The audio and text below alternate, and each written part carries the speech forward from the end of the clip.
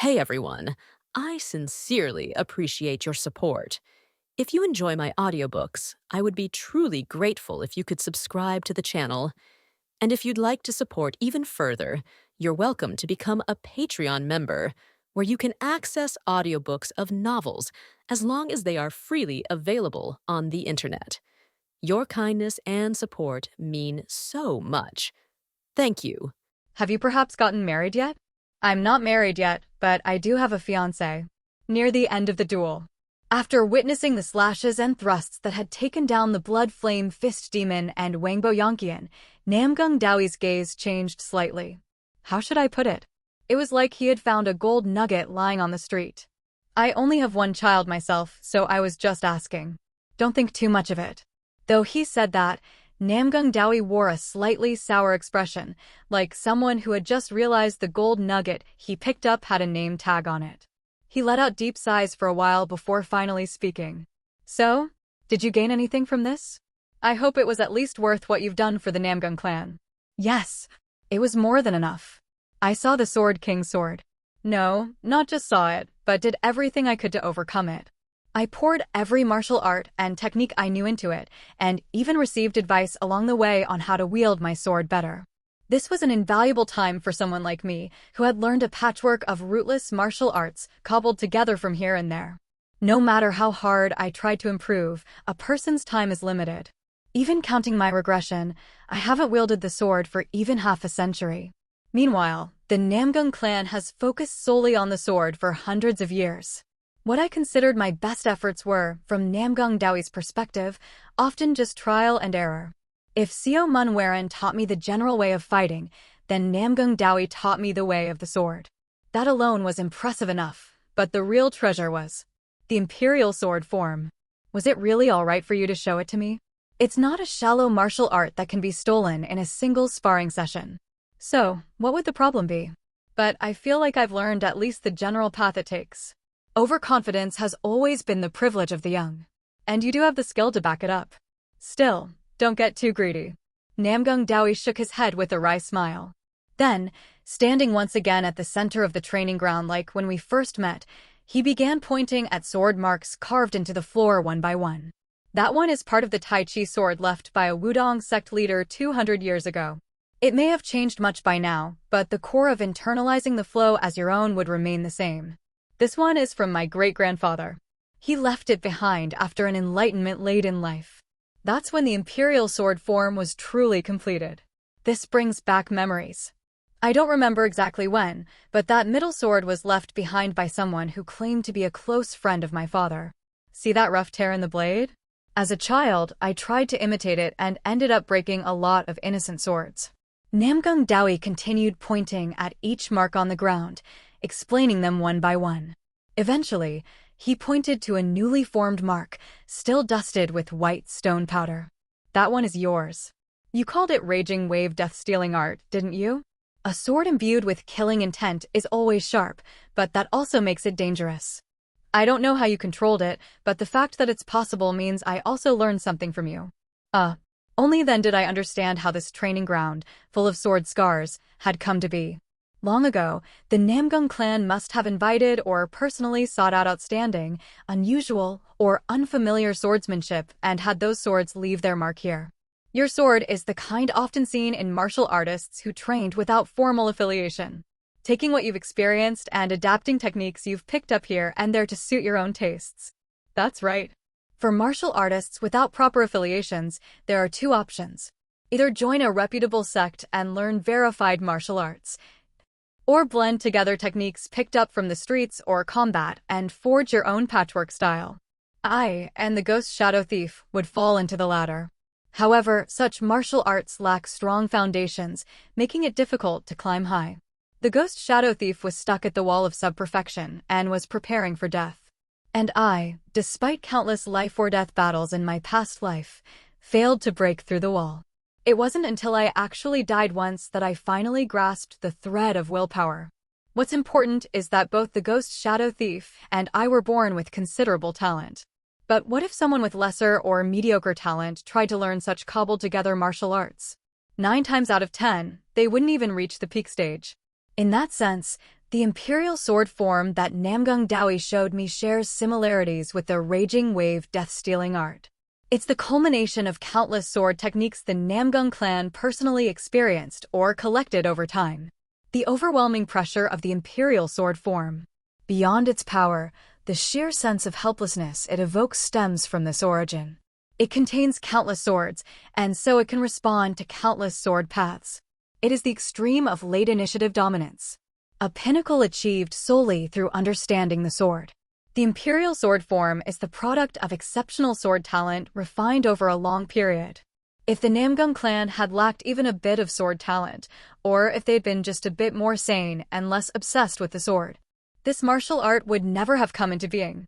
As I nodded inwardly, Namgung Dowie continued with a faint smile. By now, you're probably thinking that if enough time and unrelenting effort are poured in, your martial art could become like the imperial sword form. Am I wrong? You are. Namgung Dowie shook his head firmly. He stared at the new sword mark I had left and spoke.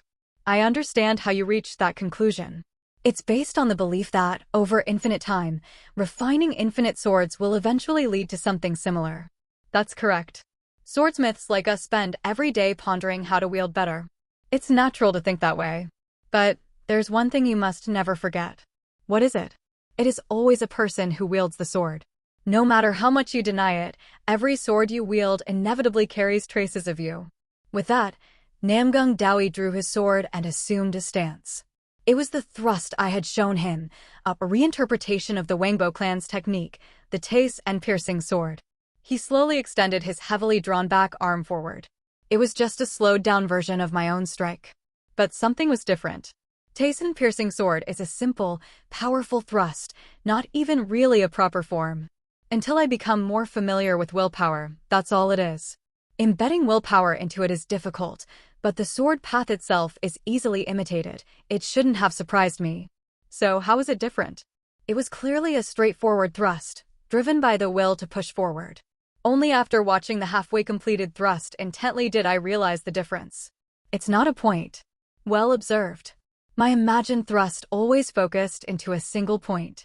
But the one Namgung Dowie unleashed was a strike that sought to dominate a surface. If my Taisen-piercing sword pierced through an obstacle, his would shatter it to pieces. Both swords sought to push through what lay ahead. Their stance and trajectory were the same. But the difference in how one conceptualizes a thrust changes everything. Even if our martial knowledge were exactly the same, the results would differ based on our experiences.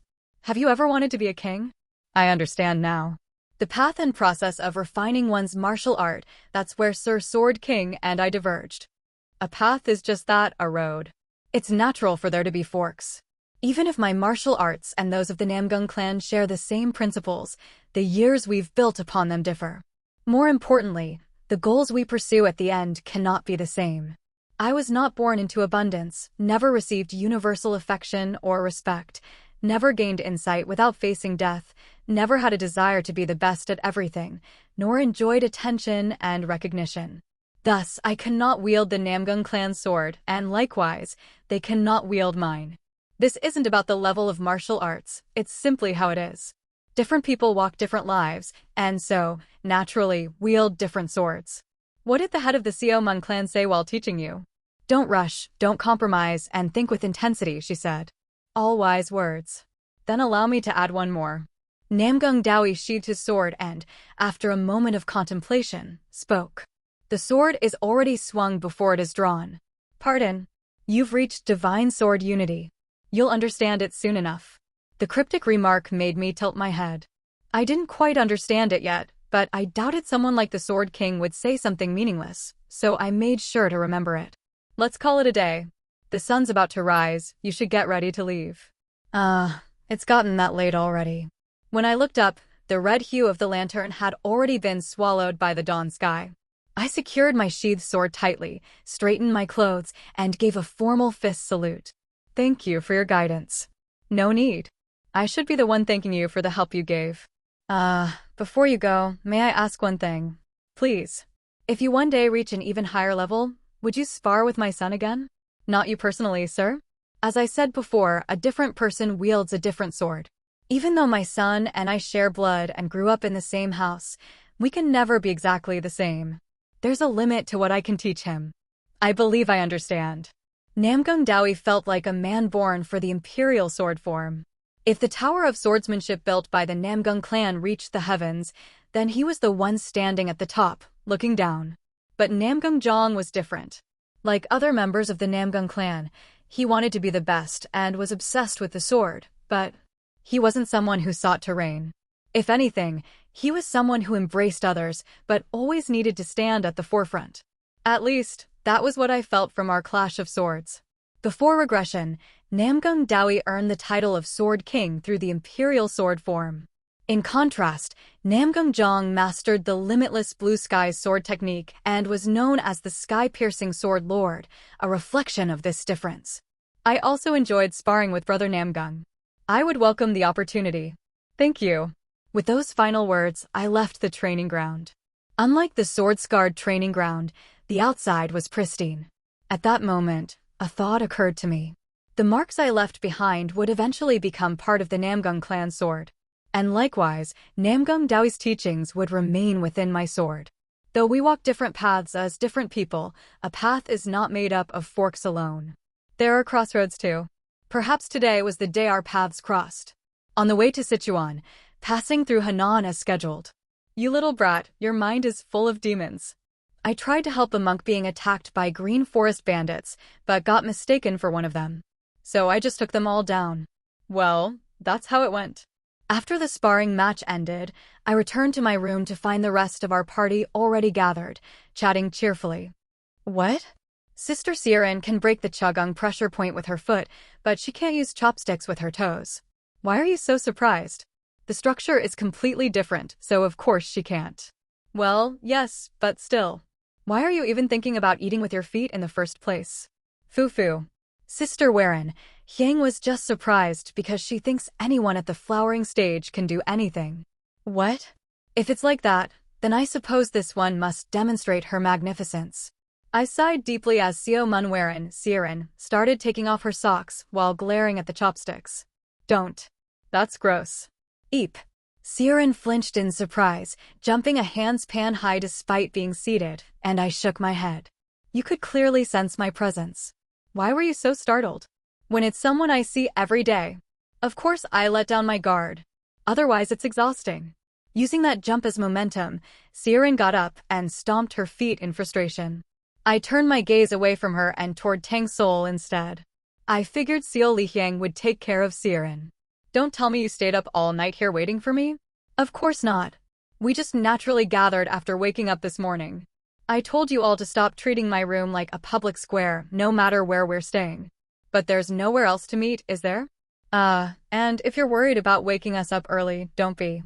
I slept here last night. Why would you even do that? Maybe because she wanted to see you get flustered like that? For a moment, I wondered if it was only natural that Tang Sowol would sleep in my room, given how boldly she said it. Shaking my head, I glanced at Seo Lihyang and Siren bickering in the background. That's enough teasing. We'll be leaving the Namgung clan soon. What are your thoughts on traveling through Henan province? I'm for it. I've always wanted to see the famous Shaolin temple. I doubt we'll be allowed inside the main hall though.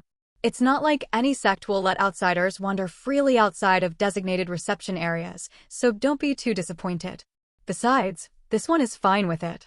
I've been interested in Shaolin martial arts for a long time. Understood. Then let's just pay our respects and set off.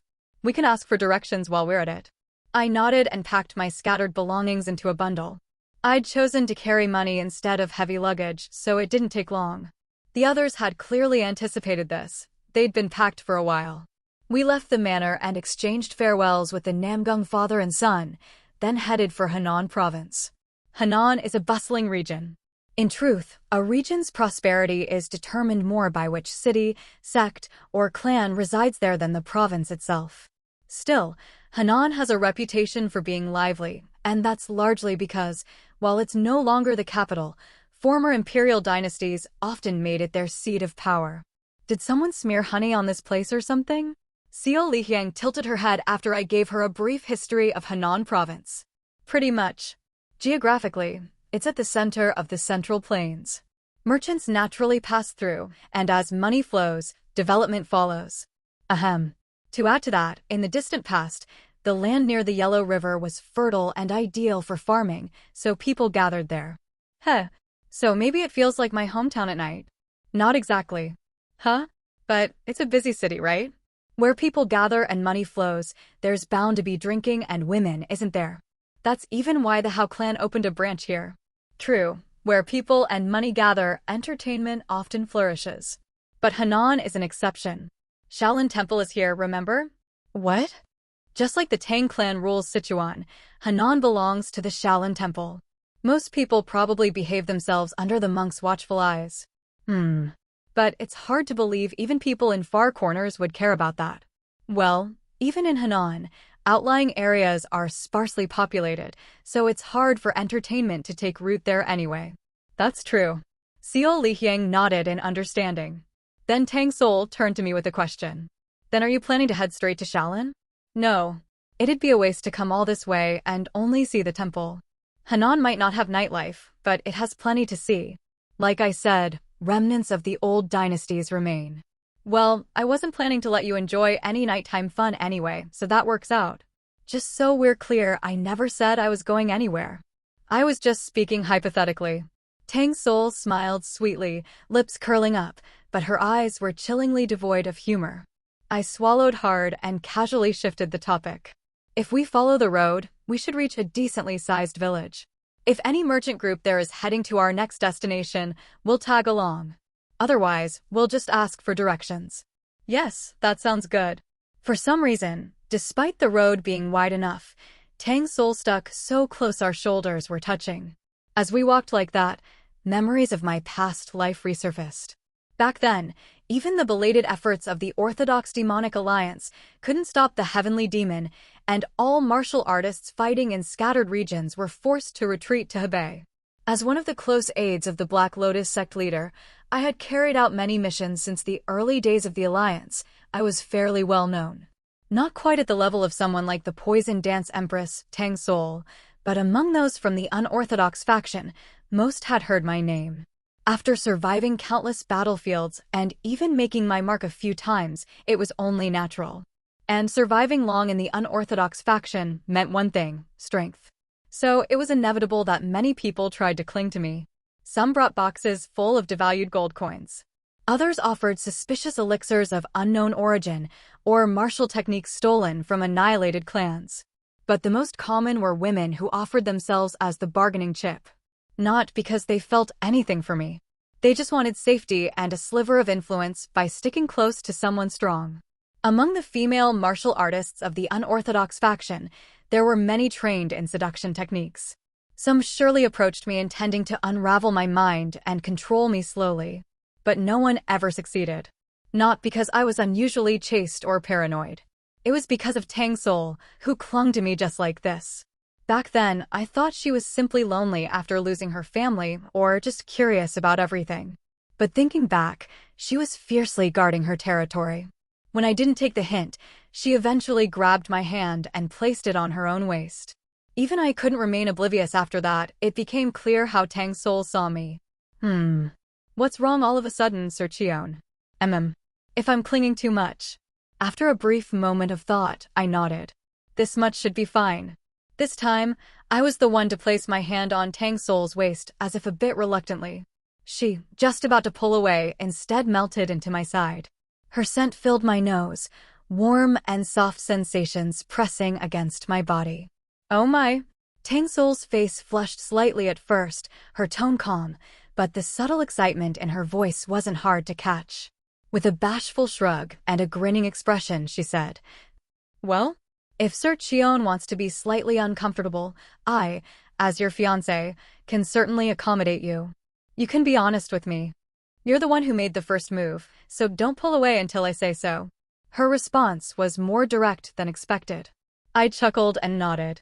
It was a bit embarrassing, and I could feel Seo Lihyang and Siren watching, but still, I was content. That was how we ended up wandering around Henan, sightseeing together. After seeing all there was to see, we set our course back toward the Tang Clan, with a stop at Shaolin Temple as originally planned. And just as we expected, we got caught up in trouble. "Hey, monk. Won't you spare some charity for this poor bandit? I don't have much, but I can spare a little grain." Haha. I don't want grain, I want your heads. And everything in your wagon. With that, a burly man draped in wolf pelts burst into laughter. It was the signal. Bandits hiding in the bushes leapt out from all directions.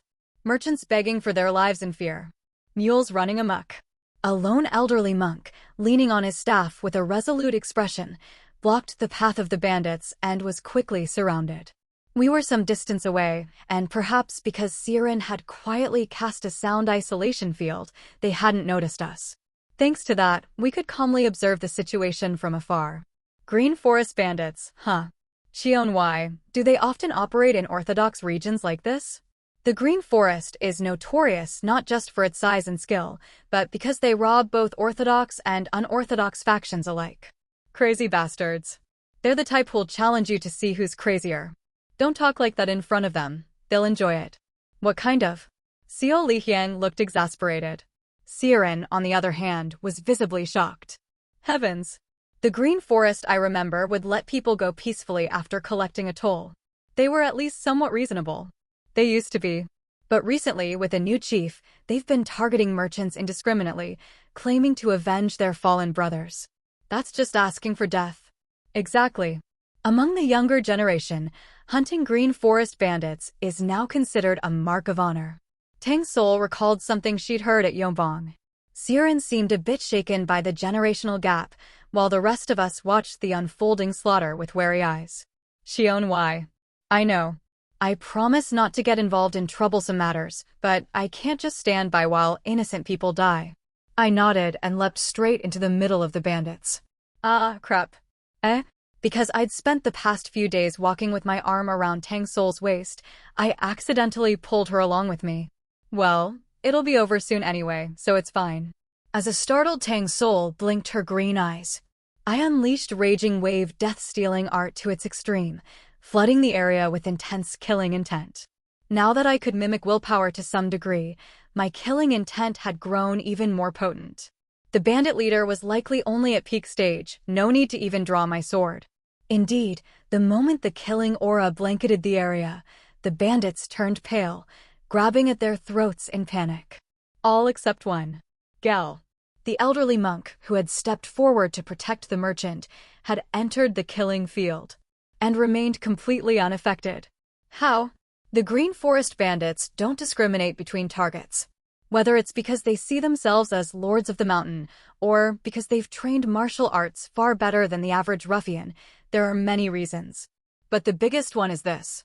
They're confident they can escape anywhere as long as they don't lose their heads. The mountains are practically their living room. That's why large-scale exterminations have always failed, even if a few Green Forest bandits get caught here and there. Unless someone like Siren, an absolute top-tier martial artist, personally hunts them down, it's inevitable that some of the bandits scattered in all directions will escape.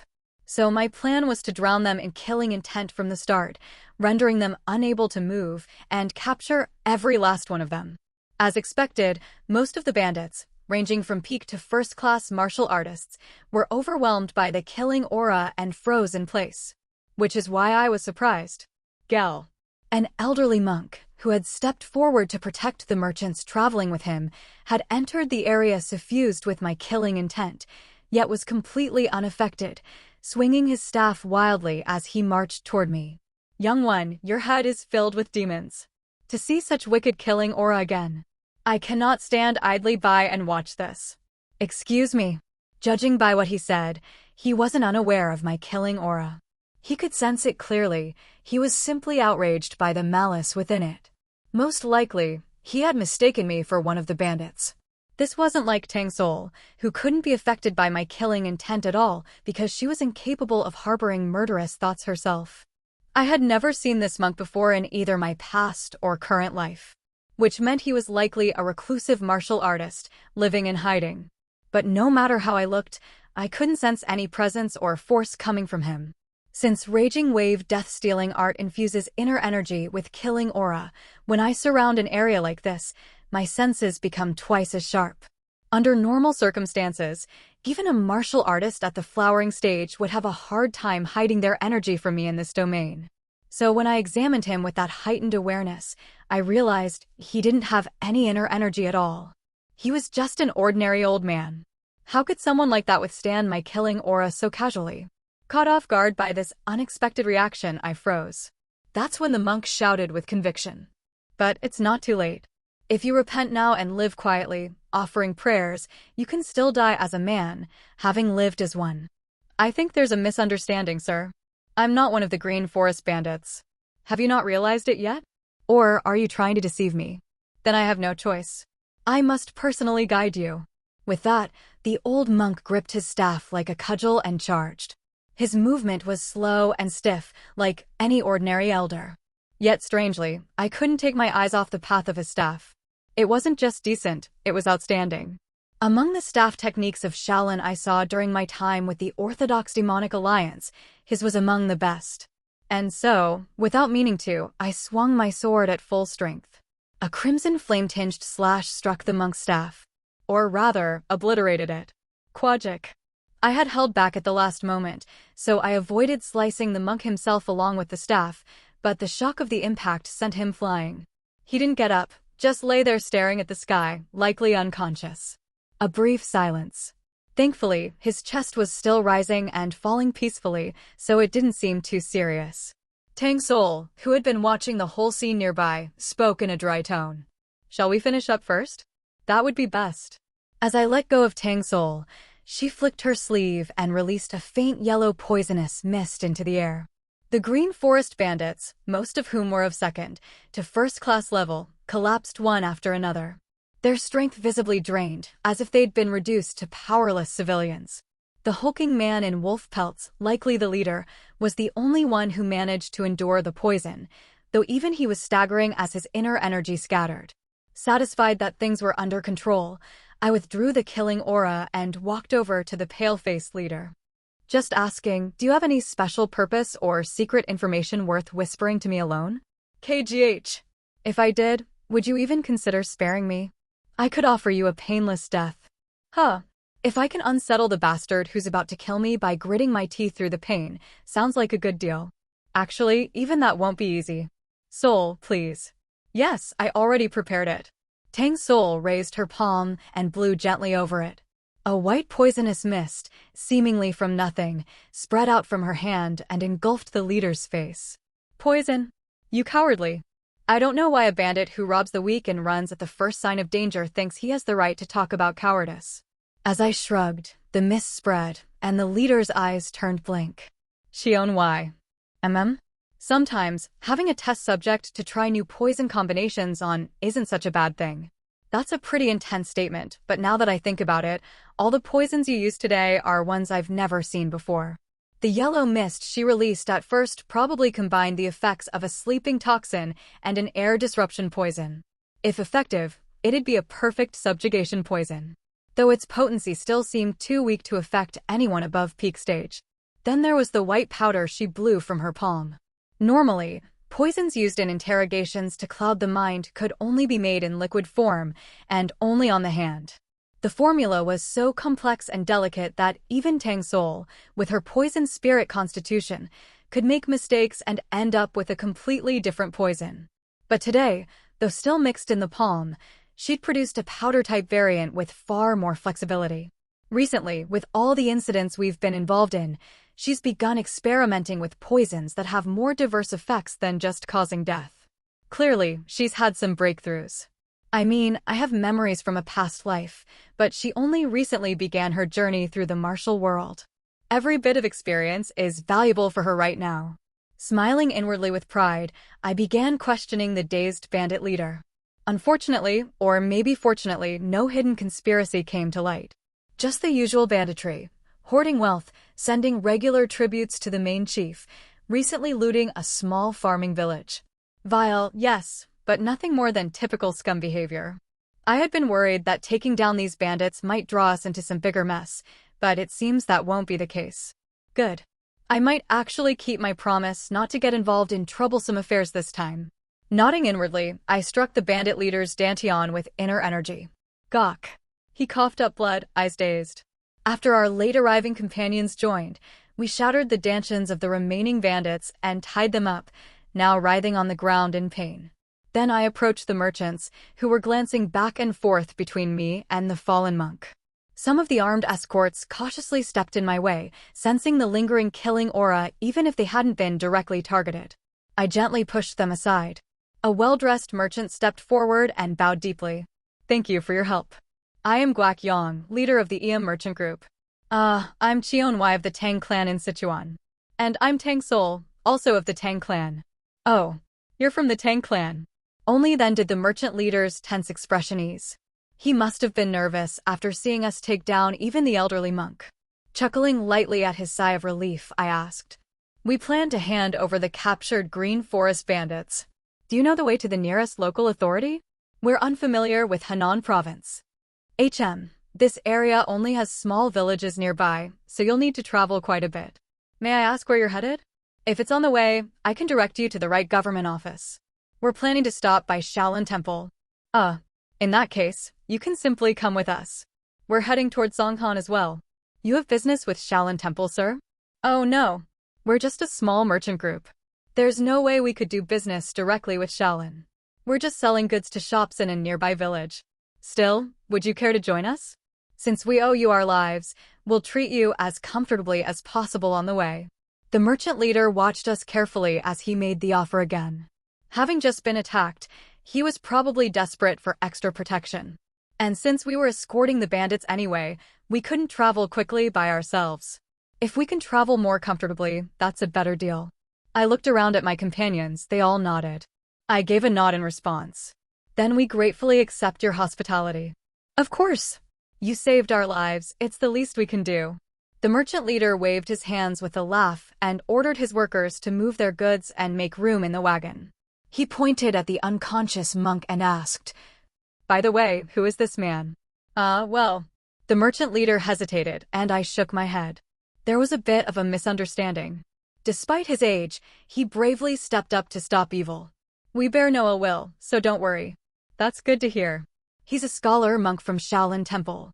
He came out on an errand but lost his travel funds to thieves, so we offered him a ride." "A scholar monk?"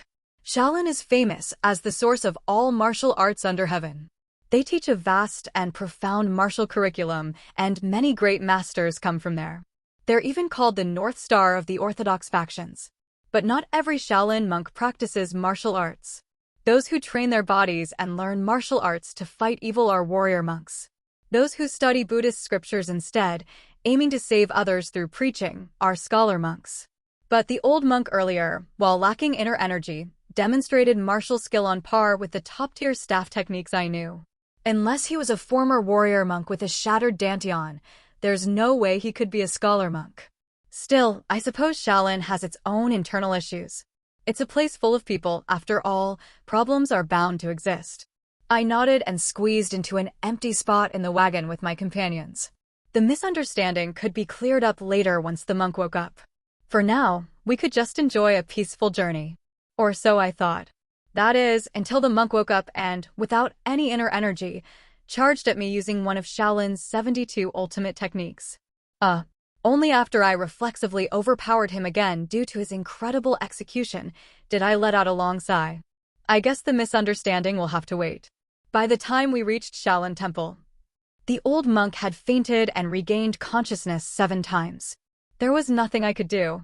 The old monk, who claimed to be a scholar monk, possessed astonishing martial skill. If only he had sufficient inner energy, I suspect I would have had a tough time dealing with him. So really, I had no choice. We truly did our best, Master Monk. Amitba. While this monk was unconscious, you could have tied me up. Do you think we didn't try? After the first time you sprang at us the moment you regained consciousness, we tried tying you up, wrapping you in heavy baggage to restrain you, everything. But he escaped each time in the blink of an eye and came charging again. He had no inner energy and was in that old, worn-out body, yet I still had no idea how he could manage it. Siren said that even though he used only his bare body, his movements contained a level of insight so profound that even she couldn't fully understand it at a glance. Impressive? Certainly. A pain in the neck? Also yes. He broke free every time he woke up and demonstrated flawless techniques. It was only when we drew near to Shaolin, the peak of Songtan rising behind me, that he finally came to a stop. Which brings us to now.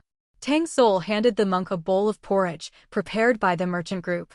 You fainted and woke up 7 times over 4 days. Please eat something. Thank you. Anne. I apologize. It seems I misunderstood a bit. A bit? I'm the one who had to spring into action every time the monk rose up with that unmistakable intent in his body. Thanks to that, I hadn't gotten proper sleep for 4 days either. Tang Sowol's voice carried a slight edge, and I couldn't blame her. A small misunderstanding doesn't mean my regret is small. With a strangely persuasive tone, the old monk gratefully received the porridge. Though there were only about 3 hours left to reach Shaolin, the merchant group had decided to camp here for the night, weary from travel and with nightfall upon us. The merchant leader's earlier boast of making our journey comfortable wasn't an empty promise. His guards and porters had prepared everything. Sleeping rolls, night watches, porridge like the one Tang Sowol had brought over, and even meat roasting over a fire for us to share. Everything was taken care of, and yes, it was indeed convenient. And please don't think we're just hogging the good food, Master Monk. You've gone 4 days without eating because of all the fainting. I understand. And with this old body already creaking all over, adding meat to an empty stomach would be difficult to digest. Wait, are monks even allowed to eat meat? I'm not at Shaolin yet, am I? For now, I'm a wandering monk who lives off alms. I eat what I'm given, I can't afford to be picky. Still, meat seems a bit. That's a common misconception. Unless the meat is seen, heard, or suspected to be killed specifically for the monk, that is, if it doesn't violate 3 pure meats, samjeonjiak, then it's permissible. 3. What now? Even with everything I've learned from Seirin since before my regression, Buddhist terminology is still beyond me. As I blinked blankly, Tang Sowol leaned in and grinned brightly at my face. Fu. Sir Cheon, have you ever heard of samjeonjiak? First I've heard of it. It refers to the 3 conditions under which monks may eat meat. They must not see the animal being killed, not hear it being killed for them, and not suspect it was killed for them. If all 3 are met, it is considered pure. Well explained, young lady. That's correct. Depending on the sect, some prohibit meat entirely, and others impose stricter rules, but fundamentally, those 3 are the standard. Sects, huh? Come to think of it, the Mauname sect is technically a Buddhist sect, but unlike other temples, their nuns are allowed to grow their hair. A mei was built atop Mauname, which originally had Taoist roots. It's a peculiar place with rules that apply only to women, but yes, similar enough. Besides, how do you think Shaolin's warrior monks built such sturdy bodies in the first place? Indeed, Shaolin is renowned for its deep, pure inner energy techniques, but their external arts are just as profound. No way could they achieve that physique on grass and grains alone. Soon, the monk emptied the entire bowl of porridge and let out a satisfied sigh. Phew, I feel alive again. I was careful to go easy on you, Master Monk. Oh, I'm not complaining. I meant that literally. The old monk chuckled dryly, then brought his palms together toward us in thanks. Amitba. This humble monk's dharma name is Gakjong. And what might yours be? So you are Master Gakjong. I am Cheon Hwi of the Sichuan Tang Clan. And I am Tang Sowol. As for those 2, we'll introduce them when they return. Tang Sowol pointed towards Seirin and Seol Lihyang, who had gone to fetch our meals. For the record, no one asked them to. With our arrival at Songtan imminent, the announcement that all remaining food would be shared had excited them. It made sense for Seol Lihyang, who was still of an age to be food-obsessed. But why Seirin? A part of me wondered if this was another side effect of rejuvenation. At least, I hoped that was it. I shook off that impolite thought. Now that I think about it, Seol Lihyang had been oddly irritable with Seirin after her identity reveal, but the 2 seemed to be getting along again. It made me smile, recalling my past life. Then Gakjong spoke again, more solemnly this time. Once more, I must apologize. Due to my misunderstanding, I nearly returned kindness with hostility. No need. I was grateful for the opportunity to witness such skilled martial arts. I didn't regret asking Seirin to abduct me, nor forfeiting the duel at Dragon and Phoenix because I'd sustained internal injuries from defeating the Black Sky Sword sect master. But I did regret not having seen more martial styles from various sects and clans. So seeing Gakjong's techniques was a great opportunity. Though it was all physical movement with no inner energy, he showed me a lot. particularly how he lifted objects many times his weight with only slight movement. It was a feat that couldn't be shown unless one had mastered the control of pure strength. Martial arts. What I used cannot truly be called martial arts. Gakjong shook his head with a self-deprecating smile. A reaction I found hard to understand. If what you used wasn't martial arts, then what is? If a lack of inner energy disqualifies one from martial arts, then all second- and third-rate fighters are just flailing their arms pointlessly. When a baby mimics their parents' words, it's called babbling, not conversation. Still, your so-called babble was quite impressive. But impressive is defined by the goal you pursue, isn't it? He looked off into the distance with a bittersweet smile and stood up with the empty bowl. Once again, apologies for troubling you, Sir Cheon. You mentioned visiting Shaolin.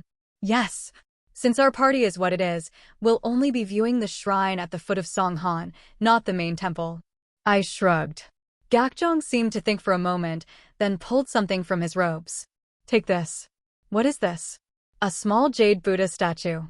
It fit in one hand, yet its detailed craftsmanship suggested it was no ordinary object. When you arrive at Shaolin, show that to the gatekeeper and tell them you were invited by Monk Gakjong. They'll let you tour the main temple with your companions. Of course, only the areas open to guests. But isn't Shaolin a no-women zone? That rule exists because of the temptation young monks face. It's not the guests' fault, but a matter of their own lack of discipline, so they hide behind precepts. TSK. Still, rules are rules. Can you really ignore them so easily? That statue will suffice. It's a rare item, so don't sell it. As for me, I'll clean up and lie down again. I may be old, but a little exertion really takes its toll. Grumbling, Gakjong took the empty bowl and headed for the riverside to wash up.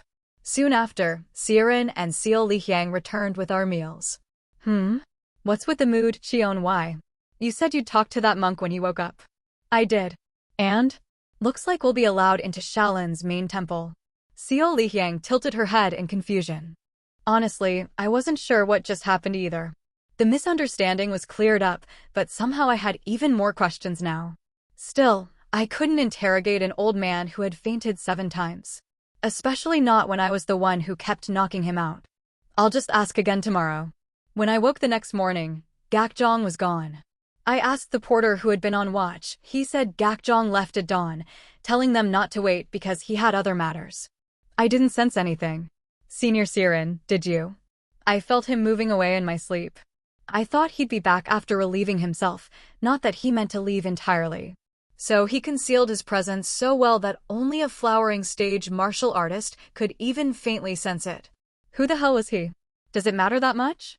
Who that Gakjong monk really is? Not really. It just nags at me. I shrugged and toyed with the jade Buddha in my hand. Well, if this statue actually gets us in, I suppose the monks at Shaolin can explain it. Indeed. If they let you in, it means they know what it is. We arrived at the village at the base of Songhan, where we parted ways with the merchant group. Then we headed directly to Shaolin Temple. After climbing a long flight of steep stairs, we arrived at the gate and showed the small jade Buddha to the gatekeeper monk. How did you get this? A monk named Gakjong gave it to us on the way here. Why? What is it? You didn't know? Monk Gakjong is the former abbot of Shaolin. Excuse me. I blinked in disbelief, prompting the gatekeeper to elaborate as if I'd misunderstood. In the past, he was known in the martial world as Punisher Azura. That's one terrifying title. Punisher Azura. It was the first time I'd heard the title, but it certainly sounded fierce. At the same time, I could now understand the blind hostility Gakjong had shown toward my killing intent. If he'd earned a nickname like that, he must have lived a rather intense life in his youth. And if he had once been chosen as the head abbot of Shaolin, that explained the flawless techniques he had demonstrated. Still, I really have no idea who he is. I was aware that even the current abbot of Shaolin was quite old. So how could I possibly know a former abbot who was active before I was even born? Naturally, all eyes turned to the eldest person present. What's with those looks? It seemed the others were thinking the same. Both Tang Sowol and Seal Lihyang turned to look silently at Siren. Pressed by their sparkling eyes, Siren let out a deep sigh. Who? Very well. This one has indeed heard of the nickname Punisher Azura. But I do not know much beyond that. That's more than enough. Oomph. Why do I feel like you all expect less from me than others? Siren narrowed her eyes, looking annoyed. An unjust accusation. We don't know a thing, so even a rumor from Senior Siren is good enough. Truly? Of course. Though you've spent most of your life secluded in Jiangxi and only recently began traveling again, and even if the information you have is a bit outdated, making the occasional generation gap unavoidable, it's nothing to worry about. Kook. Siren clutched her chest as if mortally wounded. Tang Sowol giggled and patted her on the back. Oh, come on, Sister Warren. If anything, that just means you can experience all sorts of things with us now. Things together. Yes. Things you might have done at our age if you'd lived an ordinary life. Like saving a merchant caravan from bandits, as we did recently. Indeed, this one has lived solely for vengeance for so long that I have little experience in the usual affairs of the martial world. Or experiencing how it feels to be treated as a righteous martial artist instead of a demonic one. Back when you were called the white-haired Rakshasa, you wouldn't have been able to approach Shaolin Temple, would you? That's true. Even if not outright attacked, I would not have been welcomed, so there was no reason to come. But now, it's different. Siren gazed at the gate of Shaolin Temple with a fresh, emotional expression. Tang Sowol leaned closer and whispered into her ear. There's also romance, you know. That's not something we should be doing together, is it? What's wrong with kids these days? With a red face, Siren jumped in place in flustered denial. Her reaction, sounding like an old grandma, made Tang Sowol burst out laughing. I was joking. Now, why don't we return to what you were saying? What rumors did you hear? Sigh, I will. But shouldn't we finish what we came here for first? Siren pointed behind us. The gatekeeper monk stood there quietly, his bald head glinting in the sun, clearly flustered that we had said nothing of our business after showing him a former abbot's relic and instead were chatting away. Well, I guess it would be awkward to interrupt. I nodded and got back to the matter at hand. We wished to tour Shaolin Temple. Monk Gakjong said this statue would grant us access. If you were alone, that would be no issue. But due to our precepts, I cannot give an immediate answer regarding the others. Would you wait a moment? Of course. The gatekeeper offered a short bow and turned to leave the gate to another monk as he headed up the long staircase. I watched him go, then turned back to Siren. Seems it'll take a little time. How about you tell us your ancient tale in the meantime? Don't call it ancient. It was only. She began counting on her fingers, then trailed off. She glanced at the next oldest among us, Tang Sowol, who was only 23, and pouted. Long, long ago, back when this one still held naive fantasies about the martial world. Punisher Azura was already the abbot of Shaolin. Unlike most abbots, he was known for his ruthlessly decisive actions. Finally giving in, she began to speak like a storyteller recounting a legend. Tapping her chin with her fingers, she gazed off into the distance, recalling the past. Despite being called decisive, he wasn't someone who attacked all evildoers without exception. He would strike them down first, yes, but always offered them a chance to repent and start a new life. And I suppose most took that offer? Indeed. With their lives in his hands, what else could they do? He always tried to reform them, but only once. Meaning, if they broke their promise, he wouldn't even listen to excuses. He would destroy them. During those chaotic days when the conflict between the Orthodox and unorthodox peaked, many lost their heads. This was just before my generation, when the Black Lotus sect leader was still a child. At that time, there was no organization like the Black Lotus sect to unify the demonic path, so clashes between the Orthodox and unorthodox factions happened everywhere. It was an era of deep chaos and one where many opportunists thrived off others' suffering. But also a time when many famous martial artists rose to prominence. Punisher Azura was one of them. Though he only gave one chance to each person, his willingness to offer that chance to anyone made him a role model among Buddhist disciples. But the fact that he shed so much blood, even that of villains, made people say he was no mere monk, but an Azura. He was one of the most controversial top masters of his time. He sounds impressive, but wasn't he too violent to be made abbot? Normally, you'd be right, Hyang. But it was an age of chaos. Sects and clans were constantly being wiped out and rebuilt. More than a flawless man worthy of reverence, they needed someone powerful who upheld Buddhist duty. Even Shaolin couldn't ignore the importance of strength at the time. A single misstep could have led to annihilation, or at the very least, a long closure and disgrace. In such a time, Punisher Azura was the perfect person to lead Shaolin. Shaolin, being the center of orthodox martial arts, was targeted multiple times, but each time, Punisher Azura resolved the threat personally. Then how did someone like that lose his inner energy? If he had been one of the top flowering stage martial artists of his time, why did he end up risking his life against mere green forest bandits? Just as a sigh was about to escape me. I'll explain that as we walk to the main temple. The voice didn't come from Siren, but from the top of the stairs. I turned to see a middle-aged monk, wearing a yellow Shaolin robe like the others, but with an orange outer robe slanted over one shoulder.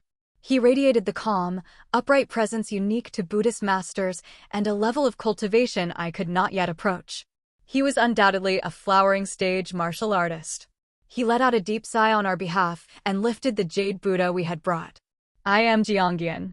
Are you the ones who brought this? Master Jiangyan. You're the abbot of Shaolin. Tang Sowol's eyes widened as she clasped her hands and bowed. I, Tang Sowol of the Sichuan Tang Clan, greet the abbot of Shaolin. Yes, we received that statue from Monk Gakjong, or rather, the former abbot. HM. So it was indeed from Master Gakjong. So that's why everyone was so surprised he was the current abbot.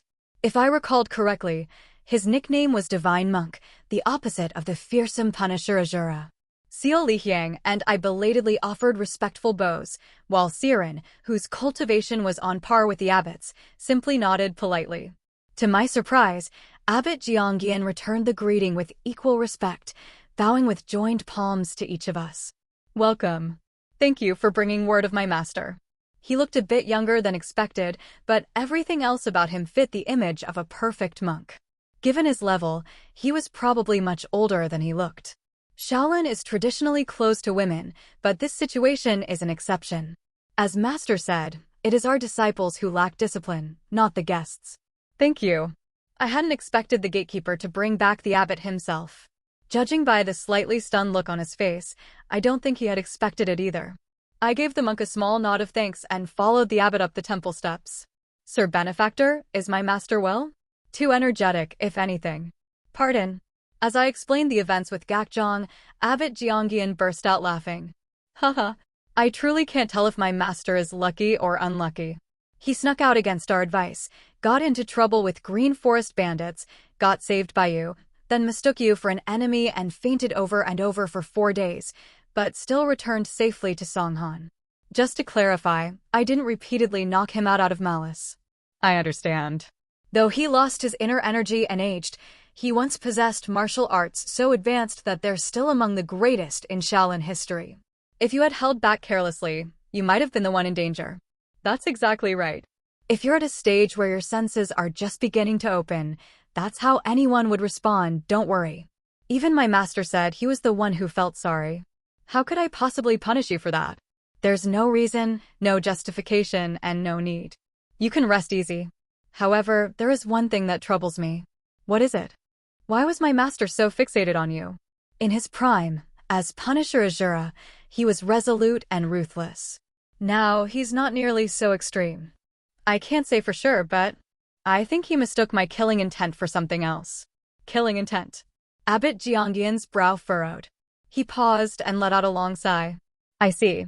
That's what it was. He said it wasn't anyone's fault, and yet he still held on to it in his heart. His voice was quiet, his expression heavy. After another sigh, he resumed climbing the stairs. Earlier, you asked why my master, once strong enough to be called Punisher Azura, lost his inner energy. I'll tell you now. Whether he was gazing up the steep steps ahead or the sky above, I couldn't tell. My master killed the Heaven Slaughter Star and then shattered his own Dantian. What? And that Heaven Slaughter Star was my junior brother. Another disciple of my master. That explained why Gakjong reacted almost violently to my killing intent. Heaven Slaughter Star. Because of Raging Wave death-stealing art and its inherent violent killing intent, this is a suspicion that's always shadowed me. That's why I've done some research, so I know quite a bit about Heaven Slaughter Stars. It's not quite a matter of innate talent or physique.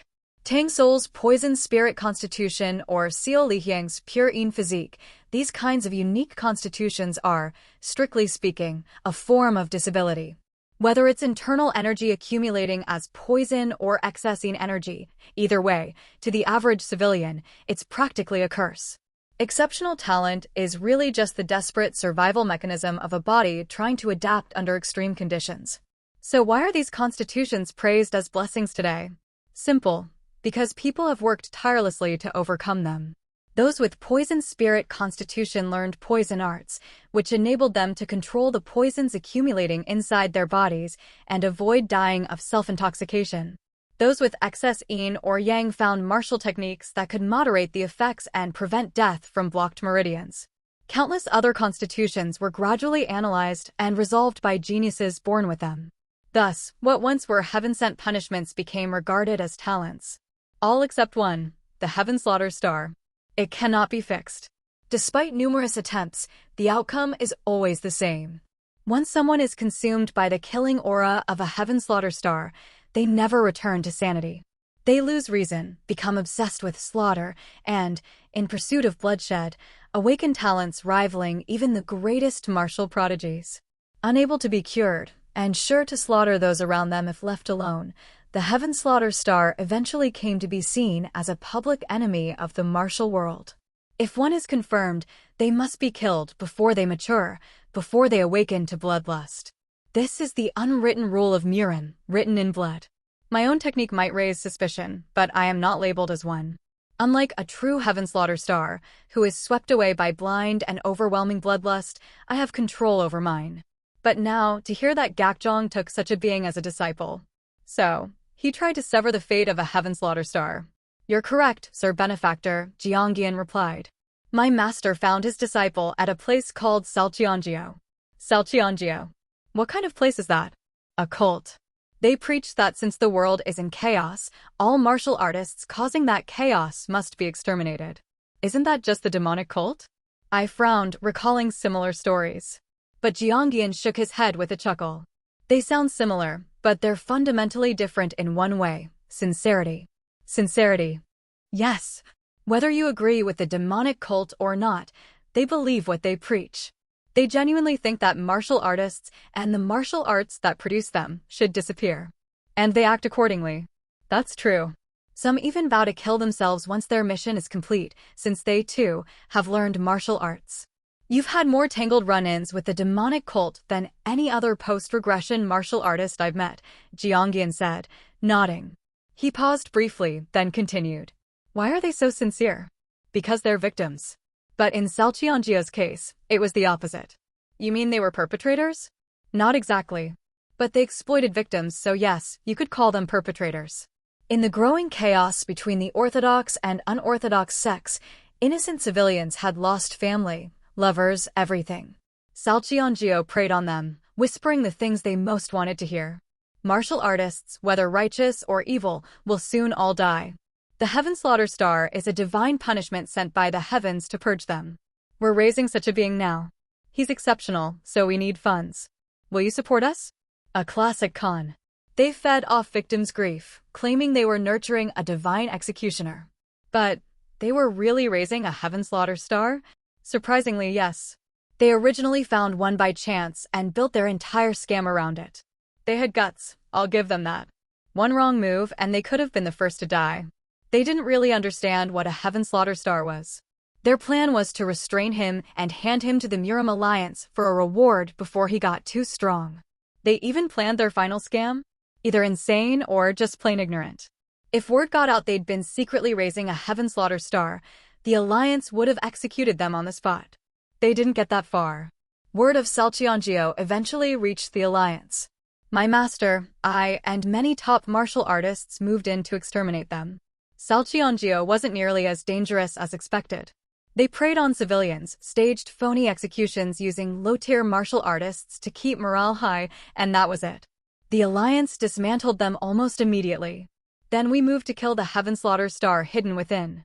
In the underground chamber, a small child was sobbing as he dissected a fresh corpse, clearly forced to do it.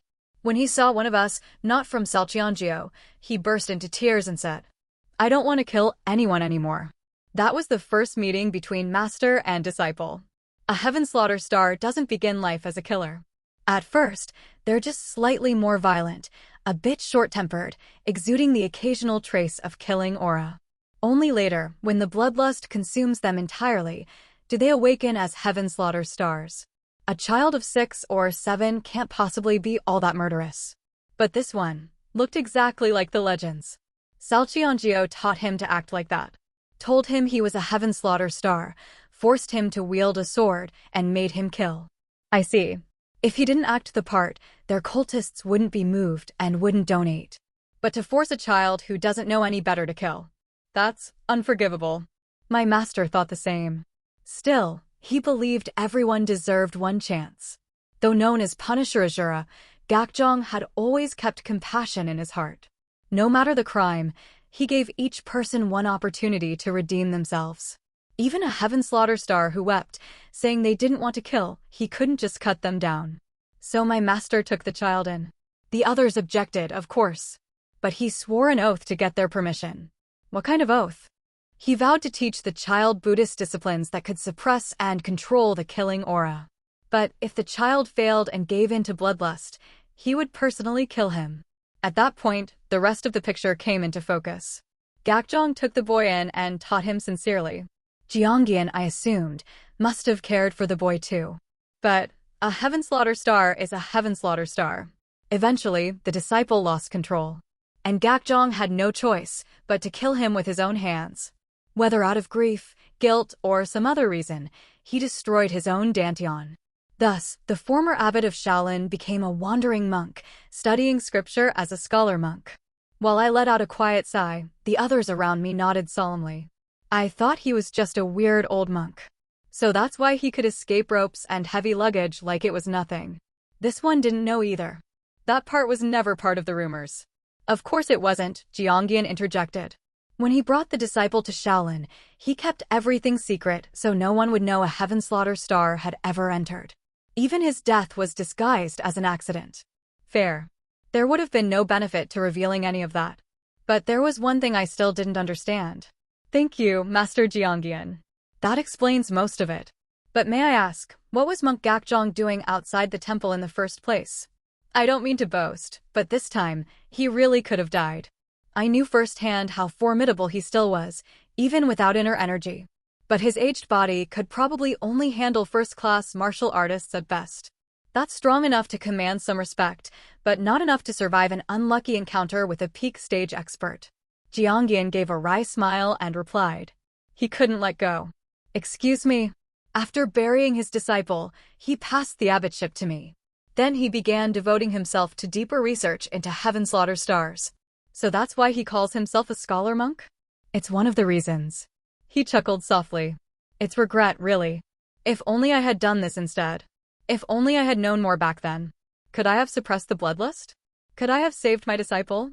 He must have known his obsession was self-destructive.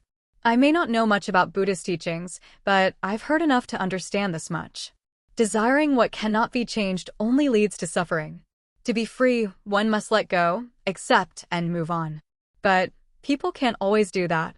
Even when we know we should let go, our hearts cling tighter.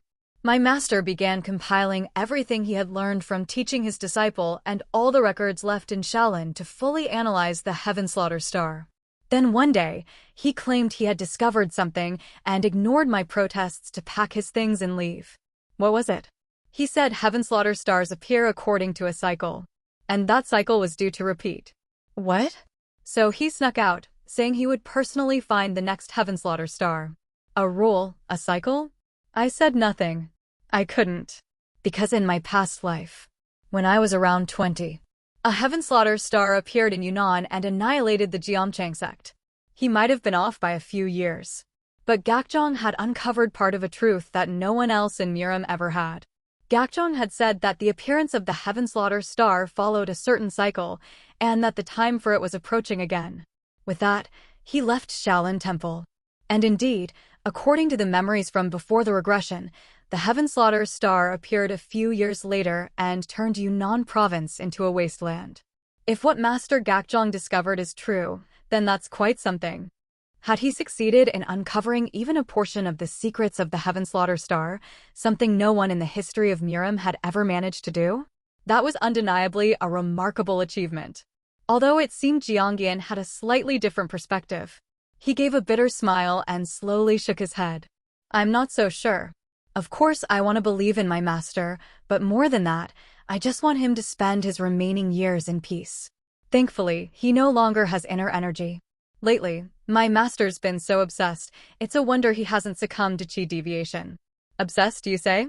The most important tenet of Buddhist teachings is said to be letting go of attachments. But to hear that someone who once served as the head of Shaolin is now so consumed with obsession that even his disciple worries about chi deviation, it was hard to believe and made one pause for a moment. Still, Jiangyan, eyes fixed forward, continued. Namu Amitba. To my master, a disciple was like a child. And unless a person has truly attained enlightenment, they will, in the end, live bound to this secular world. So, I don't blame my master. I just hope he finds peace. What do you think will happen if Master Gakjong really finds the Heaven Slaughter Star? It won't end well. He might succeed in killing the unawakened Heaven Slaughter Star this time, or, as in the past, he might try to suppress the killing intent and raise the child himself. Either way, it didn't seem like Gakjong would find a happy ending. Considering his age, he might not even live long enough to see what becomes of the child if he does take them in. In the end, he'd spend the rest of his days full of regret and lingering attachment until the moment he closes his eyes. That is the very attitude a Buddhist should most avoid, and as a disciple, Jiangyan likely wished to stop his master from walking a clearly thorny path. The mood grew heavy for a moment. As if to lighten it, Tang Sowol spoke up in a somewhat exaggeratedly cheerful tone. That's right, Master Gakjong reached the base of Mount Song, but then said he had something to attend to and left ahead of us. Except for Sister Warren, none of us even noticed, so we were a bit surprised. I did see him from a distance during the Yongbang meeting, but Shaolin's martial arts really are incredible. Heh. Come to think of it, I haven't even asked the benefactors why you came.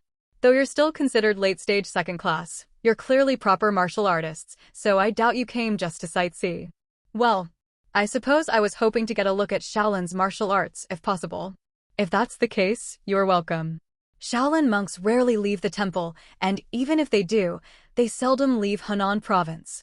So this would be a great chance to gain new experience. Especially for benefactors Cheon and Tang, even more so. Indeed. How often would one meet someone who emanates such strong killing intent that it could fool even Gakjong, who had raised the Heaven Slaughter Star himself, or someone skilled in poison and hidden weapons? I'll make arrangements separately, so rest well today, and Master is probably visiting his disciple's grave. He should return in a few days, and then we can formally thank you again for your assistance. We only did what was natural, so there's no need to go that far, but we'd very much like to see Master Gakjong again, so please call for us. Fufu, I never thought I'd get to witness Shaolin's martial arts, so my heart's pounding a bit. Seo Munwaran placed her hand on her relatively flat chest and smiled as if excited. Jiangyan, who had been about to leave, stopped and turned back with a stern face. Hey now, it's a bit much for an adult to meddle when the kids are playing, don't you think? PFT. I've heard about your situation from the Miram Alliance, Benefactor Seo, but if I step in myself, it'll turn into a matter of pride. How about testing your skills against one of Shaolin's Vidra warriors instead? Seo Munwaran silently clenched the hand she'd had resting on her chest. She looked like she had a lot to say, but couldn't bring herself to speak. Vidra warriors referred to Shaolin monks who had mastered external martial arts and achieved the invincible Vidra body. There might be none or several in a generation, but currently, there were 4. Even if Seo Munwaran defeated one, it would just be laughed off as a good match. In response to Jiangyan's mature suggestion, Seo Munwaran reacted childishly. She pouted, tapped her toe on the floor, and showed her displeasure in the most obvious way. Is it all right if these kids observe as well? If we allow 3 of Shaolin's own disciples to observe, I see no problem. I don't mind. With their next match scheduled, Jiangyan finally parted ways. Just as everyone was about to head to their rooms to unpack, Seo Lihyang, instead of going into hers, ran straight over to me. Standing on tiptoe, she whispered into my ear. Cheon Hwi. What is it? This time, I'm going to spar with a monk who's around my level, right? I guess so. Is there any reward if I win? Isn't winning the duel itself reward enough? It boosts your mood and gives you a sense of accomplishment. You've got that weird look again, but I need an incentive to get motivated, right? Even something simple is fine, so think of something for me. If you want something, just say so. It's not that I want anything in particular. I just want to receive something, okay? So you think of it. A completely unreasonable request. But this wasn't the first time. I dealt with plenty of this in my past life.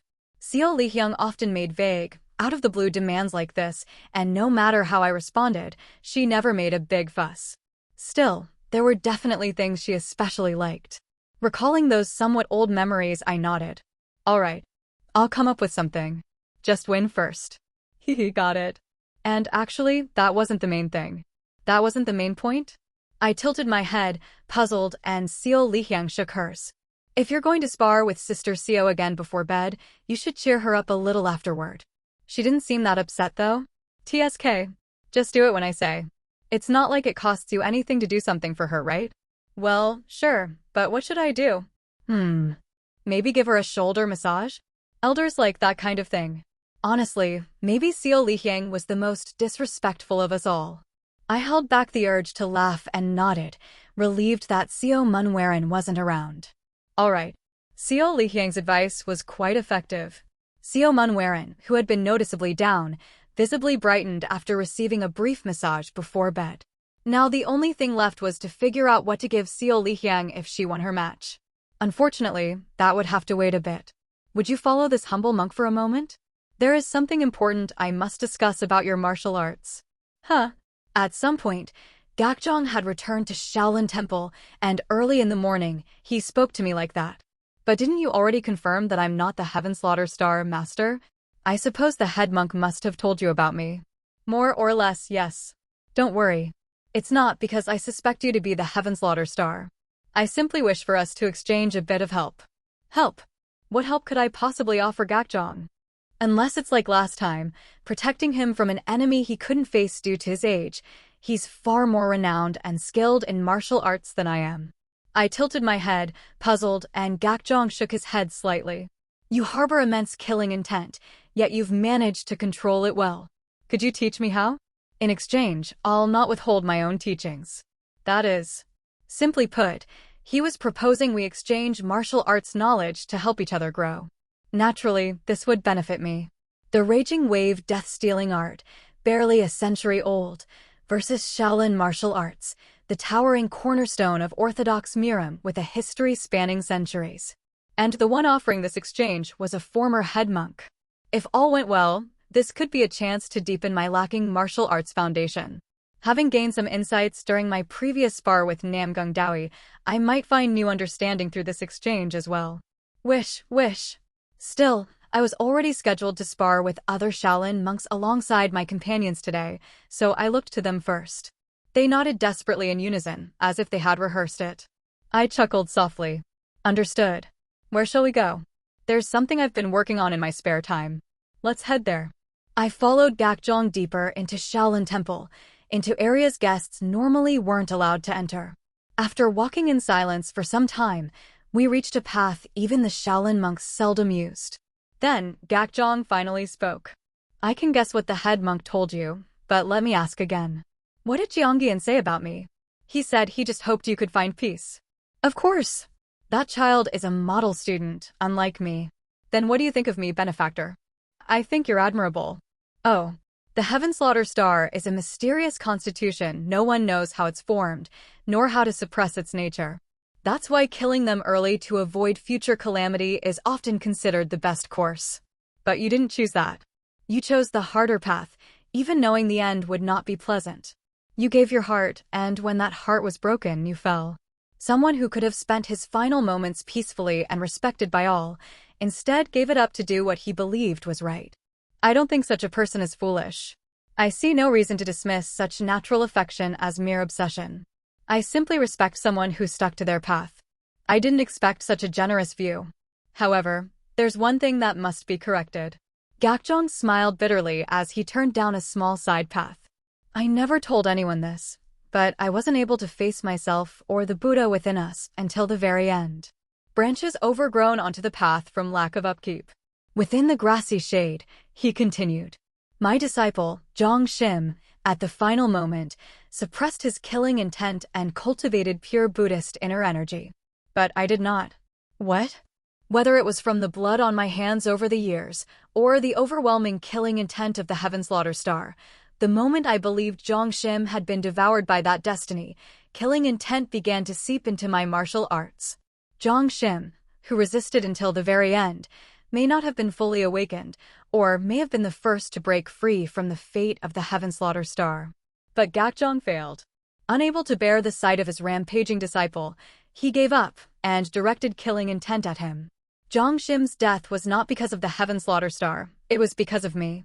The reason Gakjong destroyed his own Dantian wasn't grief, but guilt. At the end of that narrow, shaded path was an open clearing. There stood numerous statues of child monks carved from stone and wood. They were of various ages, but all resembled the same person. They were likely depictions of Zhang Shim from childhood until the moment of his death. In my twilight years, I no longer seek nirvana. I only hope no one else repeats my foolishness. Surrounded by the many child monk statues, Gakjong sat down with a heavy thud. So, would you tell this old monk? Tell you what? About the hell within you. His gaze pierced through me, eyes gleaming between his aged wrinkles. So, would you be willing to tell this old monk? Tell you what? About the hell within you. Gakjong's gaze neither urged nor interrogated. He simply looked at me quietly. But perhaps that made it all the more intense, like he could see straight into my soul, creating a strange tension. My own personal hell. I know it well. Even now, if I push the raging wave death-stealing art to its peak, the scenes of that day come rushing back. The scent of burning flesh brushing my nose. The flickering crimson flames of destruction. And blood redder and thicker than fire. The words I couldn't say. The vow I made before that single flower blooming from death. Each time I fight for real, each time I grasp that sense of divine sword unity, I am reminded of it. Of course, it no longer torments me as it once did. When I defeated the Black Sky Sword Emperor, the lingering regrets from before regression found some closure. The inner demon no longer festers within me. The killing intent from the past doesn't swell to unbearable levels anymore.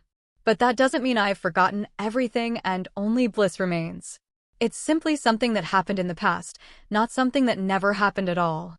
The regrets and mistakes of my past still loom large behind me. And that's why, even though it's in the past for me, it's still a sensitive and significant subject. Not something I can easily reveal to someone I've only met a handful of times. And yet, Gakjong had already revealed his own scars to me, his suffering and shame. Judging from Jeongyeon's reaction, even he, as Gakjong's disciple, hadn't known. It's surprisingly difficult to ignore someone who approaches you with sincerity. Above all, this is all rooted in Gakjong's desire to understand the nature of the Heaven Slaughter Star and to prevent others from suffering the same tragic fate. He's the one who discovered the appearance cycle of the Heaven Slaughter Star. If he can even develop a method to control its killing intent, then a few years from now, when the disaster at Jeomchang sect strikes, the damage might be minimized. And if I become that influential among the Orthodox Murim sects, the proposal to join hands with the Black Lotus sect against the demonic cult might gain real momentum. Having thought that far, I finally opened my mouth. Thump. The moment I tried to speak the first word, a heavy shockwave rippled from around my heart, and my voice was cut off against my will. What followed was the sensation of something gripping my heart tightly. Damn it. The mental restriction had activated. And stronger than usual at that. Are you all right, benefactor? Gakjong, sensing something wrong, asked with concern. I forced a nod, and only then did the backlash from the restriction subside. I paused, trying to make sense of what had just happened. It's true I was about to speak about my past from before regression, but why would that trigger the restriction? I wasn't going to say anything that directly revealed the regression. It didn't take long to reach a conclusion. Even if I hide the fact of regression, if someone like Gakjong could reach that answer on his own, then the stronger than usual reaction from the restriction made sense. After all, even though Gakjong had lost his internal energy, his insight and wisdom, built up over decades of holding sutras instead of fists, remained intact. Why that leads directly to uncovering the regression, I don't understand, but it is what it is. Now that I understood what was happening, I simply had to adjust accordingly. I chose my words carefully, describing my hell in a way that wouldn't guide Gakjong to the truth of regression. My hell ultimately stems from loss. Loss? Yes. A loss that occurred beyond my control. And even the one I could have sought vengeance against was lost as well. With nowhere left for my emotions to go, they turned inward, toward myself. A sad tale, but also a common one. In the martial world, it's even more common. He was right. Though it felt like a dagger through my heart, such tangled, murky stories of grudges are not rare in the Miram. Mine was just another case of the martial world's cruelty finding me. However, benefactor Cheon, you carry killing intent far beyond others with similar stories. Why do you think that is? Because I chose not to forget. Even now, countless people are losing their families, friends, and lovers. Some due to malice, some due to illness, some due to famine or banditry. But not all of them turn out like me. Some make a place in their hearts, visiting that grave in their minds from time to time. Some wander aimlessly for a while, but eventually return to daily life. The reason is simple: time. Time piles like snow, covering up the pain of the past. If it were real snow, one could shovel it away. But time cannot be cleared, so the wound gets buried, and we say it has healed. But I couldn't bring myself to do that. Seo Munwaran told me to forget, but I couldn't bear to. So I etched it into my heartscape. To remember. To recall it vividly at any moment. I see.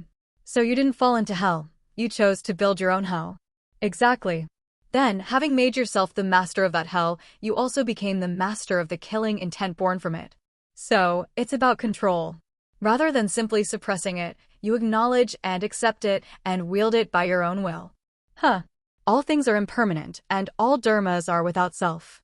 Still, to accept recklessly is. Gakjong fell into a quiet mutter, endlessly repeating Buddhist phrases. After a long while, he finally seemed to reach a conclusion, nodding with a deep sigh. Was that the answer you were looking for? Certainly.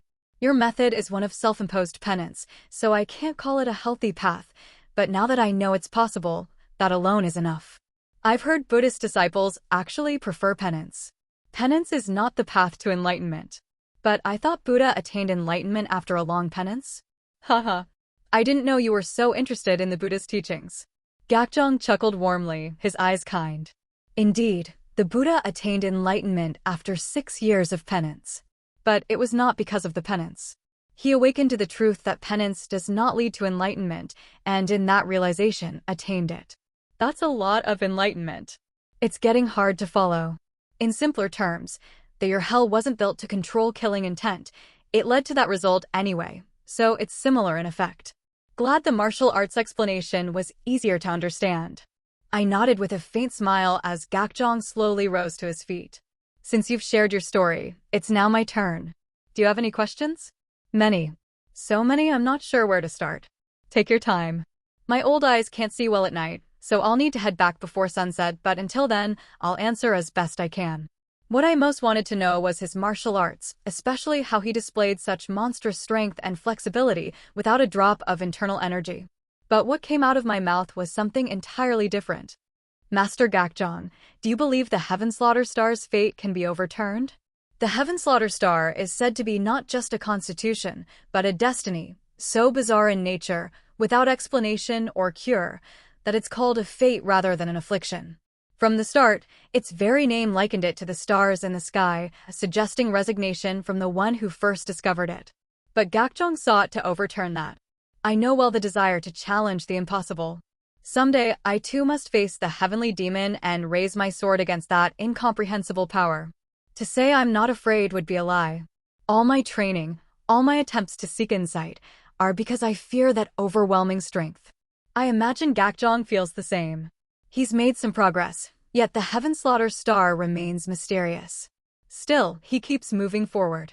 Is his resolve the same as mine? If not, then what is it? Perhaps because the mental restriction prevents me from sharing my own burden, I found myself deeply curious about this man who walks a similar path. Gakjong blinked at my question, then, after a pause, organized his thoughts and answered. I have no certainty. I simply hope and do my best. Even as disappointment crept into my expression, Gakjong continued in a calm voice. Have you ever heard of Angulimala? No. It's the first time. He was a murderous specter of his time, yet Buddha took him as a disciple. To attain enlightenment, he sought to kill 100 people. He had already killed 99 and was about to murder his own mother. A truly heinous man. I don't see why such a person would be accepted as a disciple. The Buddha stopped him before he could commit matricide and through teaching, helped him repent. So, making him a disciple was not such a stretch. I believe Angulimala was the heaven slaughter star of ancient times. What? His teacher deceived him, claiming he could attain enlightenment by making a rosary out of 100 fingers. But no matter how naive he was, could anyone truly believe such a method would lead to enlightenment? Surely, he must have realized he'd been deceived at some point. But he couldn't stop himself, because the killing intent had overtaken him. That was Gakjong's interpretation. Well, the full story is long, so let's skip to the point. Angulimala's tale perfectly mirrors the blood-soaked history of the Heaven Slaughter Star. The only difference is, at the end, Angulimala repented and was redeemed. Unlike all other Heaven Slaughter Star. Exactly. I may not be comparable to the Buddha, but if redemption was possible once, then perhaps the method can be found again. Even if he himself fails, another person and then another may continue the research and eventually reach heaven with their sincerity. Whether you believe it or not, benefactor Cheon, I've already seen some success. Based on Angulimala's tale and records of past Heaven Slaughter Star. 1. That the timing of a Heaven Slaughter Star's emergence can be predicted by observing Heaven's Palace, in other words, the constellations. Heaven's Palace, predicting a Heaven Slaughter Star through the stars? He may not have proven it, but I know he's right because one does appear a few years later. And the second, that for a Heaven Slaughter Star to awaken fully, the death of someone close is required. In Jiangsham's case, it may have been my death. For Angulimala, it was his mother. With that, Gakjong let out a hearty laugh. I've read the scriptures about Angulimala over and over, trying to find something a mere mortal could do, but alas, my old brain can't figure it out. So that's why you said you weren't certain, but just doing your best. Indeed. Even in a sutra I had brought all the way from Tianju, it says, if you seek help, find the one who walks not toward tomorrow, but toward yesterday. Sounds ridiculous, doesn't it? The offhand remark hit me like a blow to the back of the head. The restriction reacting more sharply than usual. And now a line about someone who walks toward yesterday instead of tomorrow. It wasn't hard to see what it implied: regression. Regression has existed as a phenomenon since ancient times, and regressors, though rare, have always appeared now and then. What I learned through Gakjong was quite shocking, but the shock didn't last long. After all, I'd already suspected that regression wasn't just a coincidence when I realized the existence of the mental restriction. Even back when I visited the Zhongnan sect, I'd heard stories, not of regression, but of Taoist arts from the past that would be unthinkable today. So regression could be a legacy of that distant past, from a time when Taoist magic still existed and immortals occasionally descended to the mortal world. Or perhaps it's one of the many miracles recorded in Buddhist scriptures. The reason this truth remains unknown is likely because of the very restriction I'm now suffering from. What concerned me wasn't the principles of regression, nor who in the past might have been a regressor. What caught my attention was what Gakjong found in the scripture from Tianju, a phrase that urged one to seek help from one who walks toward yesterday, not tomorrow. Doesn't that mean someone who isn't a regressor recognizing one and helping them? So, either they've freed themselves from the restriction, or they have a method to see through it regardless. If that's true, maybe, someday, I'll be able to share my story with someone else. Because I know, those I knew before regression are not the same people they are now. Even knowing that, I still want to talk about everything. Because living with this weight alone, trapped between who I was before regression and who I am now, has been exhausting. After the conversation about regression, I mostly talked with Gakjong about martial arts. As the saying goes, all martial arts under heaven originate from Shaolin. Shaolin's martial arts were deep and vast, and Gakjong was someone who had penetrated that depth. Though we didn't spar directly, even his brief advice and philosophical exchanges broadened my understanding noticeably. I got so carried away that we ended up talking until the sun had completely set. Despite saying his night vision had worsened with age, Gakjong made his way down the mountain path just fine. After parting ways with him, I headed back to my lodging. The weather had started to grow chilly. A sigh escaped me before I even realized it. Who? I looked up blankly at the sky. Night had fallen. The faint light of a crescent moon made the sky seem even darker. Maybe that's why the stars, scattered across the sky, shone even more brightly. Perhaps. I'm just a little tired. Since my regression, I've lived relentlessly, and I've accomplished a great deal. But I couldn't be satisfied here, I didn't want to stop, and I couldn't. Gripping the creeping weariness of my heart, I resumed walking at my usual pace back toward the building that had been assigned to me. Amen. Sitting on the wooden floor of the porch, her shoes neatly removed, was Seo Lihyang, gazing absent-mindedly up at the sky. She was humming a tune and lightly swinging her feet. Maybe because of her snow-white skin, her figure stood out clearly even under the faint moonlight.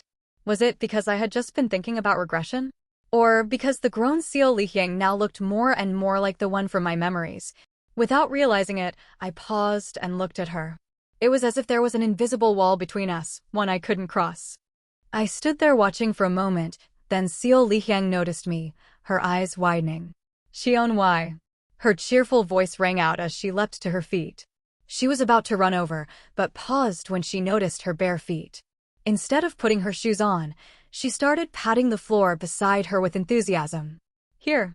Hurry, come sit here. What's with all the urgency? I laughed dryly and approached the porch. Lihyang beamed and brushed off the spot where I was to sit. I gave her a slight nod of thanks and sat down. She immediately leaned her body toward me, her gaze so overt it was almost overbearing. Was it the sparkle in her black eyes? For some reason, it reminded me of the night sky I had just been looking at. And just like that, the image of the pre-regression Seo Lihyang I'd been unconsciously envisioning vanished without a trace. The Lihyang from my past life was never this bright, never this openly expressive. So, what's the matter? You called me so happily that you left your stargazing behind. Stargazing? I wasn't doing anything like that. Amen. I don't have the time to sit around doing that. Then what were you doing? Obviously, I was waiting for you. She said it with a giggle and leaned even closer, resting one hand on the floor. Our faces were now suddenly close. Her black hair spilled forward slowly, carrying a clean, subtle fragrance. More precisely, it was her natural scent blended with the chill of her pure physique that made it feel that way. Seo Lihyang had been showing a fairly bold attitude ever since getting Tang Sowol's tacit approval, but this time, it felt different. There was no calculated intent, just pure excitement bringing her closer. And as always, it's those unexpected strikes that are the most dangerous. As I stared blankly at the Lihyang right in front of me, she tilted her head slightly. Cheon Hwi? What's wrong? Do I have something on my face? No, it's nothing. I was just thinking about what got you so excited. Right? That? She took a big step back with a cheeky grin, not giving me time to feel disappointed. I won my sparring match. Oh, I fought a monk who had also just reached the peak stage like me. He was really sturdy. Even when I tried injecting energy with my whip, it just bounced off. Shaolin's martial arts are based on robust inner strength and tempered external skills. Not exactly a favorable matchup for someone like you. Yeah, I totally felt that. But you said you won? How did you turn the tables? Remember when I fought the Bloodflame Fist Demon? Of course I remembered. Back then, the intense heat of the Heat-Yang arts overwhelmed her abilities, so she forcefully countered with energy to neutralize the heat. That energy, which might have frozen the area solid had the Bloodflame Fist Demon not been present.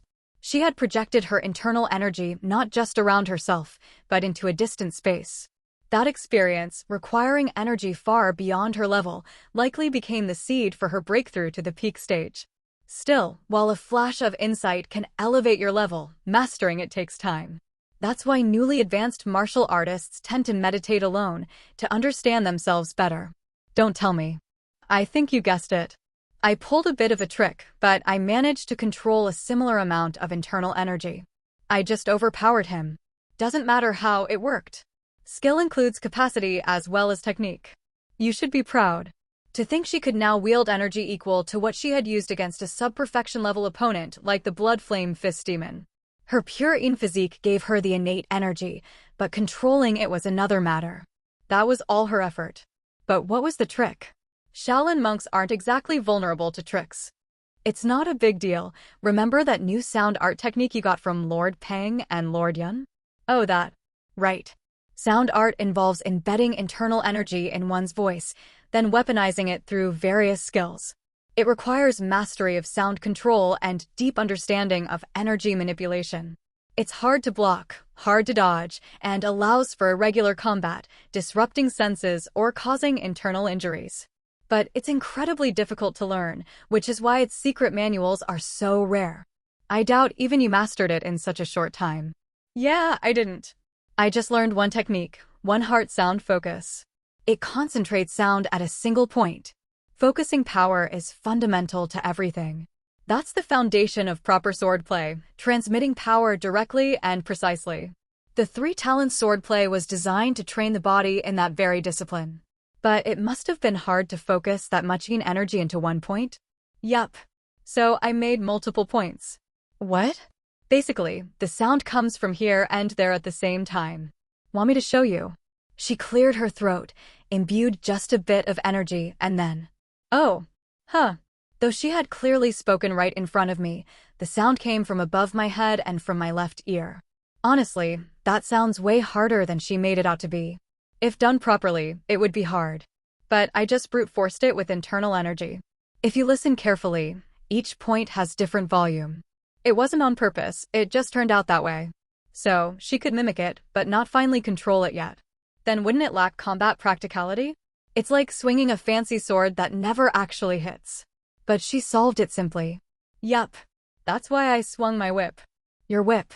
When you swing a whip, it makes sound too, right? When that sound mixes in, it disrupts the concentration, causing the focused sound to scatter in all directions, like it's bursting outward. Only then did I understand how Seo Lihyang had won her duel. As she herself said, strictly speaking, it wasn't like when she fought the Blood Flame Fist Demon and wielded an overwhelming amount of internal energy in full control. Instead, she focused her internal energy into multiple points along with her sound, and then used the cracking noise of her whip as a trigger to simultaneously release it all. Boom. It's impossible to focus sound with perfect precision at a specific point. But since the concentrated energy explodes regardless, it didn't matter as long as it was in the general vicinity. She couldn't press forward with pure sound and overwhelm the opponent directly, as she had when unleashing it all at once, but the power of the exploding internal energy would have increased substantially. In the end, sound imbued with energy burst forth from unexpected directions, at a level comparable to when she fought the Blood Flame Fist Demon, something even Seo Lihyang hadn't anticipated. Even for a Shaolin monk, the only way to defend against such a technique would be to concentrate their energy on one spot for defense.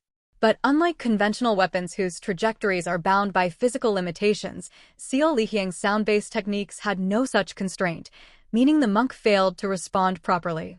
It was slightly different, but in the end, she had applied the same concept from her previous enlightenment, filling the entire space with her yin energy. That doesn't sound like a trick to me. Maybe it was a bit rough, but it's a proper application. If you refine it, I'm sure it'll become a solid technique. Right? I did pretty well this time, didn't I? Apparently pleased with herself, Seo Lihyang lifted her chin slightly and shrugged her shoulders in satisfaction. There was something about her that resembled Seo Mun wherein perhaps she was picking up some of her habits, since the two had been spending more time together lately. As I chuckled quietly, Seo Lihyang scooted even closer to me, much closer than before. One hand rested on my thigh, while the other pressed lightly on my shoulder. Her face drew close, her breath brushing against me, and her sparkling eyes locked onto mine. Hey, didn't you say that if I won, you'd give me a reward? I did say that. Then doesn't that mean you'll do whatever I say? I blinked in confusion at her sudden turn of phrase, but her black eyes were still full of expectation, not with the innocent excitement from earlier, but something subtly different. Maybe it was due to the overflowing yin energy, but her smile carried a faint seductive charm. What should I make you do, Cheon Hwi, what do you think I should ask for? Her gaze was like that of a beast who'd completely captured its prey, confident, assured. I recognized that look. It was the same expression Seo Lihyang used to make in my past life, whenever she handed me a single pair she'd gone out of her way to buy. But the situation now was different from back then. Swallowing hard, I opened my mouth calmly. We shouldn't be doing this within the temple ground, Dihek. I bit my tongue. You shouldn't be doing this within the Shaolin temple ground, Dihek. A pathetic noise trailed off at the end of my sentence. Yes, I bit my tongue. An awkward silence settled in the air for a moment. But it didn't last long because Seo Lihyang burst into laughter. She slapped the thigh where her hand had been resting just moments ago, still laughing uncontrollably. Naturally, the faint tension between us vanished, along with my mental stamina. In fact, I felt more exhausted than I had after discussing martial arts with Gakjong for hours. I let out a sigh without realizing it.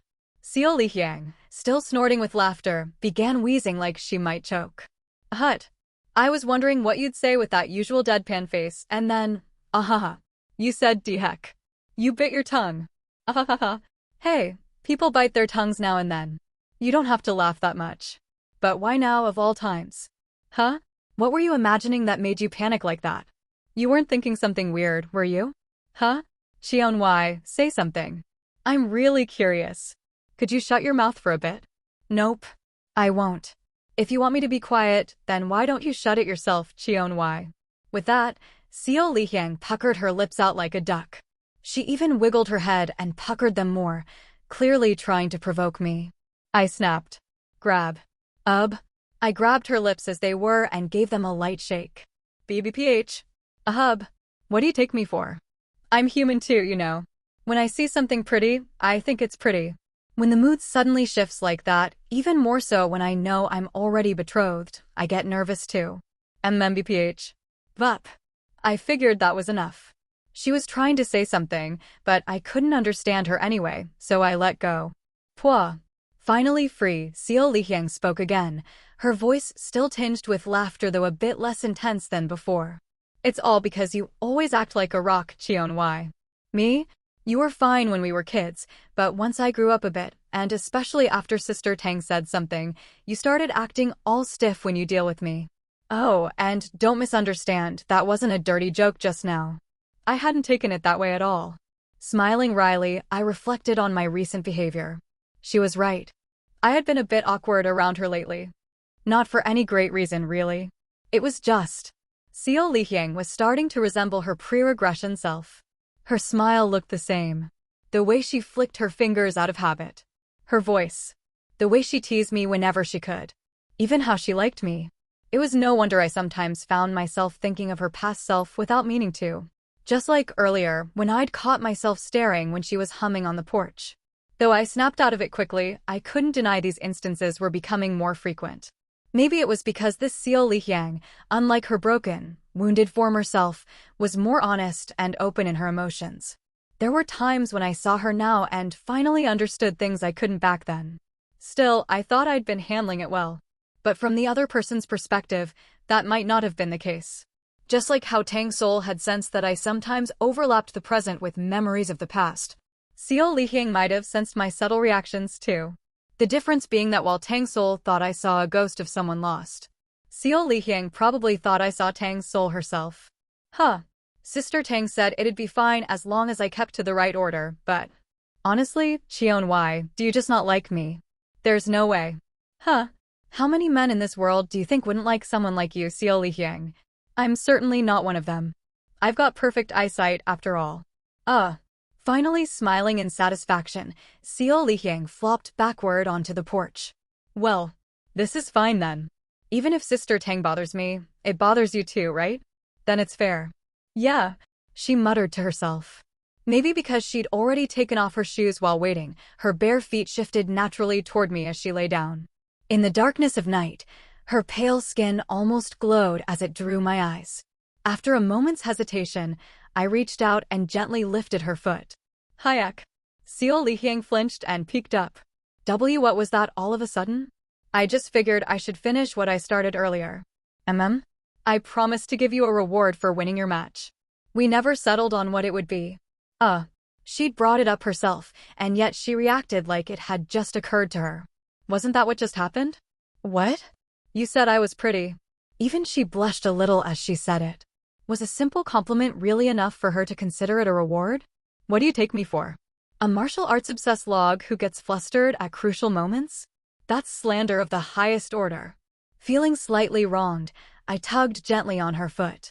The round little ankle bone pressed against my palm. Seo Lihyang slid toward me like she was being reeled in. Why do you keep grabbing my foot? What are you trying to do? Just a simple pressure massage. I'll add a bit of internal energy, of course. Internal energy? Don't tell me you're going to use Cheon. Her voice trembled faintly, probably out of anticipation.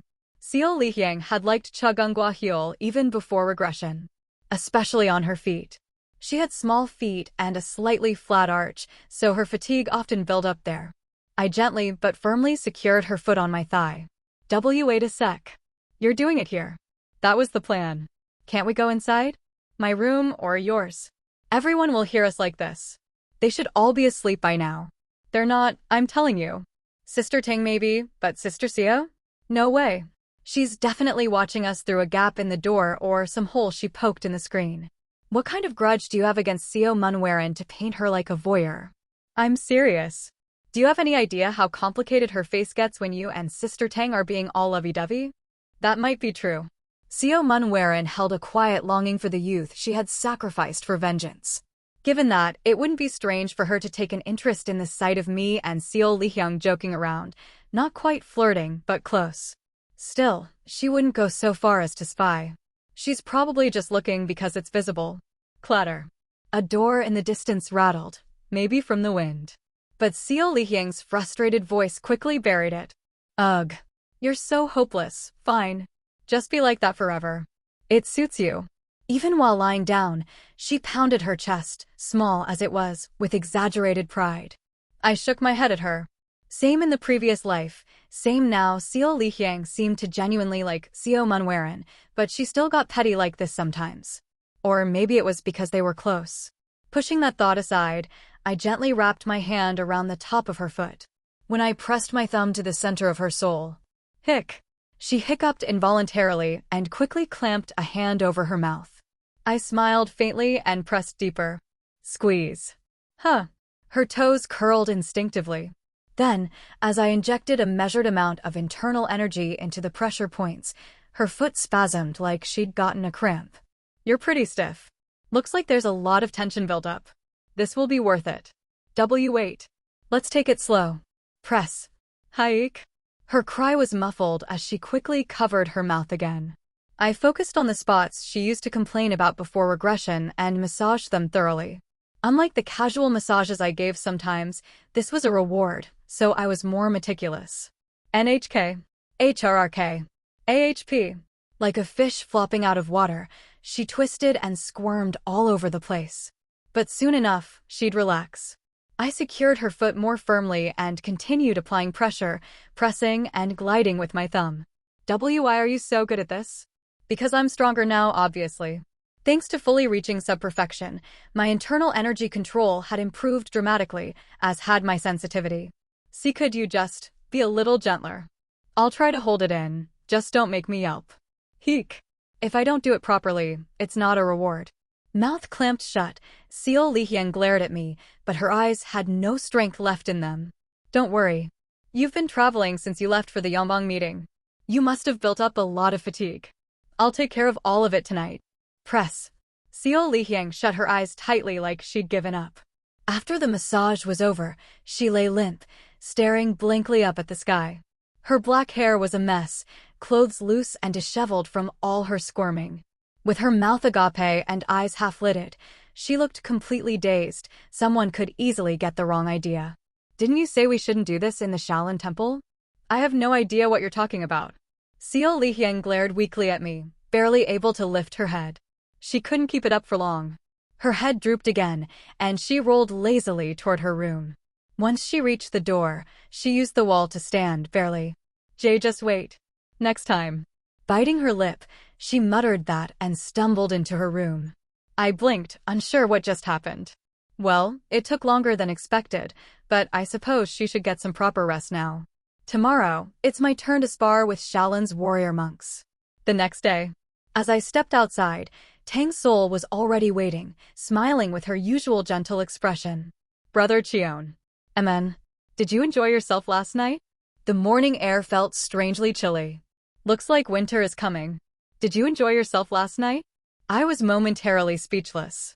Maybe it was because winter was approaching, but the morning air felt unusually brisk today. Still, people tend to grow stronger when cornered. The lingering drowsiness in my body vanished instantly, and the level of focus I mustered rivaled that of a life-or-death duel as I quickly sought a suitable response. As expected of Shaolin. Though Master Gakjong can no longer use internal energy, his insight into martial arts remains unmatched. Oh no, I was referring to what you did with Hyang last night. I was cut down. If this had been a real duel, it would have been the equivalent of a fatal strike to the chest. A critical blow, no way to survive. In that case, all I could do was acknowledge my death with dignity. Listen for a moment. I think there's a misunderstanding here.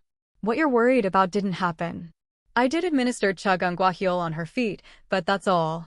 We returned to our separate rooms immediately aft. Hehe. Far from calmly accepting my fate, I flailed pitifully to explain, which only made Tang Sowol giggle. She poked at my cheek with a mischievous grin and spoke playfully. Brother Cheon. Brother Cheon. What? Did you know? There are only 2 times when the normally cold and distant Brother Cheon makes exceptions. I'm not that cold and distant. You totally are. If left alone, you just quietly swing your sword, and when someone talks to you, you either give a flat reply or sneer. Isn't that right? That makes me sound like some antisocial weirdo. It's not coldness, just decorum. And I don't sneer, sometimes one corner of my mouth just twitches. And only at enemies. Though I felt unjustly accused, I held back a sigh. If she was changing the subject, I wasn't going to stop her. Then Tang Sowol reached out with one hand and lightly touched both corners of my mouth with her index fingers. I flinched slightly at the soft sensation on the edge of my lips, but she just kept smiling brightly and continued. See? Both corners of your mouth moved this time. Sure, they turned down instead of up, but still, it proves this is one of those exceptional moments. Exceptional, how? Well, either when you're teasing us or when you're being teased by us. Those are the 2 times, aren't they? Having said that, she lifted the corners of my mouth into a forced smile. Haven't you figured it out yet? That whole thing just now was a joke to tease you, Brother Cheon. Huh. Hyang may have tried to keep quiet, but it wasn't that late, and there's no way anyone wouldn't notice such a fuss. Then, the clatter I heard wasn't the wind, but you? Oh no. I just listened. I didn't peek. That would have been kind of creepy and shady, don't you think? We both tilted our heads and slowly turned to look at the still-closed door of Seo Munwaren's room. Maybe, the things Seo Lihyang had said about her weren't slander after all. A stream of past memories, including those from before my regression, flashed through my mind, but I forced them away and spoke. Let's pretend we didn't hear that just now. Yes, and let's pretend I didn't say what I said either, Brother Cheon. Thus, Seo Munwaren's reputation was probably preserved. Ahem. Technically speaking, even if it was just pressure point massage, such close contact, especially playing around with someone's foot so passionately, isn't exactly appropriate. But since I gave permission, I don't plan to make a fuss. Rest easy. Thanks. That's a relief. I let out a long breath of relief, feeling the weight on my chest lift. I mean, it's not like Chagung Guahyul is something new. I got her permission years ago, and she said anything's fine as long as we follow the proper order. Given how she sometimes grabs my arm or pokes at my back or cheek for no reason, I suppose foot massage falls within the allowable range. But still, must you emphasize the foot so much? It's not exactly a special body part. Maybe not now. But did you know that in the past, feet were considered a rather intimate area? They were. Yes. Everyone wears shoes when going out, right? And inside, we wear socks or inner cloth. So typically, you'd never show your bare feet, unless to your spouse. Feet themselves may not be inherently special, but since they're rarely exposed, they came to hold special meaning. As I nodded in understanding, Tang Sowol lightly brushed my instep with her toes and continued. So, in the past, people avoided showing their feet. And, because small feet were considered beautiful, there was a custom called foot binding to make them tiny from a young age. And it fell out of fashion in less than 50 years. Small feet make it hard to move, and if you can't move, you can't learn martial arts. Right. Makes sense. Footwork is the foundation of any martial art. Even noble families train a bit for health and self-defense. It may have been trendy for a while, but since it hindered martial arts, it disappeared quickly. That custom's gone now, of course, but in old families, there's still a lingering sense that feet are somewhat special. People's beliefs don't change quickly. Exactly. It's not like feet are forbidden to be seen or anything, but there's something to be hidden when possible. Kind of like your upper body, Brother Cheon. My upper body? What about it? Well, not now with the cool weather, but during the summer, didn't you often train shirtless in front of us? I only did that because I was sweating. I still wore all my layers and trained, even in the heat. You and I are built differently. And yet, even you, Brother Cheon, only strip like that in front of us. When you're outside, you're always fully dressed, aren't you? She tugged slightly at her sleeve as she said that. That gesture, for some reason, it made me imagine her one day standing before me like that, and my face suddenly flushed. I looked away, and only then did she nod in satisfaction. In any case, the point is, in old, noble families, feet are still considered a slightly sensitive area. So, Brother Cheon, you'll have to do something even greater for me next time. How does that follow? Oh, how about this? I'll lay my head on your leg and you can comb my hair. Doesn't that sound lovely? Are you even listening to me? But you'll end up doing it anyway, won't you? As shameless as her words were, she wasn't wrong. If she came at me with a brush and her head on my thigh, I'd probably just sigh and go along with it. Hee, you understand now, don't you? Don't resist unnecessarily, just accept that I'm adorable. You mean my fiancé who's 5 years older than me? Then I'll consider it adorable when you awkwardly brush my hair with those clumsy hands of yours.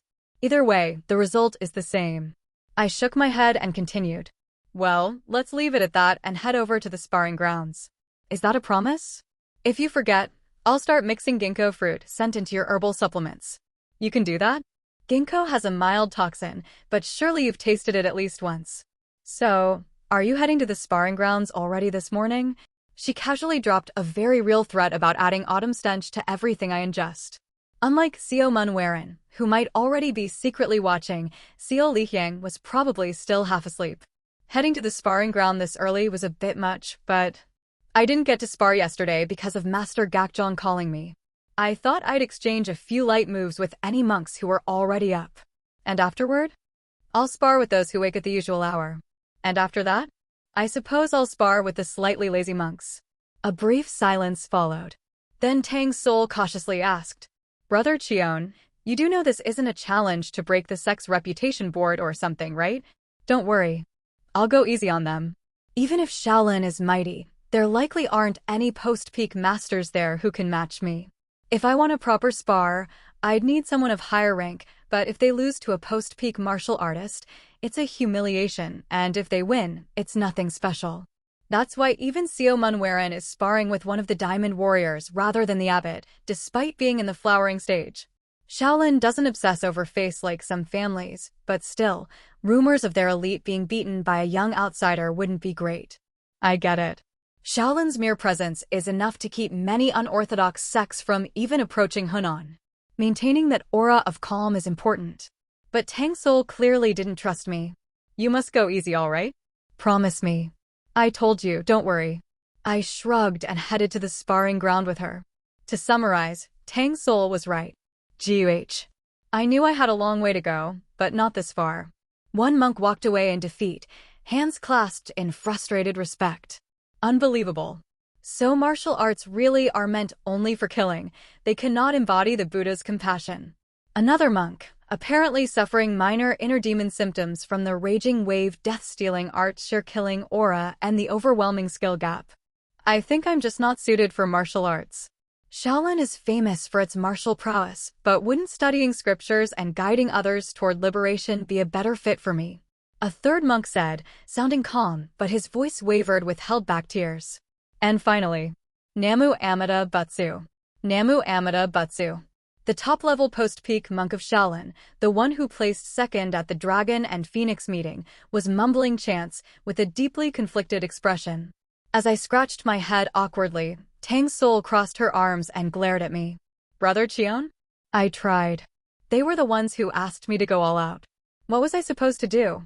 What is it that makes a warrior truly a warrior? Is one a warrior simply by learning martial arts? Is it someone who artificially cultivates internal energy? Or does one become a warrior only by surpassing human limits and materializing chi? The standards for this are vague, and every person would likely have a different answer. It's not a question with a single correct answer, so it's difficult to say anyone is definitively right or wrong. Yet, there's an answer that most martial artists would likely agree upon. Something like, a warrior is someone who holds confidence in their own martial prowess. On this, most would nod in agreement. Understandably so, as this is what changes most drastically before and after one begins learning martial arts. There's a reason why renowned Orthodox sects constantly warn their rising talents to remain humble. Because, more often than not, those overflowing with sky-piercing confidence end up causing trouble. In that sense, I'd say this wasn't my fault. It's the monks who broke down on their own. Sometimes, one must know how to be humbled. So what you're saying is, it wasn't your fault that you crushed them before they could even attempt a single technique while exuding murderous intent. Rather, it's their fault for losing heart over something so trivial. Exactly. They asked me to go all out, and I did just that.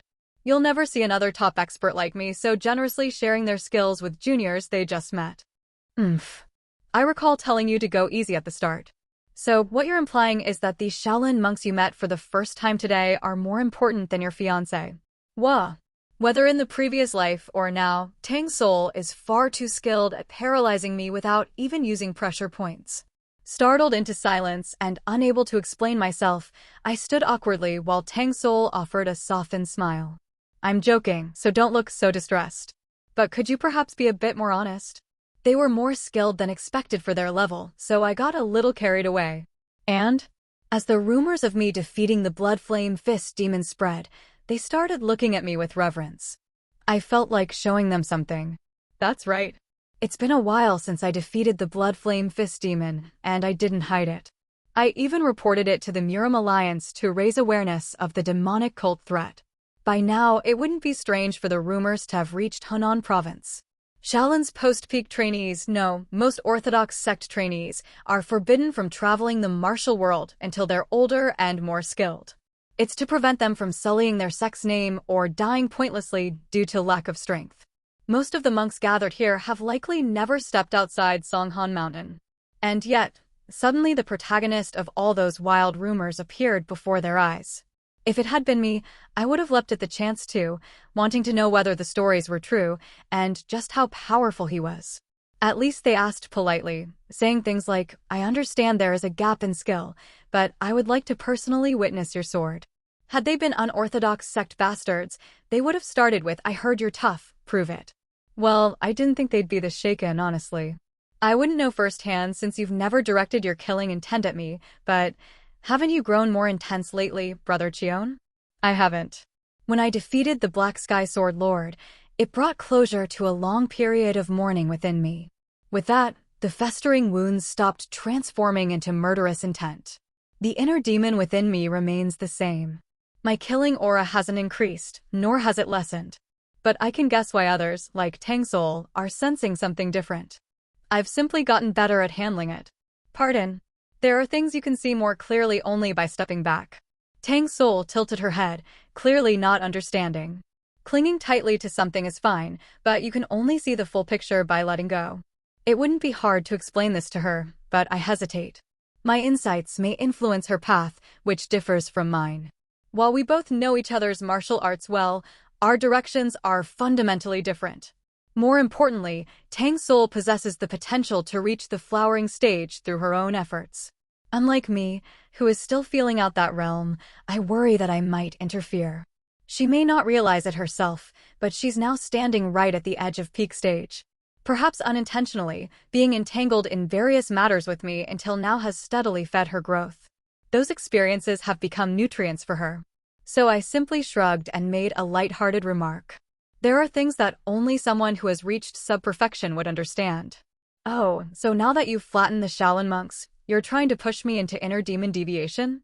Tang Sowol smacked my shoulder repeatedly, her grin a mix of disbelief and defiance. Then the noisy training ground suddenly fell quiet. Footsteps approached 3 sets. 2 of the presences were unfamiliar, but one was very familiar.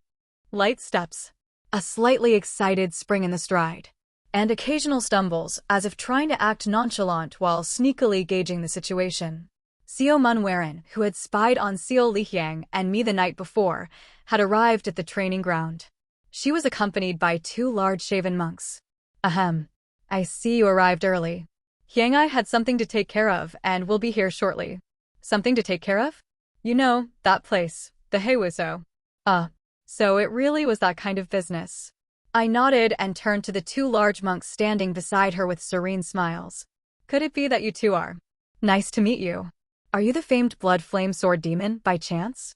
You may have heard from the abbot, but we are humbly called Diamond Warriors. I am Jiam Myong, and this is my senior brother, Gak Myong. They joined palms in greeting. I hadn't expected 2 Diamond Warriors to come. You came to spar with Senior Seo? But both of you. To my question, Jiam Myong, whose gentle tone contrasted his massive build, shook his head. No.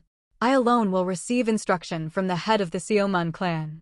Senior brother Gak Myong simply accompanied me. I heard 3 spectators were allowed, so I came along shamelessly. Gak Myong, the burly monk, spoke a little sheepishly. Despite his hulking body and rough features, his expression and eyes revealed a gentle sincerity. There's no issue. We agreed on 3 spectators per side without other conditions, and I'm one of them. The agreement between Seo Munwaran and Abbot Jeongyeon was simple. Since he couldn't personally step in, he would send 1 Diamond Warrior as her sparring partner. The match would be private, its results not shared, and each side could bring 3 spectators. That was all. As someone at sub-perfection, I had more than enough qualification to observe. And so did Gak Myong. Grateful for the sentiment, Gak Myong nodded at me. Thank you for the consideration. I'll go fetch the other 2, could you wait a moment? We're waiting on someone ourselves, so that works perfectly. With that, Jiam Myong and Gak Myong began calming the shaken post-peak monks still reeling from the earlier sparring. They shouted at those caught in light inner demon deviation with Buddhist chi, and offered gentle encouragement to those rethinking their futures. Eventually, they filtered out everyone but 2, one being the runner-up of the Dragon and Phoenix Gathering, the other an older post-peak monk. And around the same time, Seo Lihyang arrived, looking especially tired today. Her bleary eyes made me speak cautiously. Are you feeling unwell lately? Why so sudden? No need to be embarrassed. And don't worry either. The purine physique is inherently imbalanced, disrupting the harmony of yin and yang. Even if you control it with martial arts, it's hard to avoid minor issues. Thanks for worrying, but what are you talking about? You said you had something to take care of, but took a while, so I just thought. Why you? Seo Lihyang's face turned crimson, and she unleashed slaps filled with frosty chi at my back. If one landed, not even I, who had recently made great strides in external arts, could laugh it off. Some internal damage and frostbite would be inevitable. That is, if I got hit. Dodging her flurrying hands, I spoke calmly. Calm down. There's a solution to everything, right? Maybe if you just let me hit you a few times. Stop dodging already. Talk to me after you drop the chi from your hands. As her face grew redder, so too did the chill in her palms sharpen. If the issue is imbalance, it just needs correcting. The fastest way would be to replenish yang energy, but that's only temporary. Once you ascend in realm, most problems will sort themselves out. I said that's not it. Now that I think about it, I've sparred with Tang Sowol and Senior Seo before, but not really with you. If you set aside time today, this is all your fault. And you're still talking nonsense. Huh. We did that yesterday, and I couldn't sleep properly, which is why I overslept. I just washed up and did my hair, that's why I was late, not whatever you're imagining. As Seo Lihyang shouted in frustration, everyone, including Seo Munwaran, Jiam Myong, and the other spectators, turned their eyes on us in silence. Then came a series of awkward, unnatural coughs from all around. Ahem. Now that everyone's arrived and those who had to leave have left, shall we begin the sparring? Yes, that would be best. This match is to exchange martial insight, so let's refrain from using energy techniques. Namu Amida Butsu. I, Jiam Myong, will humbly learn from the lady of the Seomun clan. Jiam Myong pressed his palms together in gratitude and assumed his stance. Seo Munwaran also raised her fist. Everyone shifted focus to the duel, as if nothing had happened. Only Seo Lihyang remained, gritting her teeth as she whispered in my ear. "One day, I'll pay you back exactly the same way, so look forward to it." How cruel. All I had ever done was be kind. Letting out a quiet sigh, I watched as golden light enveloped Myong's fist. The match had begun. The awkward atmosphere dispersed the moment Myong threw a punch, and the sparring began. Golden inner energy flowed from his massive body. It went without saying, but it wasn't body-strengthening chi, nor was he forcibly igniting energy throughout his whole body. It was simply that the fist energy wrapped around both his fists spread its light across his body in an unusual way. It wasn't flashy, nor was it blindingly bright. The enormous figure radiated a soft golden glow. Even though his fists weren't aimed at me, and even though I could easily block them if I tried, a strange sense of pressure settled over me. It felt as if an enormous wall were rushing forward, threatening to engulf the entire space. Only now did I realize that Myong's hulking body was gliding forward. There was no upper body movement, so I must have momentarily mistaken it as him throwing a punch from a standstill. He looked like a charging Buddha statue. Though it was my first time witnessing it in person, I knew the name of that footwork. Immovable Wisdom King Steps. Correct. You seem well acquainted with it. It was Myong's voice from beside me. Without turning my head, I acknowledged him while keeping my focus on the match. It's that famous of a footwork, after all. You could even say it's one of the symbols of the Shaolin Temple. A symbol, It's understandable to see it that way. Myong's reaction was somehow unconvincing. Perhaps he noticed my puzzled look as he gave a faint smile. I'll explain later. For now, it'd be best to focus on the match, no? You're right. It wasn't every day you got to watch a spar between Siren, once called the white-haired Rakshasa, and one of the Vidra warriors. I heightened my focus, determined not to miss a single detail. Though he appeared stiff, Myong moved with flexibility, unleashing an unrelenting barrage of attacks. Perhaps it was the softly glowing fist energy, but his punches didn't look particularly threatening from the outside. That was only true when judged by the eyes. Each and every strike, as felt through my open senses, was incredibly heavy, like a mountain bearing down. And yet, despite unleashing such force, his movements were composed, as if he were simply out for a stroll. That meant he still had plenty of strength in reserve. Trying to counter with brute force would be a grave mistake. If it were me, I would have focused on dodging or redirecting, searching for any opening. But Siren was different. Myong's massive fists, reminiscent of a Buddha statue. Siren, standing against them, looked so small she almost seemed fragile. But for her, this was no issue. Her tiny fists were clenched tightly. Yet, those fists carried a ferocious red fist energy. She extended her punches toward Myong's incoming blows, intercepting each and every one. An utterly reckless way to respond, yet for Siren, it was more effective than anything else. Bang, bang, bang. Every time their fists collided, broken inner energy exploded with a loud roar, sending shockwaves outwards. It looked like a child facing off against a giant without yielding an inch. Apparently, I wasn't the only one who thought so. Odd gasps echoed from those around us, mostly from Shaolin disciples. Tang Sowol and Seo Lihyang had already seen Siren use both fists to overturn rivers and split boulders twice a man's height, so this was nothing new to them. Despite her small frame, Siren's fists held the strength to remove anything in her path. At first, the two seemed evenly matched. But as they exchanged more punches, Myong gradually began to be pushed back. Before his punches could even fully extend, they were blocked, and sometimes they were deflected outright from the impact. What initially felt like Siren countering Myong's attacks soon turned into Myong barely managing to endure Siren's onslaught. Perhaps realizing this wouldn't do, Myong began drawing upon a more varied set of techniques. Using his fists, palms, legs, and even full-body strikes, he unleashed a vast array of martial arts with his Vajra body as the weapon. Each technique was distinct, yet seamlessly linked into one flow. Though it was my first time seeing it, there was something familiar about it. It was the 72 secret techniques that Gakjong had once displayed. The weight behind each strike had lessened, but that didn't mean they were weaker. Myong had made a wise decision. A typical opponent would have panicked and lost the initiative here. But of course, this didn't work against Siren. Regardless of how Jia Myong changed his techniques, Siren calmly continued to throw her fists. Her strikes grew stronger and stronger, as if asking whether he could withstand even this. If Jia Myong's martial arts were based on solid training and focused on weight, then Siren possessed only strength. Each of her moves contained refined technique, yet what one felt was only primal violence. And in the face of that overwhelming force, Jia Myong eventually crumbled. Thud. Struck in the chest, Jia Myong rolled backward a long distance before springing up with a refreshed look, putting his palms together in a bow. "Thank you for the guidance, Benefactor Siren." She seemed a bit flustered, perhaps having misjudged her own strength, but still responded calmly. As expected, the Vidra indestructible body lives up to its name. This one also found joy in witnessing the depths of Shaolin martial arts. Though she had been flustered at first, Siren soon nodded with satisfaction. Even though he had lost, no one found it strange or disgraceful.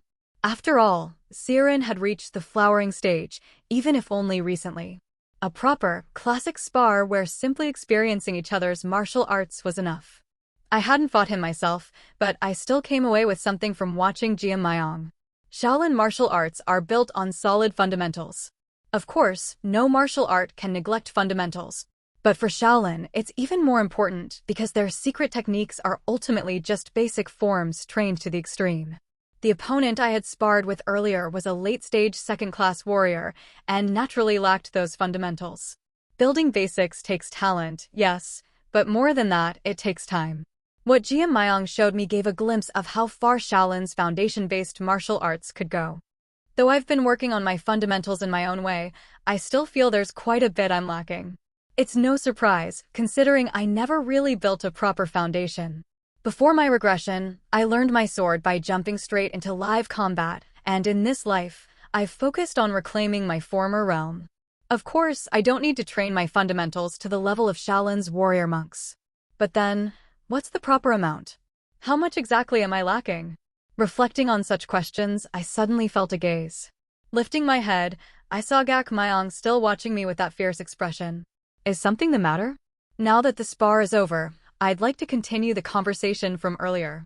Would it be alright to do so here in the training ground? Are you suggesting what I think you are? Indeed. I saw something good, and my body's itching a bit.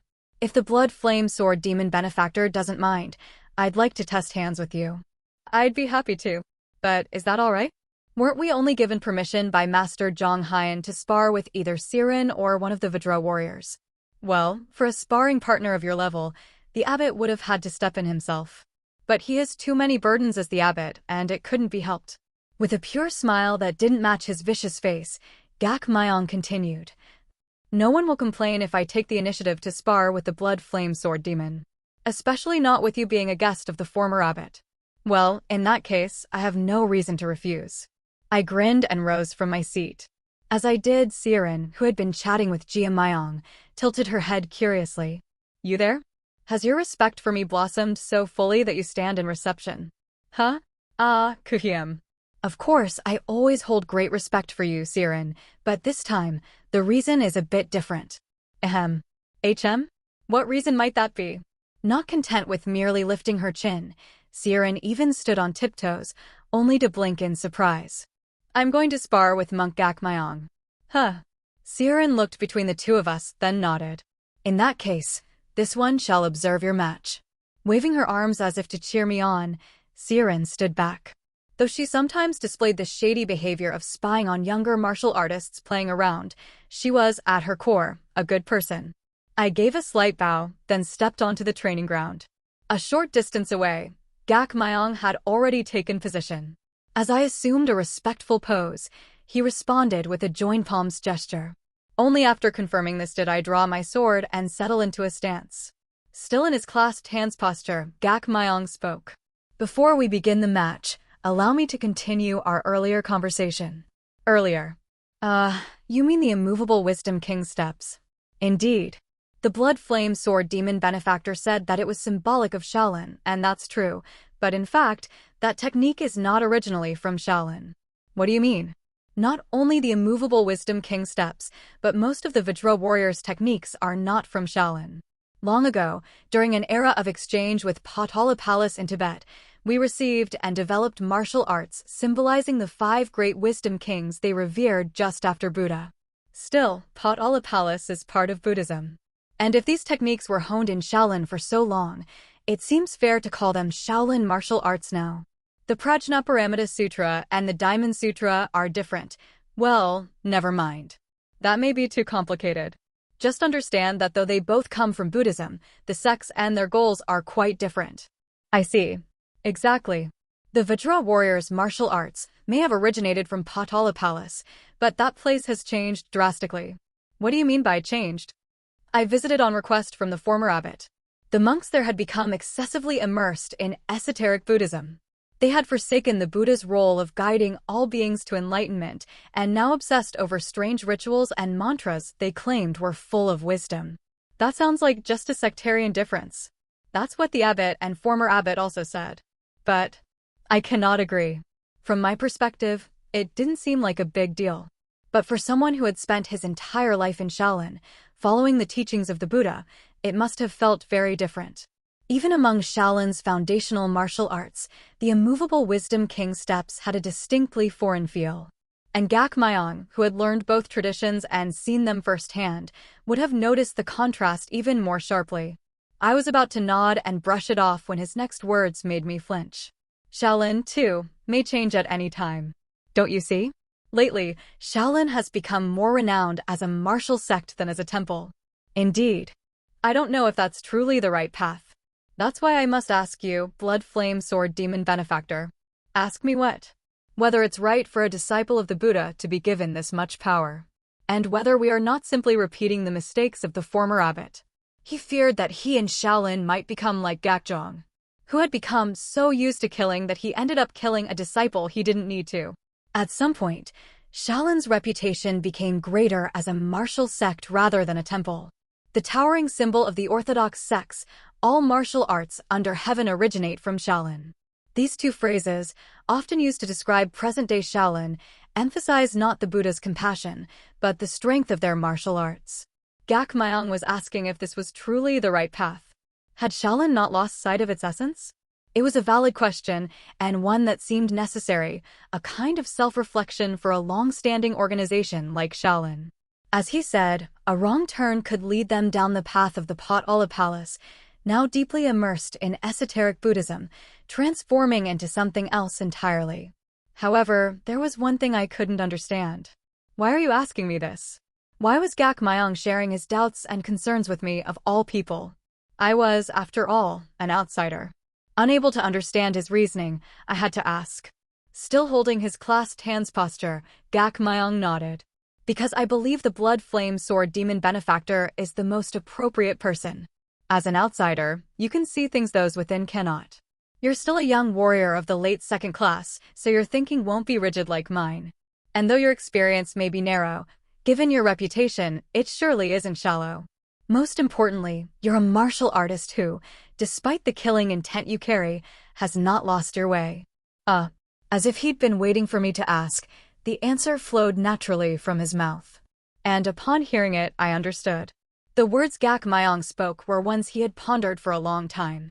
To him, I, someone who wielded a sword heavy with killing intent, someone with a fearsome nickname yet still recognized as a martial artist of the orthodox path, perhaps represented the very contradiction Shaolin was facing. No wonder he had rushed over upon hearing I wished to experience Shaolin's martial arts. The outcome of the spar didn't matter. His sincerity was clear. And so, I pointed my drawn sword at Gak Myong. Gak Myong was both a disciple of Buddha and an excellent martial artist.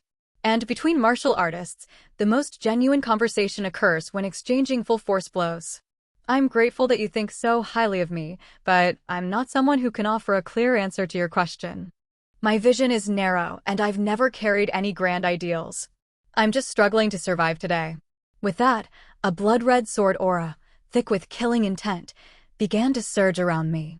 Though I hadn't released my killing intent in earnest yet, Gak Myong seemed to understand my intent, breaking his clasped posture and assuming a stance.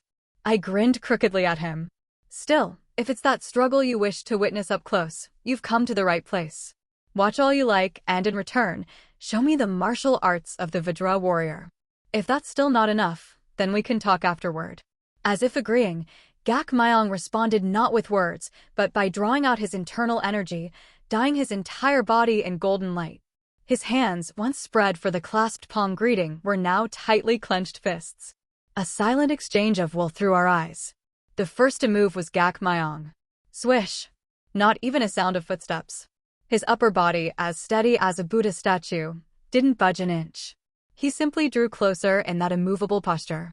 The immovable Wisdom King's steps had been impressive to watch from the side, but facing them directly, they were even more astonishing.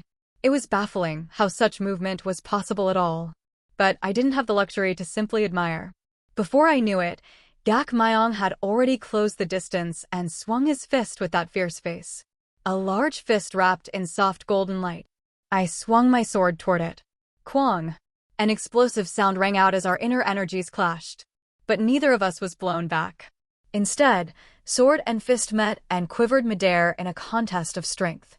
My blood-red sword flame, blazing fiercely, clashed against the dim yet unyielding golden fist energy. Like a starving wolf trying to bite into a fist, the raging wave death-stealing art surged with killing energy, yet it failed to pierce even a single tooth into Gak Myong's inner energy. We remained locked in that clash briefly, but eventually the balance broke. KH. My sword began to slowly get pushed back. A momentary burst of force can be overcome with technique, but in pure physical strength, Gak Myong was far superior. It was inevitable. Enduring just enough while using the feel through my sword to read the flow of power, I instantly reversed my force. As my blocking sword suddenly disappeared, his fist pierced through empty air. Whoosh! The wind grazed my ear, stinging even though I had made sure to put ample distance between us.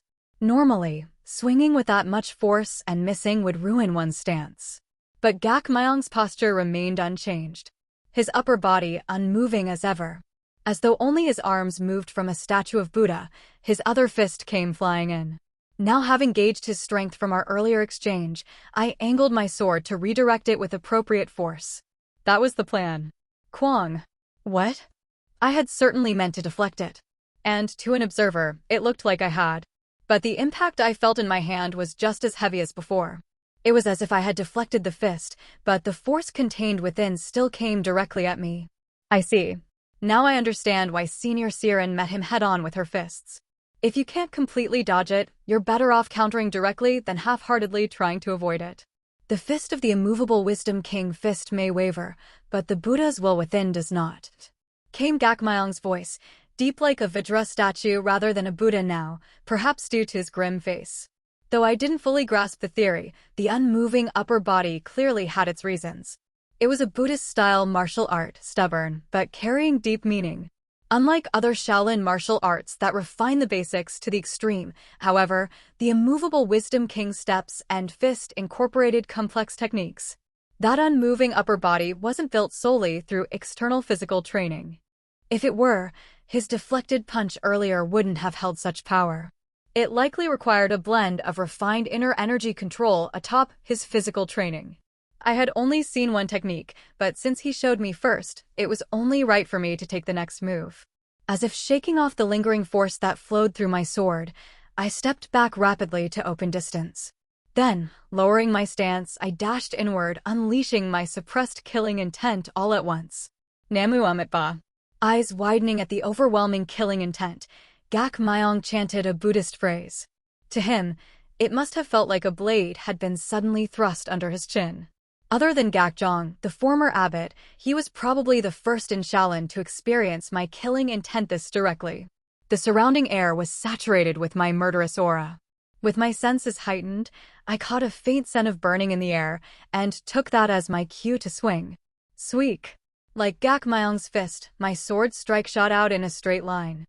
To intercept it, he too thrust out his fist, but just before we collided, my sword curved strangely downward.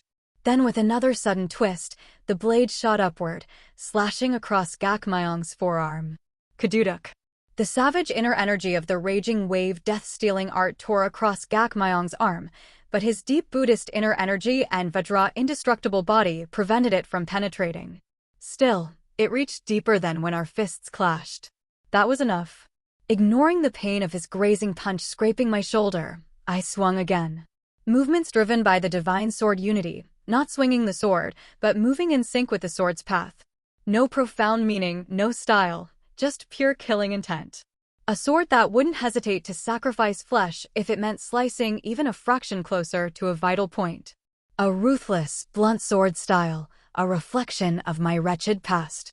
I swung it for many reasons: hunger, pride, helplessness, the need to vent unspoken anger, and to protect the bonds I had finally regained. Though in the end, it had all led to loss. A life of constant loss and a hunger growing in proportion. Loss and the yearning born from it. That was the foundation upon which my sword was built. So to me, the sword was not a noble teaching, but simply a necessary tool. Of course, conveying this fully would be impossible. Just as I could sense the unyielding nature of Gak Myong's martial arts, but not understand what that conviction was for. He might have felt my sword's sense of loss and longing, but not what they were directed at.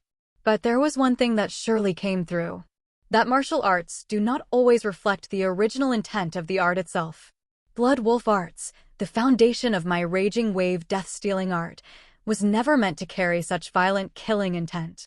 But because it was me wielding it, it became that way. Every sword technique I learned or stole a glance at surely had its own intent and form, but in my hands, they simply became practical tricks used as needed. So what if the Pothala Palace's martial arts were corrupted? As long as the one wielding them has a righteous heart, corruption is meaningless. So what if a disciple of Buddha learns martial arts made to kill?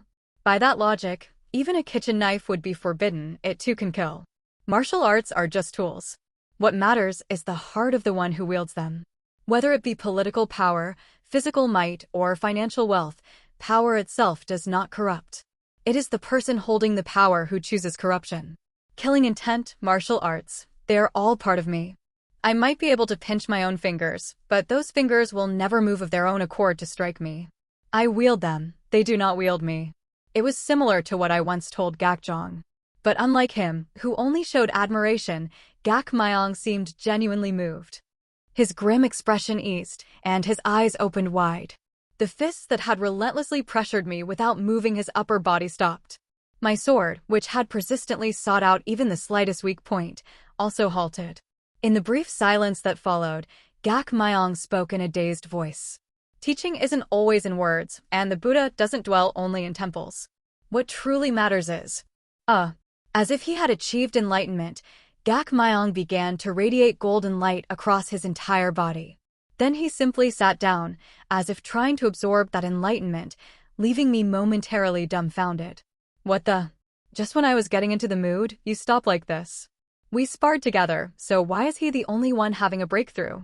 I couldn't help but feel a little cheated and hollow inside, and my posture slumped without realizing it. TSK. Envy and jealousy were never particularly special emotions for me. In my life, I had far more experience with lacking than possessing. At one point, I practically lived with jealousy always at my side. Why does that child still have living parents? Why was that person born with talent? Why did that one get lucky and obtain a fateful encounter? And so on. But, well, those feelings never lasted long. Because I had pride in what I had built with my own hands. Because I had confidence I could achieve even more in the future, and because a bit of arrogance had taken root within me that I had already surpassed those I once envied. At some point, though, above was no longer something to look up to, but something to climb toward. And so, there were few things that could make me feel envy again, and even if I did, the feeling would fade quickly. Surely, even this reaction to Gak Myong, who gained enlightenment mid-sparring, wasn't a big deal either. Tisk. No, the more I think about it, the more absurd it seems. How could a sub-perfection master gain enlightenment from a single sparring match? I don't know what he saw in me, but I wish he'd shown me too. I only briefly watched him, my posture naturally slouching with annoyance. Despite his size, sitting down brought him nearly eye level with me. That amused me enough to sheath my sword with a soft chuckle. Well, what good would envy do me anyway? Enlightenment is merely the trigger. Whether or not you can grasp it depends entirely on the preparations you've made up to that point. Gak Myong had been prepared. He would have gained enlightenment sooner or later, with or without me. so there was no need to obsess over the fact that we just happened to be sparring when it happened. Namu Amitba. Brother Gak Myong has gained enlightenment not once, but twice before the end of the year. And it's all thanks to this good karmic encounter with benefactor Cheon. I offer my sincere gratitude. Monk Cheon Myong. Shouldn't you be maintaining protective duty? Will help. Haha. Your intentions are admirable, but leave this to me. From what I've seen, when someone like Brother Gak Myong with his level of martial prowess gains enlightenment, he sometimes draws in nearby internal energy to its limit. Normally it's fine, but if you stay too close, you may suffer internal injury. Understood. Then we'll observe from a distance, Monk Jiam Myong. The young Shaolin disciples scampered away, and Jiam Myong kept offering his heartfelt thanks to me, face glowing with emotion. But the only phrase echoing in my ears was, "Twice in 1 year." I had managed to grasp a thread of willpower while facing the blood flame fist demon, but the last time I had experienced anything remotely like enlightenment was years ago, back when the Orthodox Miram Alliance and the demonic cult were still in fierce conflict. In the chaos of battle, where multiple warriors clashed, I had managed to survive by wielding killing intent like a sensory field. Since then, I've only focused on becoming more familiar with what I already have, regaining what I'd lost. But nothing that could be called true enlightenment. And yet this sub-perfection master had a casual spar and gained enlightenment? For the second time this year? Suddenly, my stomach began to ache. At that moment, Tang Sowol approached with her usual bright smile and instantly caught on. We don't know who really won, but I suppose you now owe Shaolin a favor, but what's with that face? You look like someone forced to leave the training hall because it suddenly rained just after you drew your sword. Isn't that a little too specific? Well, it's because soaked little Cheon looks just like a drenched puppy, absolutely adorable, you know? It was a comparison I'd never heard before in my life, and I was honestly at a loss. But judging by her chuckles, Tang Sowol wasn't just joking, she meant every word. You come trudging along all messy, and when I get a close look, your face is all sulky. I've never done that. But if I shake the water off your head and play with you a bit, you smile and your lips twitch. So you've been playing with me this whole time? Hi. It's just a way of speaking. Just words. Tang Sowol giggled into her wide sleeve, and I found myself tempted to tug on her round ears peeking through her dark green hair. Just then, Siren narrowed her eyes, watching the golden aura surrounding Gak Myong, and spoke. Well then, how was it, you? What do you mean? The spar, of course. You looked like you were really starting to enjoy yourself when it got cut off, and then your opponent got enlightenment on top of it all. No wonder you're so prickly. I said it's not like that. Ignoring my protest, Siren poked Seo Lihyang's shoulder beside her. What do you think, Hyang? He does seem a little moodier than usual. But I don't think he's that upset. You saw it too? Same here. Why are you deciding my emotions between the two of you? Isn't it true? It's roughly accurate. Though the ending wasn't quite to my liking, the spar itself had been enjoyable. For one, I got to experience a Buddhist martial art, something that had nearly vanished due to the heavenly demon annihilating entire sects before my regression. The immovable wisdom king steps, especially, were fascinating. Instead of using the body to control force, it was about using force to control the body. That immovable upper body, the way force still transferred even when attacks were deflected, it was likely all due to that reversal of principle. This wasn't something that could be imitated just by moving one's body the same way. It required incredibly complex internal energy manipulation and a profound internal reservoir to support it. But I didn't need to be discouraged. I had already achieved divine sword unity, perfectly controlling every motion of my body.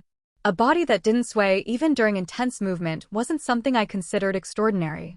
Since I'd seen it once, mimicking it to some extent was doable even now. What truly impressed me wasn't the flawless stance, but the way the impact transferred fully even when deflected.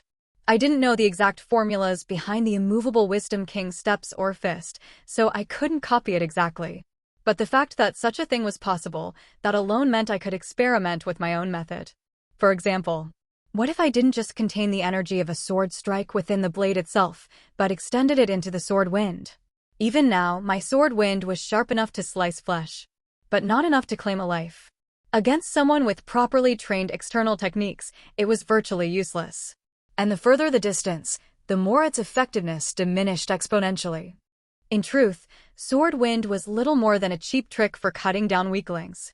But if I could fully transfer the power of a strike into the sword wind, its applications would expand dramatically. A hidden trump card in an unexpected moment, or perhaps, MN. Like this, maybe? Focusing on the sensation in my fingertips, I swung a knife hand through the air. My hand sliced through the air, and as it cut, it seemed to carry some of the space along with it. As if someone had pushed me from behind, the motion felt far smoother than usual. It was only my hand, and the swing was half-hearted. But had I used my sword, it would have looked like the blade suddenly accelerated mid-motion. This wasn't simply swinging a sword filled with inner energy.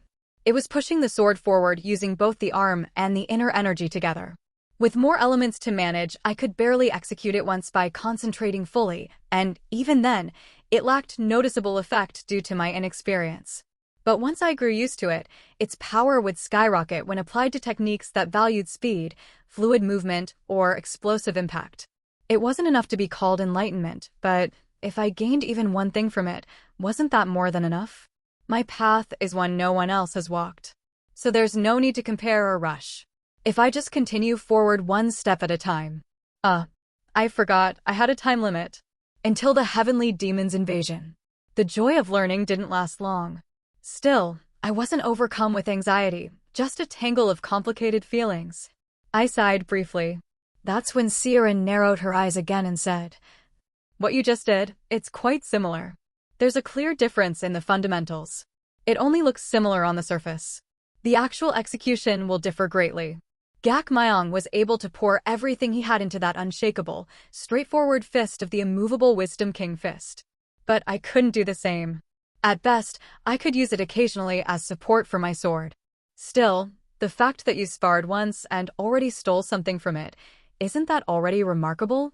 You grumbled about not gaining enlightenment, but you definitely walked away with something. Stole is kind of a loaded word, isn't it? Regardless of your intent, that's how people will see it. Just look over there, for example, at that wide-eyed disciple. Following her finger, I saw a young Shaolin monk standing with his mouth agape. His name? I forgot. But I remembered his face. He was the runner-up at the Dragon and Phoenix Gathering and had been granted permission to observe today's match, so he was likely considered a rising star within Shaolin. After a brief silence, I spoke. "If you'd like, I'll show it to you again." His expression twisted bizarrely, like someone who'd just been cruelly deceived. How unfair. It had only been a short while since my goodwill, sharing what I learned at Shaolin without holding back, was twisted and misinterpreted as a cheap deception. From time to time, bursts of internal energy leaked out from Gak Myong and in front of key Shaolin figures, including Abbot Zhang Haiyan and former Abbot Gak Zhang. Gak Myong finally opened his eyes. He hadn't reached the flowering stage. That wasn't something one could reach so easily. He remained a sub-perfection master, but his energy had clearly transformed. He had leapt from a level I could cut through with intention to one I could only barely cut through at full power. After that, there was a bit of commotion. Some claimed I'd stolen Shaolin martial arts. But I managed to escape the controversy once I explained that what I had shown was only superficially similar and fundamentally different in execution. Unfortunately, they asked me to refrain from joining the second-class disciples' sparring matches. I missed the Namgung clan's boldness, letting me learn whatever I wanted. That's because the Namgung clan is a little strange. This kind of reaction is normal. Shaolin's actually being generous. This is why noble families. You do realize you're part of a noble family now too, don't you? Speaking of which, shouldn't we head to the Tang Clan soon? MN. We've stayed quite a while. We've built good relationships and sparred plenty. We shouldn't leave little Cheon unattended any longer. As we chatted about when to return and how we'd get there, I suddenly sensed a familiar presence in the distance, along with a familiar puppet. As Tang Sowol and I tilted our heads in sync at the strange familiarity, a middle-aged man in green robes appeared before us in a flash of lightness skill. Tang Jinshin opened his mouth. "It's been a while, Soul. And you too, son-in-law. What were you talking about?" We were just saying it might be time to return to the Tang Clan." So the conversation we had nearly a month ago still wasn't settled. In the meantime, the Wangbo clan has been annihilated, And for some reason, the Namgung clan sent us a generous gift of gold and rare poisons. I assumed everyone had returned home by now. Well, you see, father-in-law. Also, I heard Shaolin made the rare decision to allow a woman inside their temple, and not long after, one of the Vajra warriors gained enlightenment. A month feels longer than it is, doesn't it? Yet somehow, it still wasn't enough for you to plan your return. Tang Jinshin's voice made it clear he'd had enough. Neither Tang Sowol nor I could say a word. He gently patted our shoulders and spoke. You'll leave tomorrow. I brought the family's carriage, so you need only sit back and rest. Understood, father-in-law. Yes, father. Thus, the long journey that began at the Dragon and Phoenix gathering came to a close with Tang Jinshin's arrival. Rumors of the ghost shadow thief's hidden treasure would reach the Tang clan months later, with a single encrypted letter arriving in their hands. After returning to the Tang family alongside Tang Jinshin, who came out to greet me, a few uneventful months passed. It's not like I wanted something to happen, but things were so peaceful that it felt a little disappointing. If I had to mention anything, perhaps the retainers freaking out because an unexpected flowering stage master had joined the household, or the fact that Siren seemed more harmless than expected, which put people at ease. Tang Sowol and Seo Lihyang had received flashy titles like Skywinged Poison Phoenix and Pure Sound Frost Flower, but their son-in-law ended up with something as ominous as the Blood Flame Sword Demon, which made people tilt their heads in confusion. Also arriving were various rumors, one about the famous master of the Black Sky Sword sect, another about the notoriously infamous Blood Flame Fist Demon, and even one saying that I had defeated the old monster from the Rainbow Clan, who had lost his mind. These rumors caused people to keep a bit of distance. But that didn't last long, likely because of Tang Sowol, who would stick to me like glue at every chance, grinning from ear to ear. Just like right now. Brother Cheon. What's the plan for today?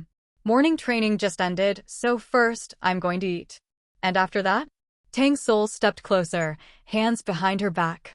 I was thinking of heading back to the training hall to swing the sword a bit. I've been learning how to control willpower from Senior Siren, and while it's small, I feel like there's been a bit of progress. Wow, that's amazing. And then, she took another step closer. After that, I'm going to spar with Seo Lihyang. She's decided to use the whip purely as support now and is focusing on her sonic arts, so she said she needs as many sparring matches as possible to get the feel for it. True. Her whip techniques weren't bad, but she really seems to have talent with sound-based martial arts. It's said to be difficult to master, but if it suits her, she'll probably improve quickly. And then, each time she said, and then, Tang Sowol drew closer until she was right in front of my nose. Because of her posture, with her hands behind her back, her upper body was leaning slightly forward, and although we were just a handspan apart, her poison pouch gently pressed against my chest. Was this intentional? I flinched, and Tang Sowol giggled as she rose up on tiptoes. In that breath-close distance, she whispered, "Is there nothing else on your schedule?" Green light flickered in her eyes. That confident gaze, as if she already knew my answer, made me chuckle and nod. Of course, there is. Oh my, what is it? I figured I'd spend time with my fiancé, who looks particularly bored today. Hee. I shall look forward to it with joy. Only then did Tang Sowol finally back away, humming a tune and swinging her long-sleeved arms as if dancing. She seemed in a great mood, so much so that just watching her lifted my own spirits. Tang Sowol lingered around me for a while longer, clearly content. For someone like me, who wasn't exactly sociable, it was no doubt thanks to her that I was so warmly welcomed by the Tang family. Even on the way to breakfast, we chatted about when I'd make time and what we'd do. But unfortunately, all those discussions and plans were nullified with a single letter. Here, take this. It seems to be addressed to you. Huh. It was during the family breakfast that Tang Jinshin insisted on, as he believed that if lunch and dinner were busy, at least we should try to eat breakfast together. Seo Lihyang and Siren had recently begun attending as well, and in that gathering, Tang Jinshin handed me a letter. Cheon Hwi-da. Just my name, written plainly on the outside. Upon opening it, I found a crudely drawn map inside. This is Gansu Province. Though the drawing looked like something a child had scribbled, the names of places were written in neat handwriting, contrasting the map's rough style. Gansu Province, more specifically, a place called Mount Jerian. And that was it for text. The rest of the map guided the way using notable landmarks, ending with a picture of a small tombstone and something resembling the character for gold. I immediately knew what kind of map this was. A hidden treasure map. A map that records the location of hidden treasures. And there was only one person who would send me something like that. The ghost shadow thief. Huh? Why would he? Oh. Tang Sowol peeked at the map in my hand, and her expression darkened. Had it already been over 3 years? Nearly 4? I had encountered the ghost shadow thief in a place said to house a lucky chance, inherited some of his martial arts, and heard his real name, not just his nickname.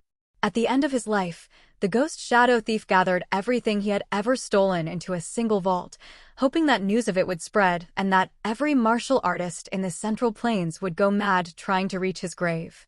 This treasure map was proof that his final wish had come true, and it was effectively a death notice. So it was only natural that Tang Sowol's voice faltered. Father-in-law, I think I know what you're going to say, but go ahead. What is it? I need to make a quick trip to Gansu Province. You just got back. Can you stick around the house a little longer? He said the chaos to come would be the best funeral possible, but I still think I should pour him a drink at his grave. Didn't you say it was a treasure map? Tang Jinshin looked exasperated. Come to think of it, I'd never told him the full story of the ghost shadow thief, so I gave him a quick summary. If that's the case, I guess it'd be hard to stop you. And, honestly, I don't think you're in much danger anymore. Thank you for understanding. While Tang Jinshin was giving me a once-over to gauge my martial level, Tang Sowol suddenly raised her hand high. I'll go with Brother Cheon, father. What? Tang Jinshin blinked in surprise. Tang Sowol continued calmly. The ghost shadow thief had ties with me as well. So I'd like to send him off properly. Huh. We met the ghost shadow thief while pretending to visit Shangxi, chasing a pre-return opportunity. Naturally, Tang Sowol had been there too, and though she didn't receive direct tutelage like I did, she had grown close to him. And we'll collect the contents of the vault while we're at it. Both Tang Jinshin and I widened our eyes at her sudden, outrageous statement. Tang Sowol straightened her back and added, smiling confidently. The ghost shadow thief wanted people to burn with desire over his vault, so his name would be remembered forever. Well, he did say that. Isn't honoring the deceased the most important ritual of all? Is that so? Tang Jinshin's expression was complicated. He knew she had a point, but still wasn't entirely convinced. I felt the same, so I understood him instantly. But then Tang Sowol continued, her tone growing serious. He once said he'd stolen everything worth stealing in the Central Plains. Even in his final years, he came and went freely between North Sea Ice Palace and the Southern Savage Beast Palace. He did lose one treasure in an accident and gave another to Brother Cheon. Now that I think about it, the glacial true chi that Lady Seal learned was stolen property, huh? Yep. It may not be the most righteous path, but he had the skill to back it up, and he declared that just revealing the vault would shake the whole martial world. I'm sure there's a lot of valuable stuff in there that could benefit the Tang family. That does seem likely. He was a senior of my generation, so I never heard vivid tales, but I do know that even the Tang family had a few precious items stolen. From what I heard, he only took a lesser whip technique and a paralyzing poison recipe. Not quite wrong.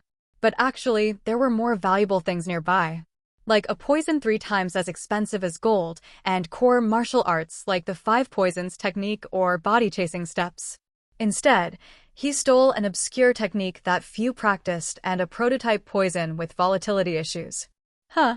He didn't go after the most important things, but the ones hardest to steal. Just to prove he could. That was his style. That's why, at Wudong, he stole the sheath instead of the sect leader's sword. At North Sea Ice Palace, he took glacial true chi instead of ice white divine art. At the Imperial Palace, he stole the Empress's undergarments instead of the jade seal. So if he stole something from the Tang family, it must have been the hardest to reach, most obscure item.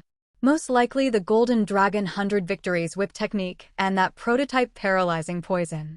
Tang Sowol, finally realizing she'd been duped, pulled a weird face and spoke up. Anyway, regardless of how useful it is, it's bound to be full of valuable stuff, so won't it help the Tang family a lot if we bring it back? Well, better than nothing. Soul. Why yes. Be honest. I just really want to go on a treasure hunt that starts with a hidden map, father. At last, the truth came out and Tang Jinshin burst into laughter. Then there's no helping it.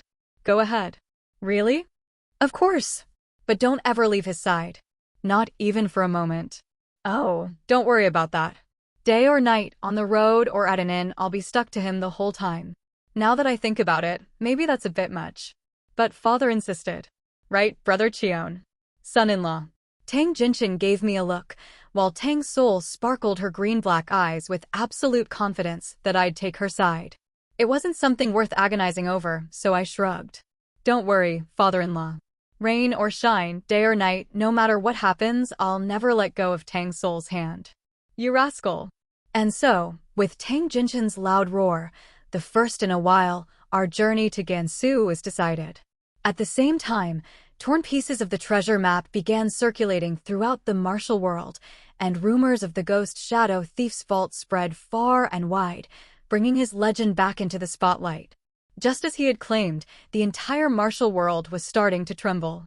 Did you hear that rumor? Not exactly, but I know it's probably nonsense as usual. But isn't it interesting? Well, that's true. So, what kind of rumor is it this time?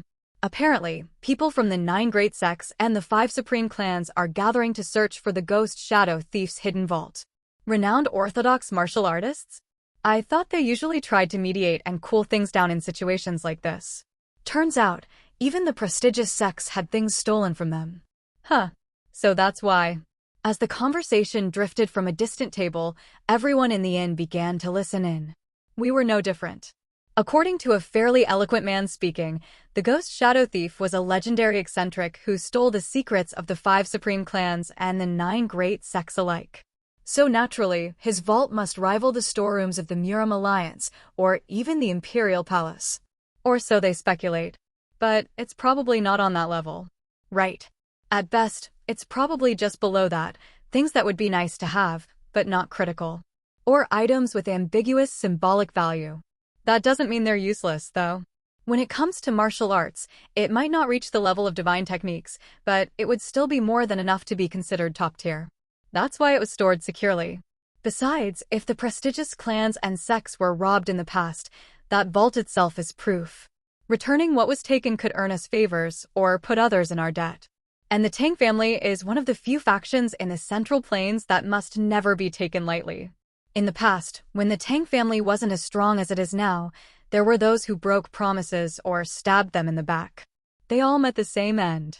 Like any martial family, the Tang family built its reputation through blood. Who would be so foolish as to willingly make an enemy of them, even casting away their own honor? If we're the first to reach the vault and seize what's inside, we could certainly use it to strike favorable deals. As I nodded inwardly, Tang Sowol, having been glancing at the excited man from earlier, continued speaking. Those who don't know what's actually inside will only feed their delusions, and that's when things get dangerous. Be careful. This time, most of those who should be acting as mediators are participants themselves. You could get caught in something unpredictable. The ghost shadow thief must have anticipated that and send us the complete map. Well, whatever happens, I believe Brother Cheon will handle it somehow. With one hand propping up her chin and the other holding a piece of meat from the table to my mouth, Tang Sowol smiled slyly. I took the bite, and only then did she beam with satisfaction. As I shook my head at her antics, her smile slowly faded. But I wonder if this is really okay. What do you mean? Leaving behind Hyang and Sister Warren like this? Right. This trip to Gansu was to be just the two of us, me and Tang Sowol. Seo Lihyang needed to focus on her recently begun training in sonic arts, and Sieren's appearance was becoming increasingly recognizable, meaning any movement on her part drew excessive attention. To quietly reach the vault using the complete map we had, it was best for only the two of us to go. Besides, this wasn't just about raiding a vault, it was about giving the ghost shadow thief a proper send-off. And since we were the only two who truly had a connection to him, it made sense. Above all, isn't it nice to go out together like this once in a while? Oh my. I didn't think you'd say something like that, Brother Cheon. Tang Sowol smiled, her eyes curving into crescent moons. This time, I picked up a piece of food with my chopsticks and held it out to her. I have some awareness, you know. All things considered, I think we needed this kind of time. Awareness. Really?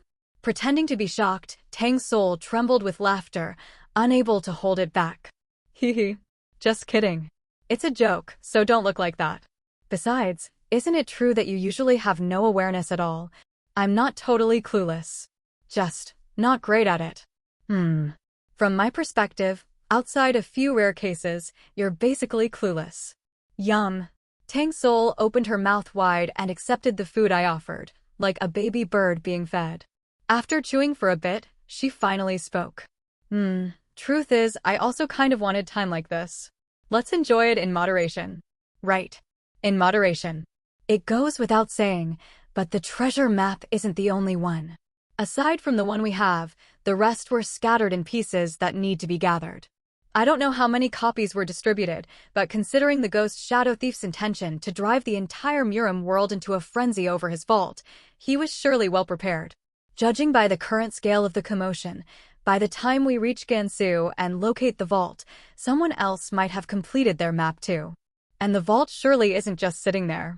It's bound to be protected by traps and mechanisms, which means it'll take time to breach. Let's hope nothing goes wrong.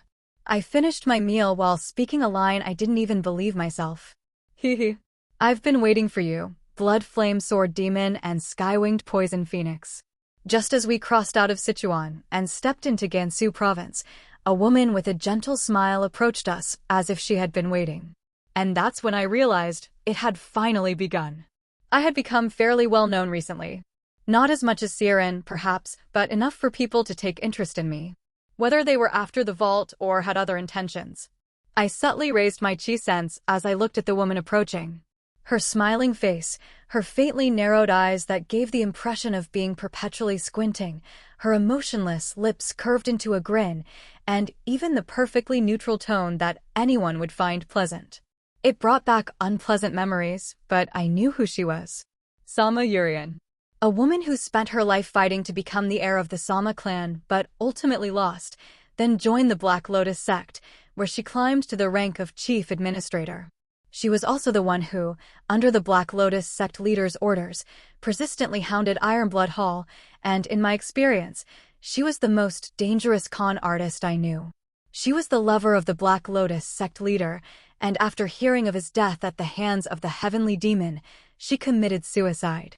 At this point, she's still probably just struggling for footing within her clan. And that's exactly why she's approaching me and Tang Sowol now. I remember it clearly, having suffered enough in my past life to recognize the signs. That two-faced lunatic is here to scam us. Even if she doesn't go around actively swindling people, she's extremely good at manipulating others to achieve her goals. So I trusted my gut and acted accordingly. First, by stopping Tang Sowol before she could respond. Just ignore her. Huh? How would she know when or where we departed? Doesn't she already seem like trouble? Do you know her? Not at all. And she doesn't appear to be carrying any symbols of affiliation either. Exactly. We didn't even travel all night using lightness techniques. We're not newcomers. She could have tracked us using information, but if she paid to track us through the Beggars sect or the Hao clan, then she's not here with good intentions. Tang Sowol nodded subtly and naturally clung to my side, linking her arm with mine. Brother Cheon, what shall we do for dinner tonight? Why do you ask? I know a good inn nearby. The dishes are Gansu style, but they use Sichuan style seasoning. I think it'll be both familiar and refreshing. Dinner's just dinner. As long as it has meat, I'm fine. You really do like meat, don't you, Brother Cheon? That inn is famous for its duck. You won't regret stopping by. Delicious, isn't it? Ever since I was young, it was my dream to eat my fill of tasty food. It even helps with external martial arts training. Think about it, Shaolin warrior monks ate meat. The Tang Clan even more so. On the other hand, the Taoist martial artists with their slender builds don't usually eat meat. Even commoners are stronger if they eat well. But personally, I'd prefer if you didn't get any bulkier than you are now, Brother Cheon. Meat helps with external cultivation, but at higher stages, the benefits diminish. That's why Shaolin has their 72 extreme skills, and the Tang Clan supplements with elixirs. You too? Are you listening? Don't worry. I couldn't bulk up even if I wanted to. My bone structure is just average. That's true. Even among Shaolin monks, external strength varied regardless of martial level. And the Tang Clan is said to have innate talent for physical strength passed down through bloodlines. Are you ignoring me right now? Sama Yurian's narrowed eyes widened, incredulous. But to us, it only made her seem more suspicious. I let out a faint killing intent around me and Tang Sowol. As she tried to follow us, Sama Yurian flinched and instinctively clutched her throat. Just a brief moment, a single blink's worth of time, but her face had already gone pale from the clear killing intent she'd sensed. It wasn't especially strong or sustained, but she was never particularly gifted in martial arts. Sama Yurian had only reached the peak stage thanks to the Black Lotus sect leader's full support. To someone like her, that moment of killing intent must have felt like a nightmare. Confident that the warning had been clear, Tang Sowol and I turned our backs to her and headed to our next destination. I already know where the Ghost Shadow Thief's vault is. Ugh. Tang Sowol already handled it. She had been waiting outside our inn since early morning, chattering away, so we immediately struck her meridian point to shut her up. Then, as if waiting for the cue, Tang Sowol used sleeping poison to completely knock her out and slung her over her back. We exchanged a brief glance, then, as if perfectly coordinated, turned around and headed back into the inn. Good. Smooth execution. We naturally brought Sama Yurian back to the inn as if kidnapping her was no big deal. The innkeeper widened his eyes in shock, but once we slipped him a generous amount of money, he shut his eyes with a determined expression. Money really is powerful. Hey, but it's not everything, you know. There are things in this world that money simply can't buy. Which just means everything except for those few things can be solved with money. Back in my previous life, even when I was known as the Sword Demon, I never spent money this lavishly. No, maybe I was a bit of a special case. To be fair, I earned a considerable amount back then. If I had wanted to, I could have built a lavish house and lived a life without lifting a finger. Things were tough when Blood Hall was still functioning, but after Siren died and I became a direct subordinate of the Black Lotus sect master, I was heavily favored. The pay I received for completing missions was substantial, and there were plenty of people trying to curry favor with me, hoping I'd connect them with the sect master. The problem was, I spent most of what I earned on martial arts techniques and elixirs. In this life, however, I already remember all those martial arts I spent a fortune to acquire, started off with refined internal energy cultivation methods, and have taken top-tier elixirs to resolve long-standing issues in my inner energy flow. Which means I've saved the money I'd have spent on martial arts and medicine, allowing me to spend freely on other things. Maybe it was seeing Sama Yurian's face, but I couldn't help drifting back to memories from before the regression. As I stood quietly watching her unconscious body laid out on the bed, Tang Sowol nudged me in the side. Brother Cheon. Brother Cheon. Amen. What are you going to do from here? Well, this was the woman who'd once cut my compensation over violating an outdated regulation no one followed anymore. Or who cut Blood Hall's funding in half by nitpicking a flawless budget. Or who got so petty when the Black Lotus sect master seemed more interested in me than her, she'd deliberately step on my feet every time we crossed paths. Now that we've rendered her powerless, what should we do? She might make a decent arrow catcher for when we explore the vault and check for traps. Excuse me? Startled by my candid remark, Tang Sowol gasped. She asked in a cautious tone. This is the first time I've seen you react so harshly. Normally you'd at least say to hear the person out. Normally, yes. Do you know her? The only people you've reacted this strongly to were usually members of the demonic cult. Tang Sowol's eyes narrowed. A green and purple hue began to rise subtly from her fingertips, as if to say, I've got a good poison ready, just say the word. I hesitated, just for a moment, then shook my head. I do know her, but she's not from the demonic cult. So you can put away the poison for now. Understood. Then, may I ask who she is to make you so wary? No reason not to. Letting out a short sigh, I gestured toward the one lying on the bed, likely conscious thanks to a pre-prepared antidote, but still paralyzed due to her sealed pressure point. Sama Yurian. A woman you gain nothing by getting involved with. And sure enough, as soon as I released her mahul, a sealed blood point, Sama Yurian sprang up, without even waiting for the poison to be cleared. Raising both hands in surrender, she looked at us with narrowed, clearly scheming eyes. I'm not a suspicious person. You're suspicious. Definitely suspicious. Sama Yurian drooped slightly at our sharp, immediate responses as if hurt. But we couldn't afford to be fooled. That too was a calculated move. Every action she took was likely premeditated. Someone capable of that could get so close to victory in her clan's successor battle, despite dealing with stigma like being born of a concubine or having a daughter. Even after losing, she managed to survive and climb her way to the position of chief administrator in the Black Lotus sect. I examined her closely without letting down my guard. She was wearing decent clothes, but the way she moved suggested she wasn't used to them. Her complexion didn't look great either, though she tried to hide it with some skillful makeup. But most of all, there was that suspicious smile. It was clearly an attempt to look composed, but I had once seen her true face. Back when she heard about the Black Lotus sect master's death, she smiled out of habit, but couldn't hide the trembling in her body. Right now, Sama Yurian looked like someone standing on the edge of a cliff, trying not to show how close to panic she was. She was doing her best to keep it together, but perhaps due to her inexperience at this point in time, her nervousness was visible.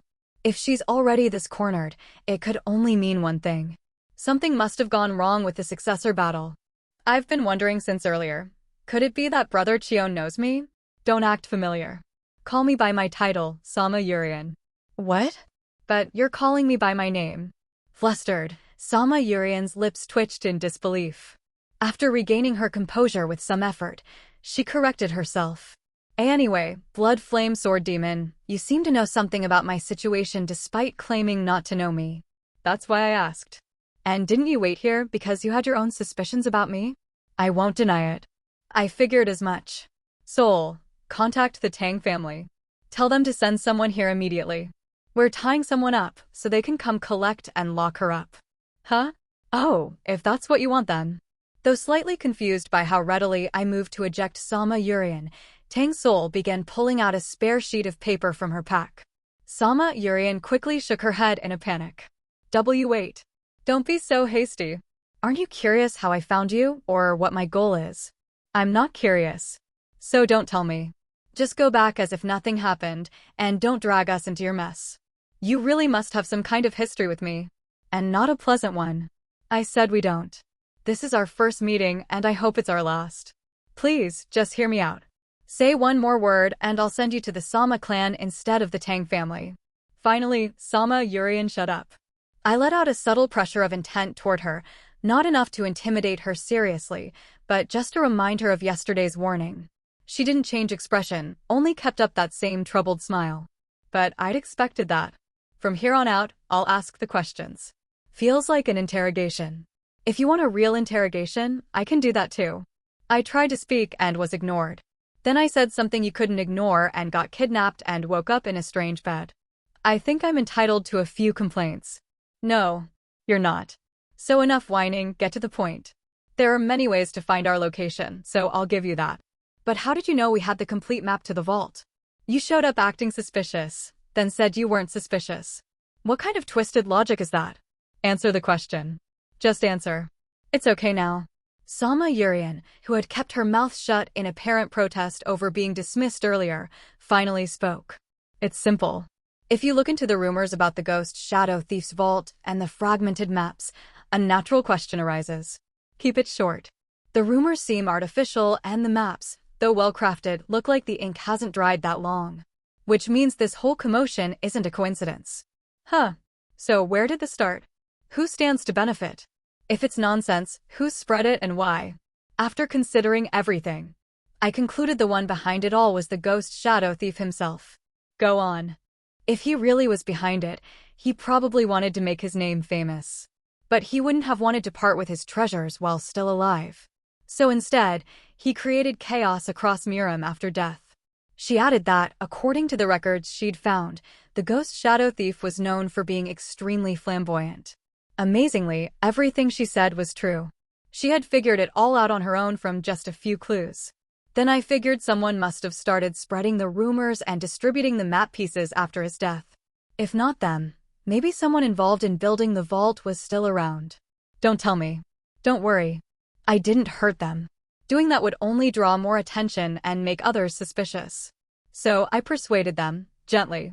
Eventually, I learned that the two of you had something. Yeah, gently persuade, my ass. Sama Yurian probably didn't have many resources left right now, so she must have tricked someone to extract the info.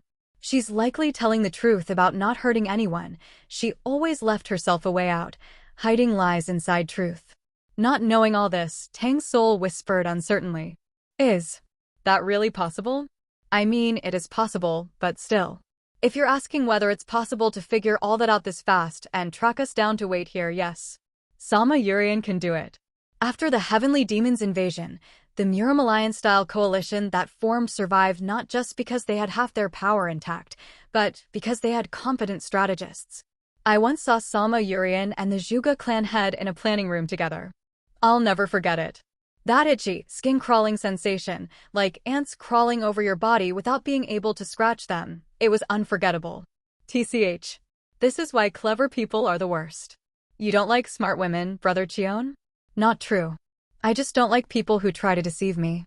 And as for you, Tang Sowol, I'd gladly be a fool if it means staying beside you.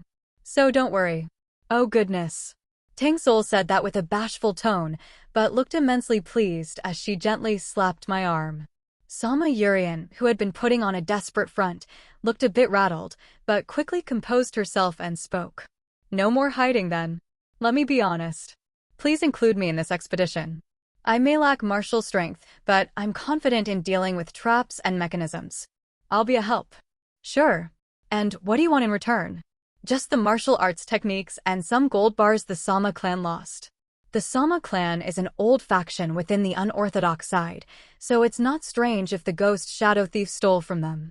She's probably trying to raise her standing in the clan by retrieving those items. But after thinking it over, I spoke. That won't change anything. You know that too. But I still have to try, don't I? If I don't even try. If she doesn't even try, she'll be swallowed up in an instant. Just like so many of Sama Yurian's siblings were. Or like Sama Surian, the demon-eyed witch, who defected to the demonic cult. Demon-eyed witch, Sama Surian. She had skin like dry tree bark and a body tough enough to endure a certain degree of sword energy. However, she suffered from a side effect that made her feel intense pain just from a passing breeze or the slight movement of her lips. She was a member of the demonic cult who had instigated the assassination of Tang Sowol, and also someone who had fallen by my hand in Guangdong province alongside Shadow Ghost Division. Unlike Shadow Ghost Division, who insisted that all martial artists and martial arts should disappear from the world, Sama Surian was a woman who had simply pursued revenge against the Sama clan, only to stray far off course. Whereas Shadow Ghost Division was unwavering enough to declare she would end her own life in the end, Sama Surian, in her final moment, realized that joining the demonic cult and attempting to kill the innocent Tang Sowol would only create another version of herself. She offered a brief apology and left behind her name as a final testament. I know nothing of her circumstances, nor did I want to. What mattered was that the demon-eyed witch and I clashed, and one of us had to die. I won and she lost. That was all there was to it. However, if you add Sama Yurian into the mix, the story changes. Before my regression, Sama Surian and I did not have a good relationship, and that likely wouldn't change in the future. But that doesn't mean I was indifferent towards Sama Yurian. In fact, I had even done some digging, intending to one day punch that annoying face of hers. I know nothing about Sama Surian. Even when we were in open conflict with the demonic cult before the regression, I had never crossed swords with her or even heard rumors. But I know a bit about Sama Yurian. When the half-sister she most cherished was driven out during a power struggle and became a sacrificial pawn of the family, when she, despite being of Sama blood, was confined not to a spacious warm room but to a cold underground prison. Treated worse than livestock, Sama Yurian's heart turned cold, and within it, a snake coiled. That much I know. So even knowing that Sama Yurian's offer of cooperation is quite rational, I still had to ask. Sama Yurian. Yes, a wise choice. Though we cannot be sure what sleeps within the secret vault, I believe what I asked for is not unreasonable. I'm the one who killed the demon-eyed witch, Sama Surian. I'm the one who finally cut through bark tougher than iron, the one who snuffed out the burning firewood she had become. I know. Even so, you're saying you'll join hands with me? Yes. Sama Yurian opened her eyes slightly wider and looked straight at me. No matter how misguided her path, my sister fought as a warrior and died by the hand of you, blood flame sword demon, also a warrior. Isn't that right? That's right.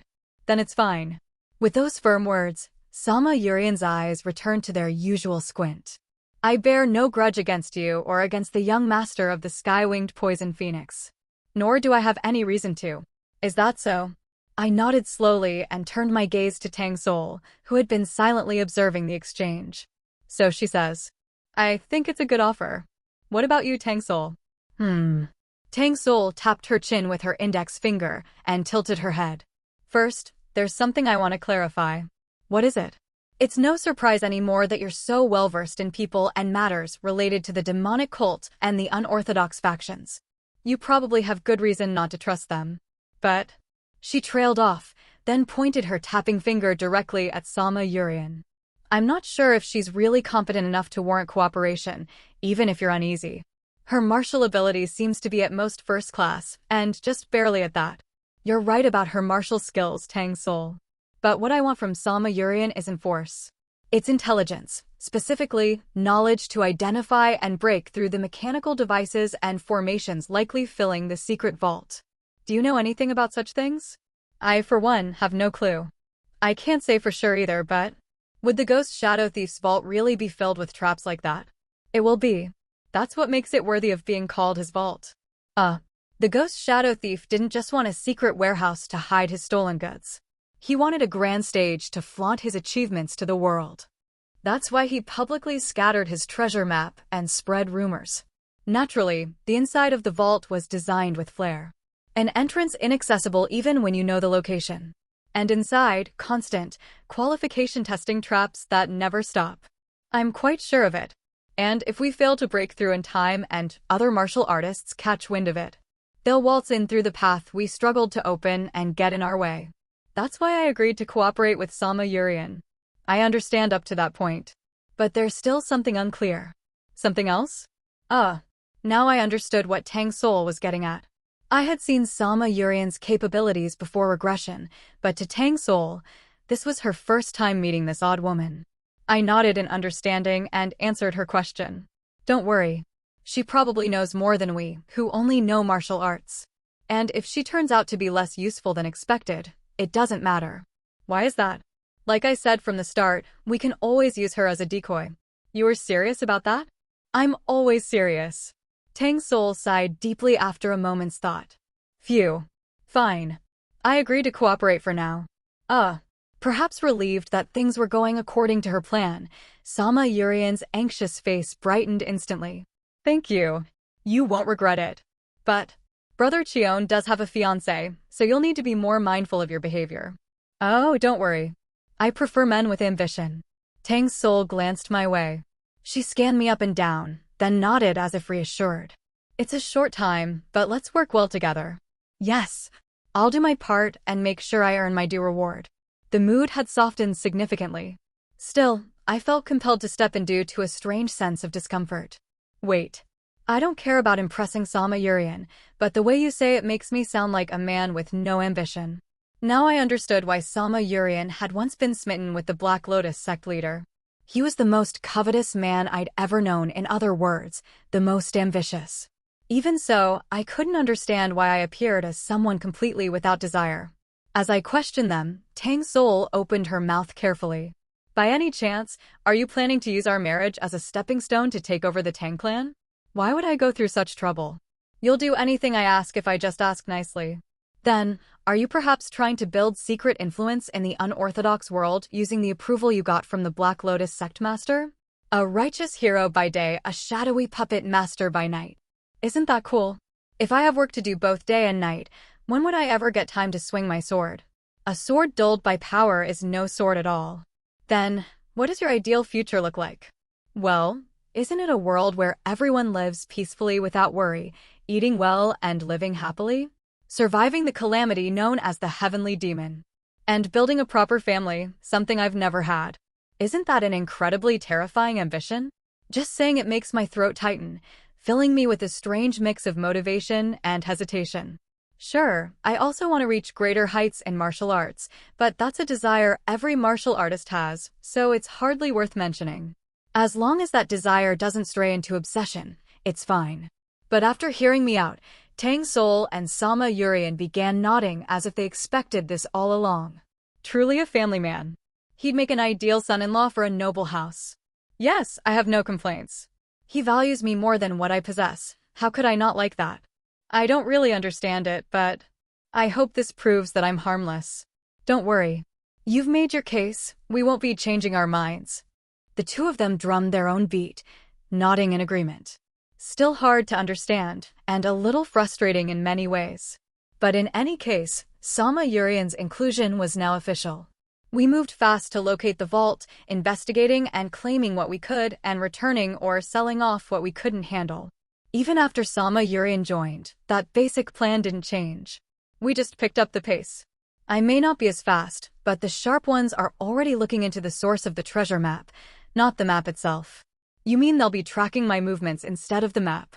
Exactly. Some might even wait until Blood Flame Sword Demon brings things out of the vault and ambush you then. Any flowering stage martial artists likely to get involved? Eh? No. No master of that level would get involved directly. That would only justify the involvement of other peak stage fighters. And the items stolen by the Ghost Shadow Thief aren't worth that level of commitment. Indeed. Useful, but not irreplaceable. Valued, but not enough to die for. What the Ghost Shadow Thief stole were just such items, and only the desperate would risk everything for them. At least no one from the flowering stage would. Then it doesn't matter. I'll just cut down anyone who draws their sword first. So you're confident you can win against anyone short of flowering stage? Arrogant, but if the rumors of the Blood Flame Sword Demon are true, justified. Still, you're not fighting alone. I can protect at least one person. There are 3 of us, though. Then I suggest you write your wills ahead of time. You never know what'll happen. Sama Yurian was momentarily speechless, but quickly composed herself. At any rate, I think our current pace is too slow. I waited 2 days just to meet you both. You're right. I hadn't expected people to track my movements instead of the map. I'd gotten complacent, half on vacation with Tang Sowol. Then, let's pick up the pace. Speed alone won't do. The key is to throw off pursuit. Of course, we'll erase our traces too. But if we're stopping in villages anyway, why not add disguises? Tang Clan attire stands out too much. Disguises, huh? I glanced at Tang Sowol. Noticing my gaze, she smiled lightly. I don't mind. Since we're changing anyway, it might be fun to wear something completely unexpected. Like, something bright. Anything would look good on you, Tang Sowol. Oh my. That's a lovely compliment, but I was talking about what you should wear, not me. If you're feeling brave, maybe even a dress. I'd rather run nonstop for 3 days and nights to the destination. Oh dear. Tang Sowol clicked her tongue in disappointment. Why? In the end, we decided to both disguise ourselves and hurry our steps. Arriving several days earlier than planned at the spot marked on the map. At the junction where the desert leading to Tibet and the mountain range leading to Sichuan met, we spotted a rock shaped like a horse's head. It was a place protected by powerful formations, making it impossible to approach carelessly. It's time to work. I've never slacked off once, you know. Sama Yurian muttered as she stepped ahead into the thick fog. She glanced back at us and said, "Just step where I step." The entrance to the secret vault was right before our eyes. A rock shaped like a horse's head. As we tried to approach it, mist that hadn't been visible from afar suddenly engulfed the surroundings. A thick fog so dense, we couldn't even tell which direction we had come from. Now that a task had finally come up that was more than just a minor errand, Sama Yurian stepped forward ahead of me and Tang Sowol and spoke. They forcibly merged a modified confusion mist formation with the concealed cloud mist formation into one space. As expected, the Ghost Shadow Thief wasn't really trying to hide the vault with sincerity. You understand something? Yes. While it thoroughly disrupts the 5 senses, it was crudely slapped together. Even if one gets lost, wandering for a few hours will naturally lead them out. So it was a formation that increased the difficulty of finding the path, but allowed for repeated attempts. I could understand the Ghost Shadow Thief's intentions. He probably wanted to watch countless martial artists panic helplessly before the entrance. It was truly distasteful, and yet, the fact that he didn't cross the line made it undeniably like him. Can you find the path? As I said, it'll take a little time since it's a complicated mess of two formations forcefully combined, but even if we get lost, we can return, so we can afford to be a bit bold inside? Tang Sowol supplemented the thought, and Sama Yurian nodded in response. Just once. I think it'll only take one trial run. That's no problem at all. Though she was the oldest among us now, Sama Yurian was still at an age referred to as a late-stage youth. I knew she couldn't show the level of ability she had before my regression. Even so, she was still more useful than having no one at all. That's why I brought her. If she could break through an unfamiliar formation after getting lost just once, that was more than enough. Nodding, I spoke. It's time to work. I've never once slacked off, though. Sama Yurian muttered under her breath and glanced back at me and Tang Sowol.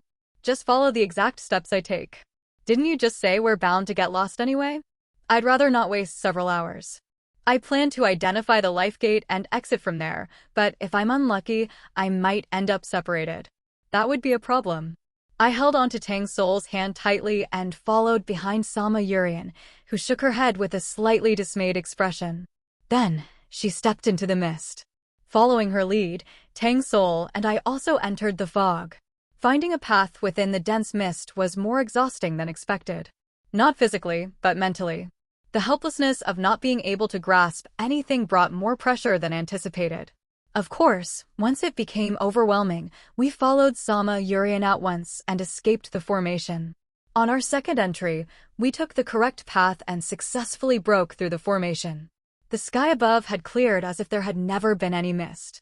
Even looking back, all we could see was the Horsehead Rock. Not a trace of mist remained. I've experienced formations before, but it never ceases to amaze me. Oh? It was my first time, but not for you, was it, Brother Cheon? That sounds a little weird when you say it like that. Weird? I'm not sure what you mean. Tang Sowol feigned innocence, with a sly smile in front of my firmly closed mouth. She gently pressed my nose and spoke in a teasing tone. Would you care to explain? No matter what I say, you're going to tease me about it, aren't you? Hehe, was it that obvious? I didn't think I'd be found out so easily. Still pressing my nose, she giggled. Only after laughing for a while did she withdraw her hand and continue. Well, to be precise, I've seen formations many times too.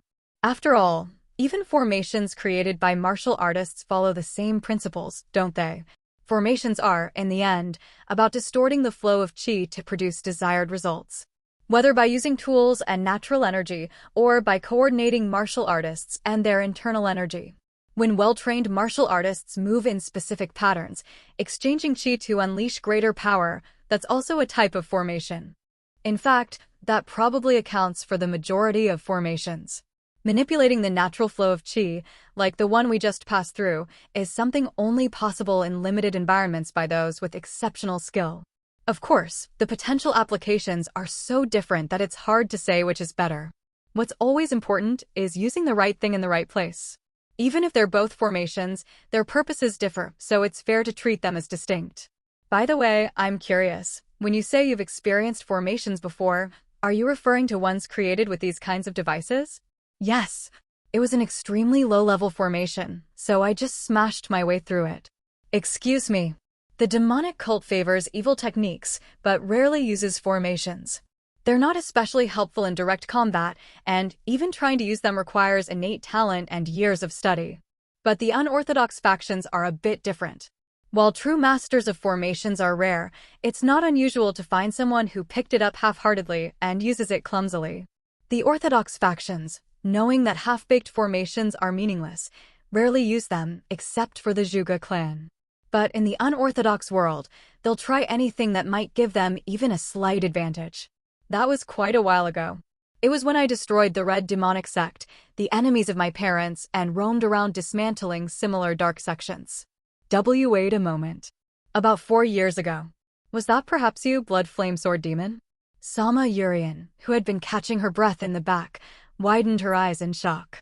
You've heard of it? Yes. It was fairly well known. If you had continued hunting the dark factions for another half-year, you probably would have had a bounty on your head and a fancy nickname too. That's why I quit while I was ahead. I'd already extorted enough money anyway. Thanks to that, I got the poison flame wine and used it well to kidnap Tang Sowol. A net gain, clearly. Anyway, for years ago. And the blood flame sword demon is 18 now. That means you were 14 or 15, huh? Sama Yurian mumbled to herself, tilting her head with a stiff expression. Smirking at her, I continued. Anyway, some of the dark sects I crushed back then used crude formations. One was called the Ghost Bone Gate or something. If I count up to my regression, there were a few more unorthodox groups using formations. Regardless of size, the quality of their formations was mostly the same. They'd distort your senses, make eerie cries ring in your ears. But that was all. I just smashed the surroundings until it canceled itself. That would be the Ghost Spirit Soul formation. If set up improperly, it often fails to activate, but one of its characteristics is that it will activate, even if weakly. That's why it's so popular with con artists. Perhaps because it was something she knew, Sama Yurian spoke up with a twitch. Con artists, huh? Well, to someone properly trained, I suppose it would look that way.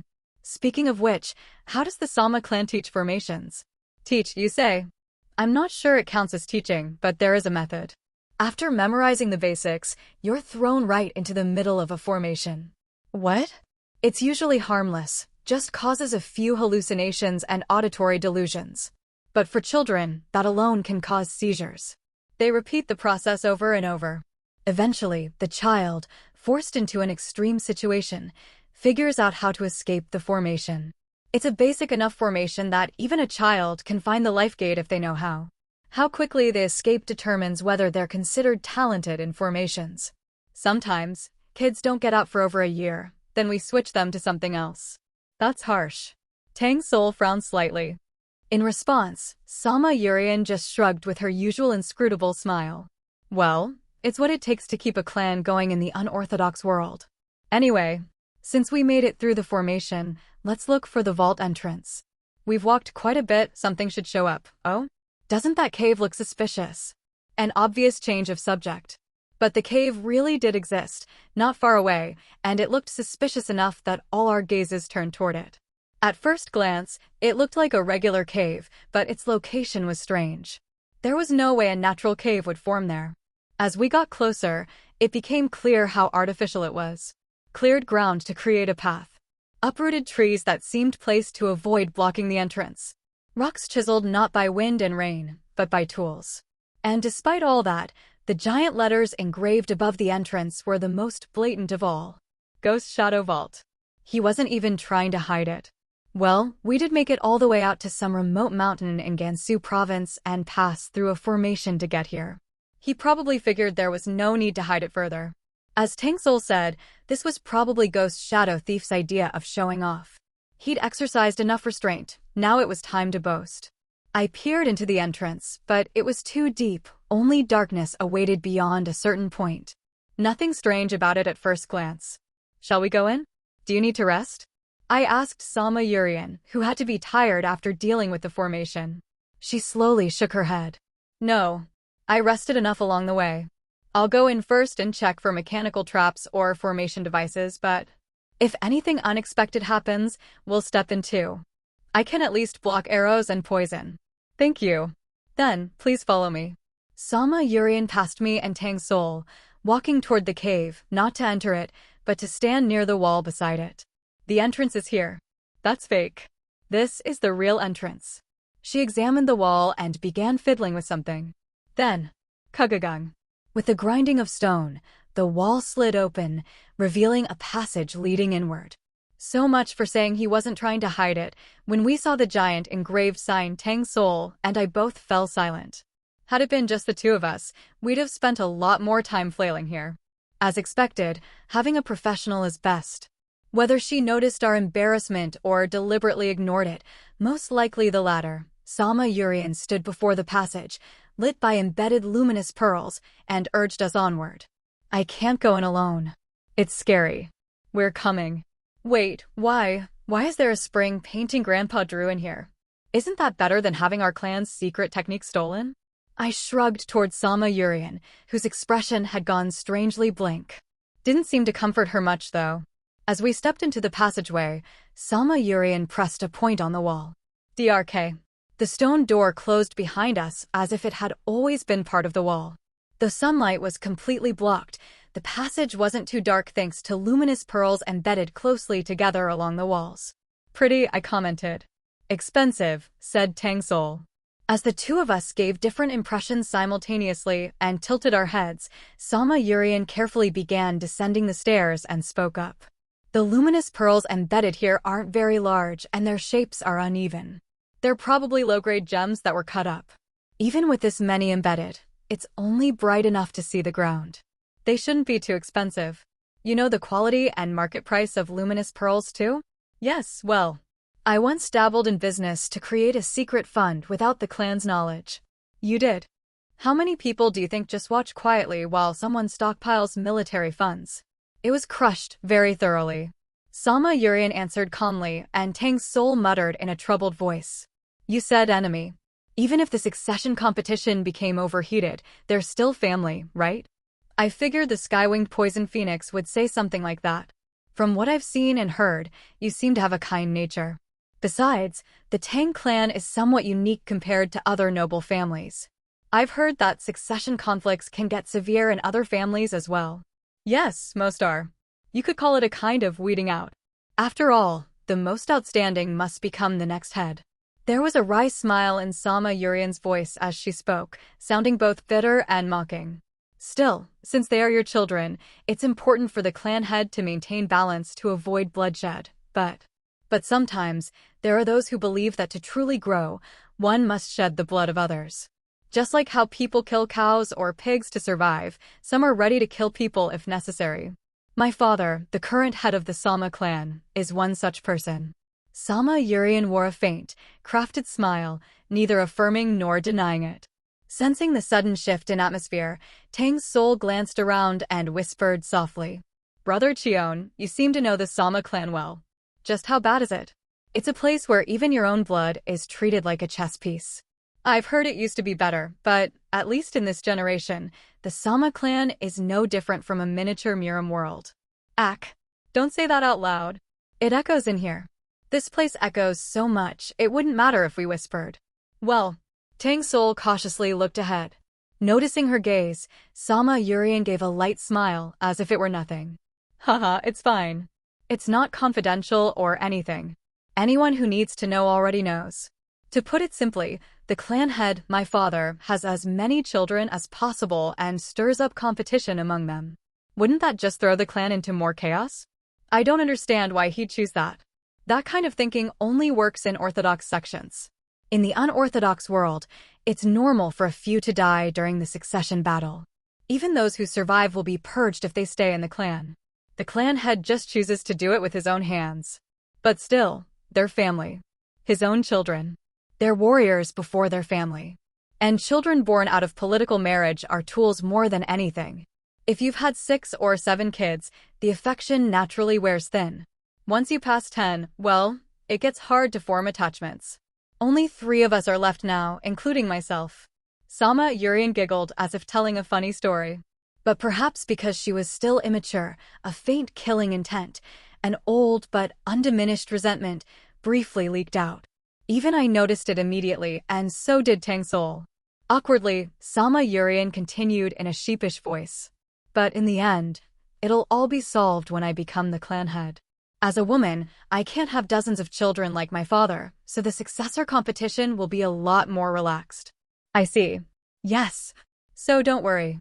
To survive in the Sama clan, and to become the head and fix its problems, I need to prove my usefulness for now. That means even if I wanted to betray you too, I can't. Though her voice was light, almost forced, her words were likely sincere. Even if she lacked martial talent, Sama Yurian was sharp-witted. She could have escaped the clan if she truly wanted. But the fate she witnessed as a child, Sama Surian's downfall, likely left her too afraid to break free. This became known later, after the Orthodox-Unorthodox alliance was formed. As the Black Lotus sect's Grand Administrator, Sama Yurian had deliberately sent the Sama clan to the most dangerous battlefield, leading to its near destruction. The underground dungeon of the Sama clan had been used for various experiments. The subject of those experiments? Genetics. They aimed to manipulate bloodlines artificially, to replicate the special physiques of the Ping clan, the physical build passed down through the Huangbua clan, or the intellect of the Zhuge clan. Because, like the Huangbua clan whose talents declined over time, the Sama clan feared they too would eventually fall. Though once a clan that rivaled the Zhuge in brilliance, their abilities had deteriorated drastically in recent generations. So they began researching what traits were heritable and whether only desirable ones could be passed on. Of course, the participants' consent didn't matter. Regardless of gender, if you were deemed suitable, you were forced to become a breeding stud or a surrogate. When Sama Yurian later dug up the remains of her fallen clan, the wretched appearances of her siblings became a major topic. Some had gone completely insane, while others were kept barely sane through dark arts. Even for someone like me, who'd seen many horrors, it had been unpleasant. Sama Yurian, still haunted by that fear, couldn't leave the clan. Unlike Sama Surian, she had no naive sibling willing to risk everything for her. So, at least until this mission is over, Sama Yurian cannot betray us. A person running from fear, rather than toward a goal, has few options. I don't know how long I stared silently at her back. The sloped passage gradually widened, and the luminous pearls were now whole, not fragments. The light illuminated not just the ground but the entire space. A large cavern. And a fork in the road. Standing before it, Sama Yurian scanned her surroundings and said, "I'm not sure. What do you mean? Both paths have mechanical formations. But it doesn't feel like one is correct and the other a trap. Can you tell what the traps are? The left path has a collapsing floor. The right path triggers something from above. Can you tell what's inside? No. The usual hidden weapon or poison shooter has a nozzle you can identify. But this, the floor falls and the ceiling drops, it's hard to predict." I see. In general, the standard is blades or spears sticking up from below or boulders dropping from above. So I'd recommend the left path since it's easier to counter. Counter it how? If you prepare in advance, you can smash the floor traps right before falling. Also, the pit might be deep, so we could anchor ourselves with rope. No need for that. Huh. Passing by the startled Sama Yurian, I asked Tang Sowol. You can do it, right? It's a bit hard while carrying someone. Don't worry. I'll take care of Sama Yurian. Wait, don't tell me. I'll throw her. Be ready to catch. Oh, if that's the case. A knowing grin spread across Tang Sowol's face. Then, before Sama Yurian could grasp the situation, Tang Sowol performed lightfoot techniques and leapt forward. Tat. She ran along the sloped wall and flew straight past the fork into the next cavern. The Tang clan's body techniques were among the finest of the noble houses. This was well within her abilities. Her martial level was also at the verge of the peak stage. While I nodded calmly at the expected result, Sama Yurian let out a confused breath somewhere between a sigh and a groan. You can just do it like that? You'll be doing it next. And my lightfoot skills aren't that great.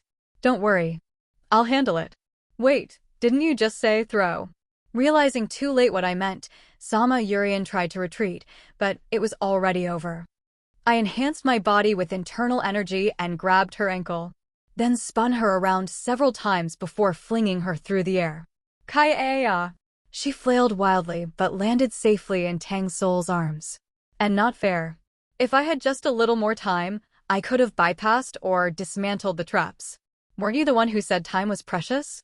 Chuckling, Tang Sowol gently set the trembling Sama Yurian down. Only then did I gather energy into my legs and launch myself across. Running across walls like Tang Sowol was too inefficient. The Thunderblade and Phantom Step techniques were about speed and deception, not stability. Instead, I poured inner strength into my legs and sprinted across the entire passage in one bound. Now mute with disbelief, Sama Yurian just opened and closed her mouth wordlessly. Shrugging, I commented. When your body's lacking, your mind suffers. Normally, it's the other way around. Normal people can't break through the peak stage wall.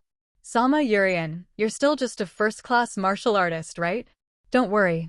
You'll get there one day. GHK. Knowing all too well her talents were average, Sama Yurian trembled in shame. I wasn't lying. She does eventually reach the edge of peak stage, just in her late 30s.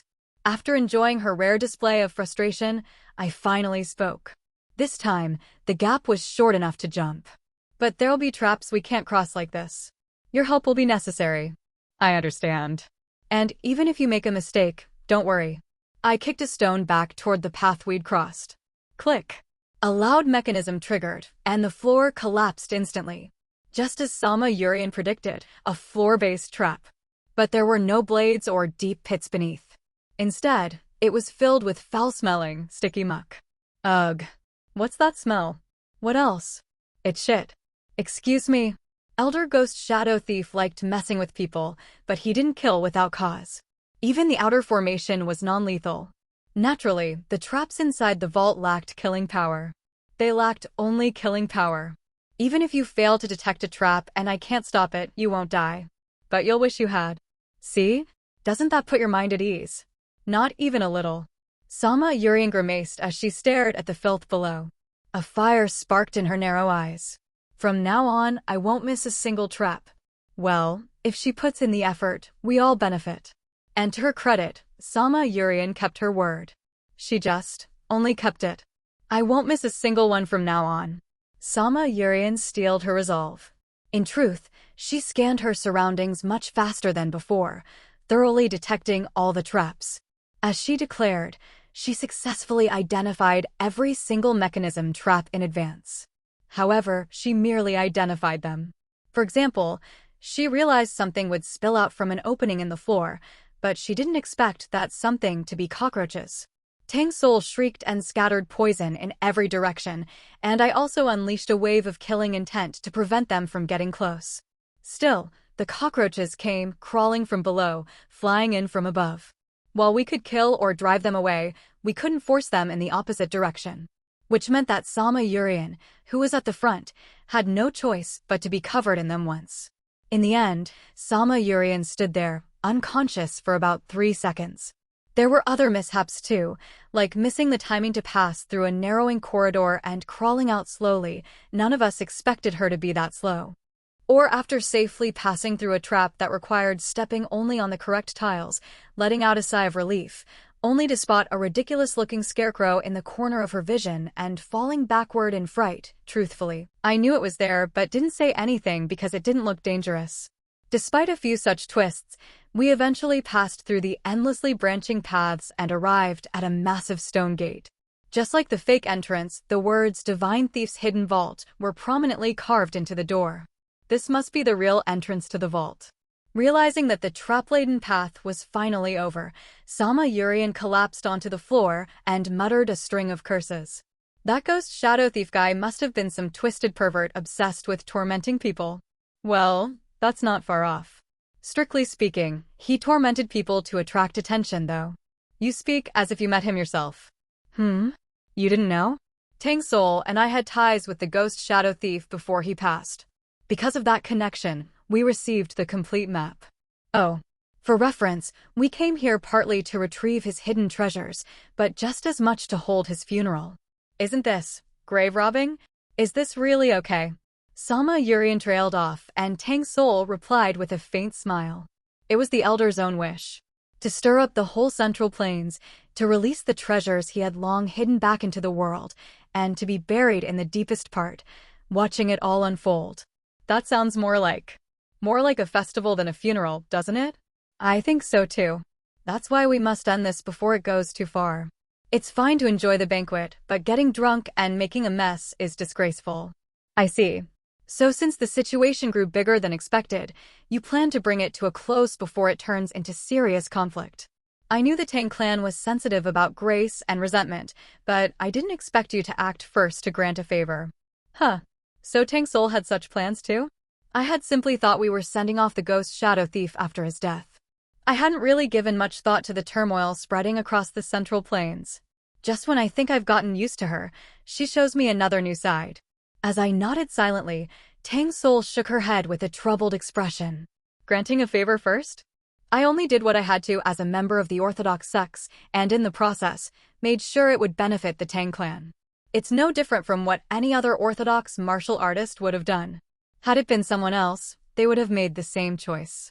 Maybe so. But what matters is that the person here now is the sky-winged poison phoenix. Sama Yurian smiled with a sly expression, as if she were plotting something. But I knew. That was the smile she made when she was being sincere. Strange. The Sama Yurian I knew was so twisted that she'd always scoff at upright declarations like that. Maybe she hasn't been twisted that much yet. Come to think of it, her reactions while breaking through the mechanisms were a bit clumsy. She was bold, yes, compared to her martial skill, but compared to the pre-return Sama Yurian who never showed a weakness, she was full of openings. If that's the case, maybe we can bring her over to our side? Not to the Tang Clan. Someone like Sama Yurian would shine best not in a stable environment like the Tang Clan, but in a chaotic place like the Dark Soul unit. She might still be a bit inexperienced, but she is Sama Yurian. Even now, she could easily secure a spot in the Dark Soul unit, and one day, she'd rise to the rank of commander. And since the Dark Soul leader likes me, if I plant a favor with her now, both the leader and the commander of the Dark Soul unit would owe me a favor. That would be a major help when it comes time to form an alliance of orthodox and unorthodox factions before confronting the demonic cult. Well, there's no need to decide right now. As long as I do it before we part ways after this is over. I nodded inwardly and raised my arms to the tightly sealed stone door. All right, let's see what's inside. Hehe, I'm a little excited, Cheon Hwi-da. Please let it be good martial arts. Please, good martial arts. Leaving behind Tang Sowol's voice filled with genuine hope and Sama Yurian's muttering, unable to abandon her regrets despite knowing better, I pushed with strength. Grug. I didn't even push that hard, yet the stone gate opened smoothly. And what greeted us inside was a heavily glamorized portrait of the ghost shadow thief. Even if it was his younger self, I doubt he ever looked like that. If the ghost shadow thief elder didn't paint it himself, he must have hired an artist. And of course, that artist would want to please whoever was paying him. Well, that explains it. Tang Sowol and I, having seen the real ghost shadow thief, shook our heads as we approached the painting. Surprisingly, the painting was life-sized. I hadn't realized it because I'd grown taller, but now I could tell it matched his actual height. Actually, maybe it's a bit taller? Well, compared to the beautified face, that's a minor issue. The important part wasn't the painting, but the large stone tablet engraved beneath it. This is a brag. I didn't expect it to be this intense. Honestly, I think I'd want to brag a little before dying too. The tablet was densely inscribed with a list of places the ghost shadow thief had stolen from and the items he had taken. At the top was, of course, the imperial household. The stolen item? The Empress's undergarments. I'd heard the rumor, but seeing it in person still left me speechless. The realization that he actually infiltrated the imperial palace to steal that really hit. Below that were the names of the 5 supreme clans and the 9 great sects, and then names of slightly less prominent but still prestigious factions. Further down were personal names and titles. All of them remarkable figures, though the items themselves felt oddly underwhelming. Still, I hadn't expected so many. Some of the organizations still existed, but many were long gone. As for the individuals, most were likely dead by now. In other words, most of the stolen items had no owner to return to. We'd have to sort through them and see how many were actually useful. Well, it's clear there's a lot to see. Where shall we begin? That's obvious. Behind the portrait and the stone tablet were 2 large branching paths, each with 2 rooms. Each room had a label above the entrance. The left side had items stolen from sects and clans. The right side had items taken from individuals. And the inner rooms seemed to contain the more valuable items. Let's start with the Tang Clan's items. Back then, the Sama clan would have been far more powerful, so we might be able to retrieve everything in one go. I agree. Sama Yurian, you remember our terms, right? Yes. The Sama clan's martial arts. And a reasonable amount of gold, those will suffice. You've seen what the ghost shadow thief prepared, so you can probably guess. There might be no gold here. Or if there is, not much. But you promised to give it. I did. If there's not enough, I'll send it through the Tang Clan. Or perhaps substitute it with something else. Something else.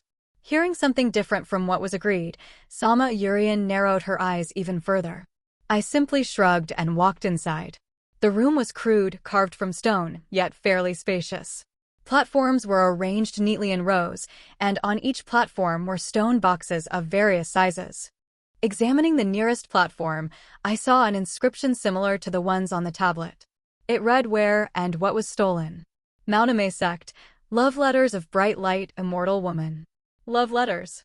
If I recall, the bright light immortal woman was a sect leader 2 generations ago. She rarely made public appearances, but she's still alive and well. Tang Sowol tilted her head and opened the stone box. Inside was a smaller wooden case, and within that, a stack of neatly organized letters. I skimmed through them. These are intense. But as far as I know, even though Mautame allows long hair, one must leave the sect to start a family. Bright light immortal woman still belongs to the sect. We should probably return this, right?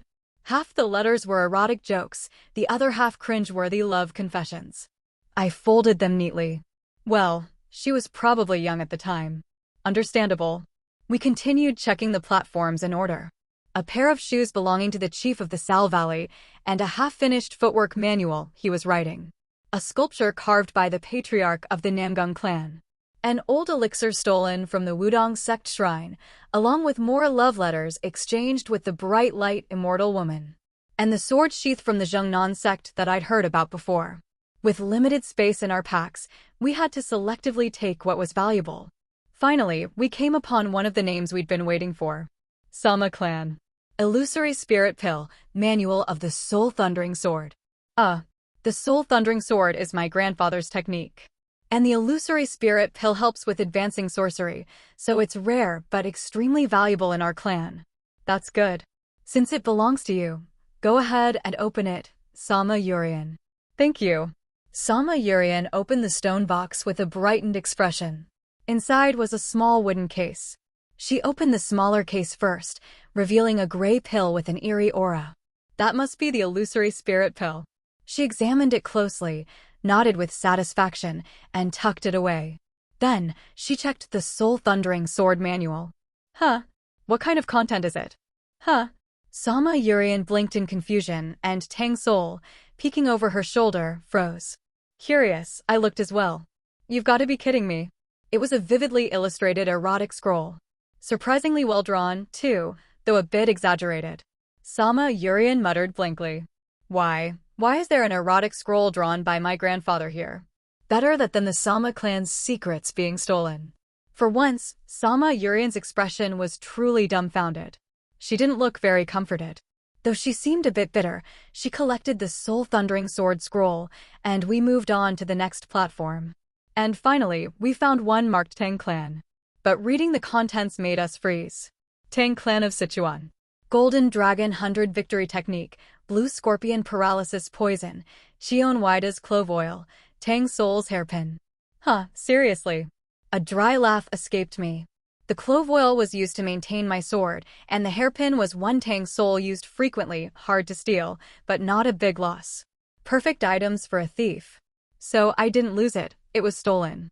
I never imagined he'd steal from me and Tang Sowol, the very people who saved his life. No matter how I think about it, the ghost shadow thief really was crazy. My clove oil and Tang Sowol's hairpin both shamelessly listed among the items stolen from the Tang Clan. So I didn't just lose them, they were actually stolen. A dry laugh escaped me. Seriously, the ghost shadow thief wasn't in his right mind. As I laughed to myself, Tang Sowol peeked her head over to see what I was looking at. Cheon Hwi-da? What's so funny over there? Take a look at this. I pointed to the inscription on the pedestal and the hairpin inside the stone box that sparkled as if it were brand new. My hairpin. Finally realizing the situation, Tang Sowol let out a chuckle of her own and picked it up. She inspected it from all angles and nodded. It's definitely mine. Though he polished it up nicely, maybe out of guilt for stealing it, this little nick here is still present. I thought I lost it somewhere around Zhengnan sect. He must have placed it here thinking we'd be the ones to find it first, right? Maybe partly. But I see it a bit differently. Whatever else you might say about the ghost shadow thief elder, he was immensely proud of his achievements. No matter how mischievous he was, he wouldn't have stored these with the Tang Clan's stolen goods unless there was a reason. Meaning. It means we need to read this too. Just like Tang Sowol's hairpin, my half-used clove oil had also been refilled. Tucked under the lid of the bottle was a small, folded letter. I unfolded it and read. You are nameless now, but when you read this letter, that won't be the case anymore. The two of you I saw were bound to become famous in the martial world. That's why I placed these here in advance. So he says. It's been quite some time since our titles became known. Could it be he died much earlier than we thought? Maybe. It's possible he placed these in the box before the dragon and phoenix assembly even began. Well, if it had shown signs of being opened before, the mood would have been ruined. With a small smile, Tang Sowol replaced the hairpin she was wearing with her old one. I also tucked the clove oil and letter into my inner coat instead of my pack. Then, feeling a bit more uplifted, I turned to the next pedestal. Alright, let's check the rest quickly. By the way, Cheon Hwi-da. What do you plan to do about that one over there? Tang Sowol pointed toward the far end of the room.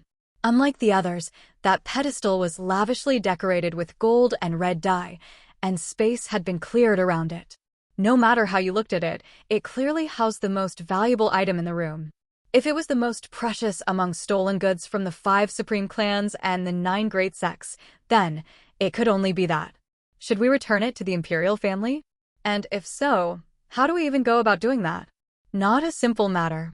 I wasn't well versed in the imperial family's lineage, but judging by the ghost shadow thief's age, he must have stolen it from either the current emperor's mother or grandmother. Being part of the imperial family meant she may not have trained in martial arts herself, but she would have had access to quality cultivation and food. In other words, she might still be alive. Truly not an easy decision. So, don't you think it's best to leave difficult problems to the elders? I'll hand it over to my future father-in-law and let him handle it. See? This is the kind of thing you have to deal with if you're going to become the head of the Tang Clan. How could I possibly be plotting to take over the Tang Clan through marriage? I'll just let brother Tang Chong handle all the tedious affairs while I go travel with Tang Sowol. After that, we went through the rest of the rooms and gathered what we needed. Just like in the first room, there was more stolen loot than expected, so we had to be selective. As a result, anything not taken from a renowned sect had to be put back. Of course, there were things we could deal with immediately, like mid-tier elixirs that were safe enough to consume casually, or poisons that Tang Sowol could absorb and replicate later. When we emerged, both of us carrying packs stuffed to the brim, Sama Urian spoke with a serious tone. Now comes the important part. We've already explored everything, haven't we? Which means it's time to leave. There aren't many people who could break through the formation and traps to get into the vault this quickly, but you're saying there may be quite a few people waiting for us outside. Like I said earlier, don't worry about it. I remember. I'm not saying it'll be impossible to get out safely. Just that things might get complicated. Complicated, huh? Even if the two of you could get out just fine, I might not be so lucky. What? Are you saying I should kill you now and take the Sama clan share while I'm at it? Of course not. I'm just saying I might get caught up in a fight and get hurt or killed. And by the way, that joke about neck and share wasn't funny. I wasn't aiming for a joke. As I shook my head, Sama Urian shrugged and continued. I'm not trying to say anything grand. Just, if we get up there and there really are people waiting to fight, I'll immediately turn around and hide back inside. Don't take it the wrong way. Huh. I was startled by how brazenly she said she'd hide until the fight was over, but on second thought, it made perfect sense. Sama Urian was at best a first-class martial artist, and barely so. If she ran around aimlessly, she'd only get in the way. Just as she said, she could get hurt by a stray blade. All right. Just don't hide too deep. Of course. I'm not planning to sneak off with anything we left behind. I hadn't thought she would. My concern was that it would be hard to call her back if she went too far in, but if she'll take care of herself, that's better for me. Good. Let's handle this well. But before that, could you check if anything is hidden nearby? A formation or mechanism, perhaps. Here. Tilting her head, Sama Urian pointed to the entrance of the vault, the large portrait of the ghost shadow thief. Yes. Didn't I say it earlier? We didn't just come here to retrieve the vault's contents. The main reason we came was for the funeral. So you think his grave is here too? Considering the elder's personality, I'd say there's a high chance. He was someone who took pride in his thievery and even left signs of his theft for recognition. He threw out invitations just for the fun of it and wanted everyone to admire his achievements. Of course, he'd want to be buried in the one place where he could watch people covet his treasures after death, the final grand festival. Was my guess correct? After examining the area around the portrait and stone tablet for a while, Sama Urian soon approached. I think I found it. Then please proceed. Yes. Just take a few steps back. Sama Yurian moved her hands over the wall behind the portrait and the stone tablet. Kugagung. The floor split open, revealing a hidden staircase. We slowly followed it down into a lower chamber. At the bottom was a modest, square room. Not ornate, not spacious. The ceiling held a dimly glowing night pearl, and in the center was a rough coffin. Next to it stood a wooden crutch, leaning at an angle. The crutch was just the right size for the ghost shadow thief, who had lost one leg in a battle with assassins. That made it obvious who was lying in the coffin. So here you were. Hiding a little too well, weren't you? We may have arrived a bit early, but in the end, just as the elder boasted, all of Central Plains has come to know his name. Tang Sowol and I exchanged a few brief words, our voices heavy with emotion. Our time with the ghost shadow thief hadn't been long, but it had left a deep impression. The footwork I used most, Ghost Shadow Step, had come from him. And the blood soul pill he stole from the demonic cult had played a crucial role in the Murim alliance, becoming wary of the cult. If I hadn't returned in time, if I hadn't gone to the cave from memory during that fateful encounter, the ghost shadow thief would have died quietly in that small cave, without meeting us, without passing on his martial arts, and without ever revealing the vault to the world. Yet, by chance or fate, all of it became possible. Instead of dying alone, he now lay peacefully in the completed vault, watching martial artists flock to his name. After a moment of thought, I drew my sword. String. Cheon Hwi-da? Tang Sowol looked puzzled, but I gave her a faint smile and stepped toward a nearby wall. The ghost shadow thief elder succeeded in his goal. His name will echo across the Central Plains for at least the next 100 years.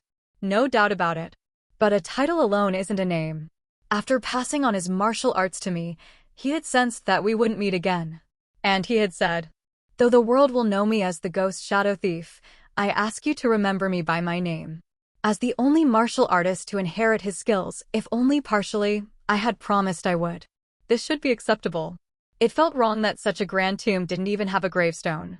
I raised my sword to the wall and began carving, as if painting with a brush, delicate, yet unhesitating. Here lies Jang Chiok, the gentleman thief who passed through the world as if it were his own courtyard. After gazing at the inscription for a moment, I spoke. Then let's go. Yes, let's. We offered 2 bows to pay our final respects. DRK. Suddenly, the passage we came from sealed shut and a new path opened on the opposite wall. I hadn't expected a mechanism here. And it opened from a bow of all things.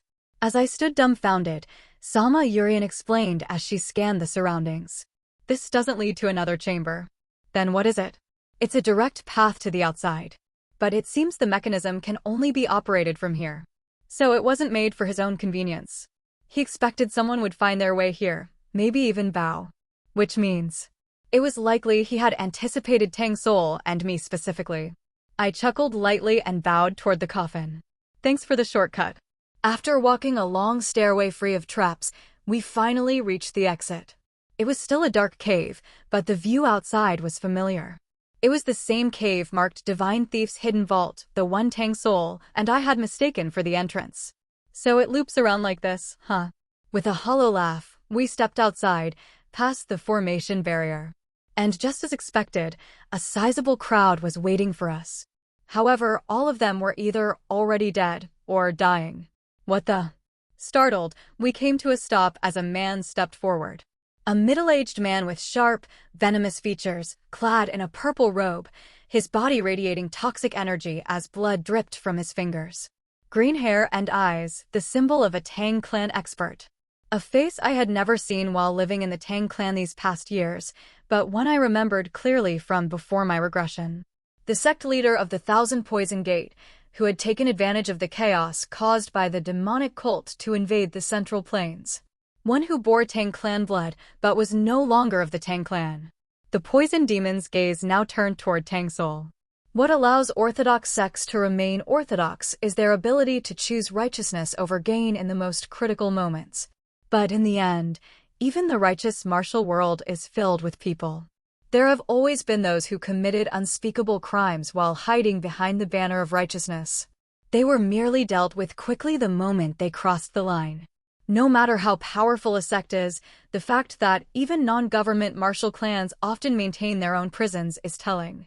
because while one may not be able to bring themselves to kill their own child or disciple, letting them run free would only tarnish the sect's name and increase the number of innocent victims, so they compromise by locking them away for life.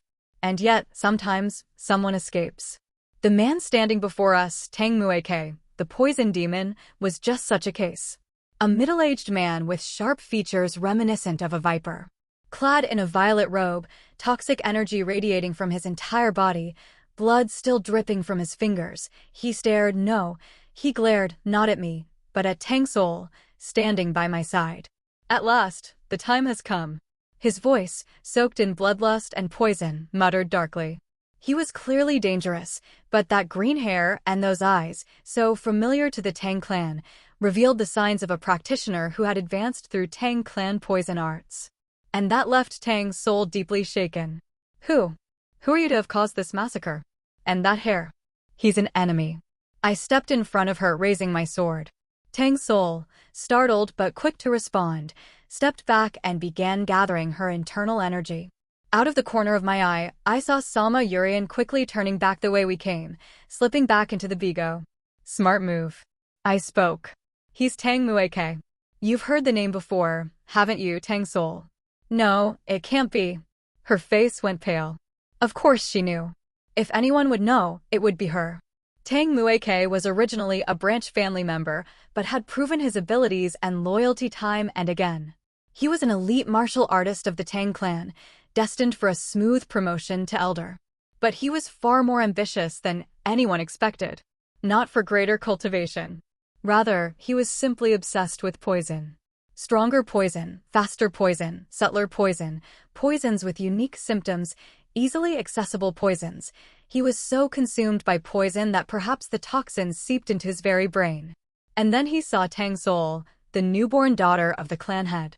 With her poison spirit constitution, he believed he could make great strides in his research. A human-shaped poison vessel with near-universal adaptability to toxic substances. He could finally conduct the experiments he never dared try on the clan head, Tang Jinshin. He could perhaps even create new poisons, or unlock the secrets of the poison spirit constitution, maybe even become something akin to poison itself. That desire was enough to drown out his last shred of morality. In the end, Tang Mueke used his position to steal important research and toxins from the poison hall, and finally, attempted to kidnap the infant Tang Sowol. Though her mother fought desperately and managed to stop him, Tang Mueke's poison skills were unmatched, and she died smothered in toxins before treatment could even be attempted. In the House of Poison, within Sichuan Tang Clan, the clan head's wife had died from poison. Tang Jinshin, consumed with rage, tried to kill Tang Mueke, but Tang Mueke had planned his escape and successfully fled to Yunnan province, a remote region where not even imperial influence reached. Tang Jinshin tore through Yunnan, instilling terror in his wake as he earned the title Poison King, but he never managed to find Tang Mueke. Eventually, he had to give up and return to the Tang Clan. He couldn't remain absent as clan leader forever. From then on, he raised his only daughter with extreme care and love. So, what happened to Tang Mueke, who had barely clung to life? Did he decide to live quietly from then on? Of course not. Having once been so close to possessing the poison spirit constitution, his obsession only grew stronger. Before my regression, during the chaos of the demonic cult's invasion, he tried again to abduct the now-grown Tang Sowol to use her as an experimental subject. She had told me the story herself, having defeated Tang Mueke in the process and reaching the flowering stage, Wagyong. His eyes, also green, were filled with a completely different madness compared to Tang Jinshin or Tang Sowol. You know who I am? Of course. You're the one who nearly killed my fiancé. I may not know your face, but I remember your traits well enough. Fiancé, huh? Tang Mueke grinned. Then there's one more thing you must know about me. With those words, a wave of menacing energy exploded out from him. So vicious and full of murderous intent, it felt like standing in the jaws of a ravenous beast. If even I could feel this much pressure, he couldn't just be a sub-perfection master. But he wasn't quite flowering stage either. While hiding in Yunnan, Tang Mueke didn't quietly build strength. He immediately began subjugating nearby sects. At the time, Yunnan was fragmented.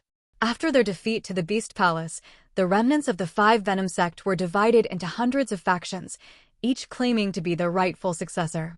Though once famous for its poison arts, the Five Venom sect couldn't compare to the Tang Clan. And with their techniques fragmented, they were no match for Tang Sowol. In the end, he unified them all and reclaimed the sect's complete legacy, forming the Thousand Poison Gate. Tang Sowol became its leader and a martial artist whose poison could rival even the flowering stage. A poison so potent it could affect even masters at that level. But so what? Even if your poison can infect a flowering stage master, that doesn't mean you've reached it yourself. No fear, huh? Or is it confidence, because you're the blood flame sword demon? He nodded, then lashed out with his arm. From his purple sleeves burst countless needles, not as fine as the Tang Clan's feather needles, but far more numerous and reeking of lethal poison. I met them head-on, slashing with a blade infused with inner power. Whoosh! The sword energy rippled through the air, the hidden teachings of Shaolin I had learned manifesting through my strikes. The force of the slash became a gust of power that scattered the needles in an instant. But the needles were just a distraction. Tang Sowol had already closed the distance and thrust a poison-covered palm at me. Boom. Guh. I twisted away just in time to avoid a direct hit, but even a slight graze on my arm caused the poison to spread rapidly. Despite the resistance I'd built up under Tang Sowol's training, my vision blurred from the intensity of the toxin. Cheon Hwi-da.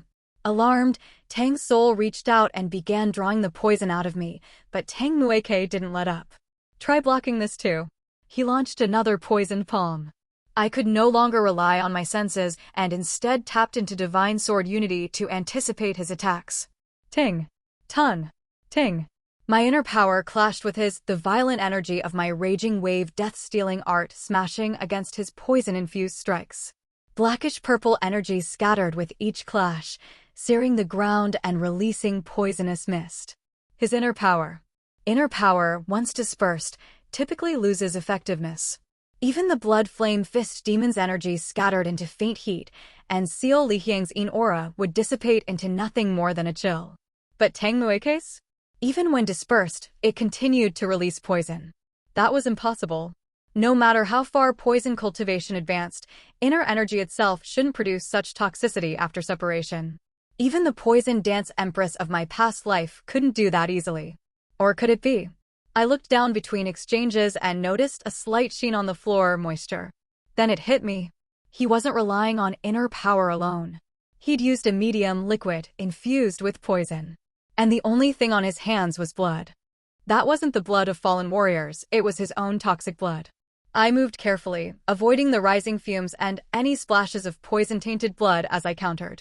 His palm techniques were excellent, but my sword was better. In a normal fight, I'd have already severed one of his arms. But now, my body was being eaten away by the poison. Cheon Hwi-da. The poison. Spit. I said fall back, it's too dangerous. I spat out blood and shouted. For Tang Sowol to fully draw out the poison, she'd need direct contact. But Tang Sowol was fighting at close range, surrounding himself in toxin. If she stayed behind me, she'd be too exposed. At least now she could absorb the surrounding fumes and assist from afar. Whether poison would affect Tang Sowol, I didn't know, but throwing hidden weapons at him might. Thanks to my training, I could still endure, as long as I didn't take a direct hit. I thought I could endure this much. Then it hit me. Kuhuk. Even a trace of poison riding my sword into my hand, and it felt like my organs were being torn apart. My limbs weakened. Compound poison. No matter how hard I tried to circulate my inner energy, the poisons were clashing wildly inside me. I vomited black blood. I never let my guard down. I just didn't expect poison this strong. As I dropped to one knee, Tang Sowol approached, his hand glowing with that deadly aura, like the Tang Sowol of my previous life. A poison that could kill even a flowering stage master, which meant his mastery of poison had reached that level. If I took a direct hit, I'd die before Tang Sowol could help. I can't die here. I won't let everything I've done go to waste. I can't let Tang Sowol die, not again. So I'll burn it all here. If I need stronger inner power to purge his poison, then I'll force it. Even if it means falling into chi deviation. Even if I have to draw on innate true chi. I focused my will at my dantian. My inner energy was violent and volatile enough that ordinary warriors might already think I'd gone mad. But it was still under my control. So I released it all. Even if I can't stay conscious for long, if I can just defeat him before that. I steeled my resolve and prepared to let loose. SRRK. Stop. You can't go that far, Cheon Hwi-da. Tang Sowol. Despite my warning, she had returned. Her hand pressed to my shoulder, already drawing out the poison, but slowly. Sevenfold soul-chasing powder. No, it's similar, but with changed ingredients. Including Hakryanko. It's sevenfold soul-breaking powder. Similar power, but far harder to cure. It even bypasses Tang Clan immunity built through Hakryanko. If you wanted to make a poison even the Tang Clan couldn't neutralize in time, congratulations. You've succeeded. Tang Sowol sighed deeply. Her eyes hardened as she stared directly at Tang Mueke. Your target was me, wasn't it? You know me well. Then take me and let the others go. Why would I do that? Killing them all would be simpler. If Cheon Hwi-da dies, I'll kill myself immediately. If I drop my resistance, all the poisons in me will melt me from the inside. Even you can't neutralize them that quickly. Tang Mueke fell silent. But I didn't need to think. Wait.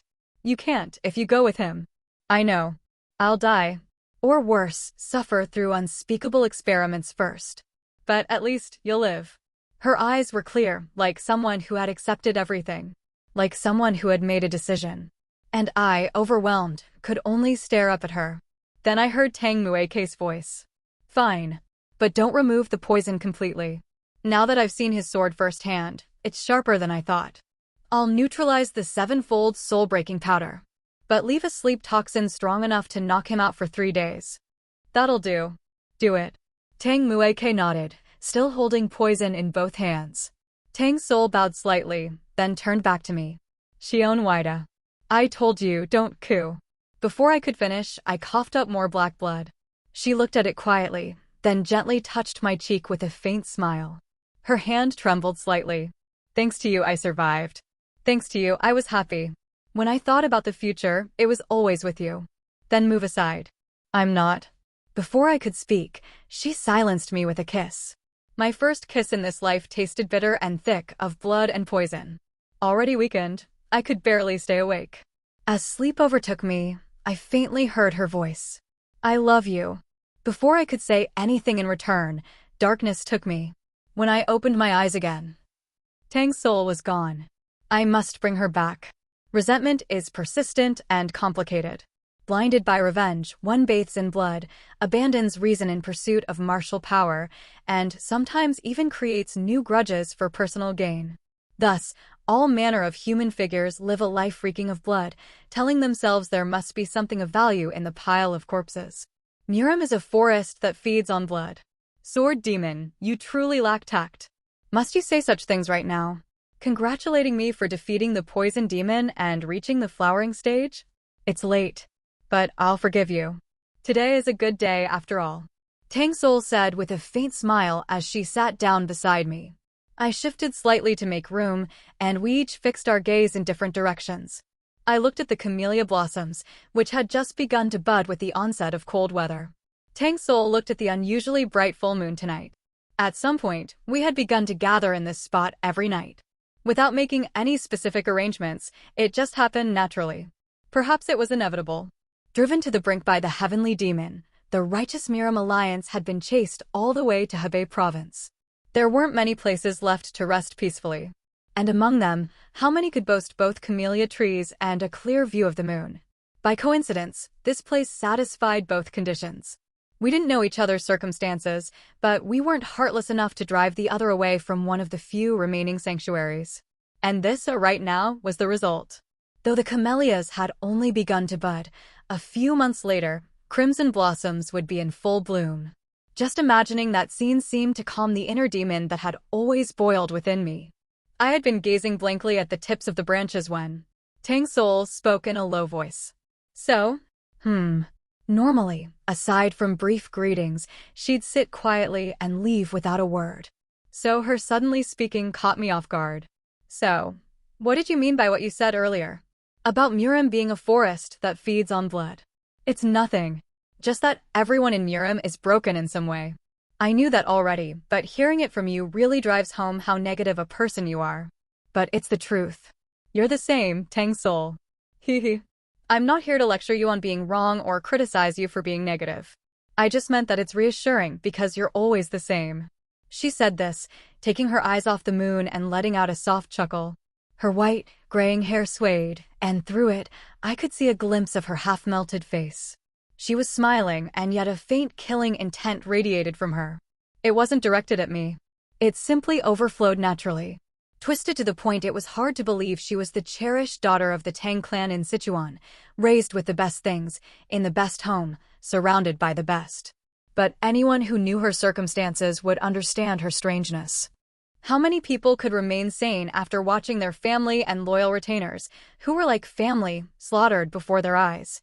Tang Sowol could no longer be called a warrior of the righteous faction. Though at this point, the distinction between the righteous and the demonic seemed meaningless. Tang Sowol, who had been quietly watching me, turned her gaze back to the night sky and spoke in a quiet tone. To bring up such a thing out of nowhere. I suppose you become sentimental at night as well, Sword Demon. That's the first time anyone's called me sentimental. But, well, just for today, I suppose you're right. Pardon. To be honest, I wasn't sure you could carry out this mission properly. Care to explain what you mean? Tang Sowol narrowed her visible eye, hidden partly by her bangs, and gave me a sharp look. I replied in a calm voice. Murim is a forest that feeds on blood. But that forest is now entirely ablaze, engulfed by the hands of a giant named Heavenly Demon. But the one I fought this time wasn't the Heavenly Demon, but the Poison Demon. And yet, he was the last blood relative of the Tang Clan. Officially, all those of Tang Clan blood, both direct and collateral lines, had been wiped out. The Tang Clan valued family so deeply that not a single one fled. They all fought the Heavenly Demon to the end. Except for Tang Sowol. Why she alone escaped, no one knows. She never told anyone. But judging from her actions over the past few months, it likely wasn't because she feared death. Perhaps she had been given an order to survive, so that the bloodline of the Tang Clan would not be extinguished. Tang Sowol was the most gifted of her clan. The late Poison King's judgment was likely correct. Except for one thing, he failed to consider the agony of having to abandon her dying family to survive. Even such deep-rooted grudges have faded. The righteous and demonic factions have set aside the past and joined hands. Even the rule of non-interference with government affairs has long since been broken. So you're saying I might hesitate to fight the Poison Demon because of our blood ties? At worst, I even considered the possibility that you might defect to his side. Tang Sowol rested her chin on her hand with a hum and looked at me again. And what would you have done if that happened? What else? Like I said earlier, I'd just be using this place alone from now on. Is that really all? She shrugged as I failed to answer. That was a rather mean-spirited question. But I understand your point, Sword Demon. However, I believe there's something you don't know. What is it? The Poison Demon was also my mother's killer. Huh? Surprised, I listened as she told me about something from when she was just a baby. After she finished, she looked quietly up at the sky and continued. The reason I volunteered for this mission wasn't to avoid unknown dangers, or to eliminate threats obsessed with capturing me, or even to reunite with the last remaining relative of the Tang Clan, as you feared. It was to avenge my mother. So I worried for nothing. In a time when revenge and survival held greater value than righteousness or justice, no words could be more trustworthy. But Tang Sowol responded in an unexpected way. Worried? Did you say you were worried? Yes, I did. You say that, yet you seemed awfully lonely standing out here alone in the cold night. I never said that. Then why did you volunteer for the task of protecting me from the demonic cultists who might sneak up from behind while I fought the Poison Demon? Why don't you be more honest? You know, Tang Sowol, you really are a bothersome woman sometimes. And negative men are just as troublesome. Letting out a small sigh, I answered. Because I thought it was too close to call. What do you mean? I didn't think you could win against the Poison Demon. You didn't. I was ready to step in if necessary. I never imagined you'd absorb his poison and reach the flowering stage in the process, though. Oh my. Tang Sowol dragged out her words with a tone of satisfaction. After a brief, awkward silence, she cautiously asked. I heard you suffered serious internal injuries during that fight. Not enough to die. How long will you need to recover? might not be able to fight properly for half a year. In times like this, half a year is practically a death sentence. With your skills, I thought such injuries were impossible. What happened? Nothing much. That damn sword demon came looking for me again. And more cultists swarmed me than expected. Still, that doesn't explain it. Half of them fled in fear. Tang Sowol nodded, seemingly understanding now. In this era, only revenge and survival held value. Those who stayed and fought alongside me chose revenge. Those who ran chose survival. Why did you stay until the end, Sword Demon? Like I said, I was ready to step in if needed. There's nothing more reliable on the battlefield than your poison. Is that really a reason to risk your life? Well, why did I risk my life and stay until the end? Perhaps it was because I was tired of this hollow life where no one remained around me. Or maybe it was because I felt a sense of kinship with Tang Sowol, who was consumed by vengeance. But whatever the reason, it wasn't exactly a noble one. Not enough to justify putting my life on the line. So I could only say, no particular reason. But it must have sounded unconvincing to Tang Sowol. How can someone so tactless and pessimistic also be so dishonest? I didn't expect you to pick a fight all of a sudden. As I stood dumbfounded, she suddenly climbed into my lap. A comfortable weight. Warmth that soothed my chilled body in the winter wind. Before I knew it, the budding flowers and bright full moon had vanished from view. Only Tang Sowol, looking down at me with a strange expression, remained. Before I could say anything, she leaned in and kissed me. Soft lips. A tongue that slipped between them. Then, a strange liquid flowed down my throat. Vitality surged through the body that had been suffering from internal injuries. What is this? Pahaha. A very special poison created by permanently consuming part of my inner energy. You numb the pain? No, the internal injuries really are healing fast. Have you never heard that the line between medicine and poison is thin? I thought it meant that the wrong medicine could kill. It also means that the right poison can be used as medicine. Tang Sowol, who initiated it all, couldn't meet my gaze. In a slightly flustered tone, she continued. Sword Demon, are you familiar with the Tang Clan's law? A favor must be repaid double, and a grudge tenfold. Isn't that the famous saying? Yes. Thanks to you, I was able to fight without interference and defeat the poison demon. So I must repay you at least this much, don't you think? Why did it bother me? She had acted on impulse and was now retreating out of embarrassment. So this time, I decided to ask. I wrapped my arm tightly around her waist and asked again. Is that all? Excuse me. I'm asking if you did it solely to repay a favor. It was a question half born of impulse. But speaking it aloud, I realized why I had involved myself in something so dangerous. Why I hadn't left her side even knowing I could die. I gently brushed aside her long white bangs. She flinched slightly, but didn't cover her face or turn away. There, her right cheek appeared melted, as if burned. One might call it grotesque, but I felt no revulsion. No, if anything, I felt a small satisfaction at being the one to whom she showed this unguarded side. There really wasn't a particular reason. Just as a man born with nothing and a woman who lost everything needed no special reason to grow close. I simply didn't want to let Tang Sowol go. She had seeped into the scar I thought would never heal, and I didn't want to lose her this time. As I gently stroked her ruined cheek, Tang Sowol poked at my chest with a slightly flushed face. This poison rapidly heals internal wounds, protects your meridians, and even prevents future injuries. But there's one issue. What is it? Once you're addicted, you have to keep taking it regularly for the rest of your life. That means tomorrow, the day after that, 10 years from now, you'll have to keep taking my poison. After saying that, Tang Sowol chewed her lips slightly. Then she smiled. A pure smile, unlike any before, free from distortion. Sword Demon. You've been poisoned by me. It was the clearest answer to my question. When I opened my eyes again, Tang Sowol was gone. Sama Yurian. I need a favor. I took out the lotus token I had received from the Black Lotus sect master. Yes. From that night before the regression, I had long been addicted to the poison called Tang Sowol. There is no antidote. When I came to, I was back in the secret chamber of the ghost shadow thief, more precisely, the small room where his coffin lay. As soon as I grasped the situation, I spoke to Sama Yurian, who must have brought me here while I was unconscious. Sama Yurian. Ugh. Why did the poison demon have to show up here of all places? Judging by how he left all the luggage we painstakingly carried behind, it seems his only goal was the flying butterfly poison sealing cloth. Seriously, how can someone be this unlucky? Can you hear me? Ugh. I just wanted a breather away from that cursed household, and now look at me. Was it shock? Or could she genuinely not hear me? Sama Yurian wandered around the small room, muttering to herself.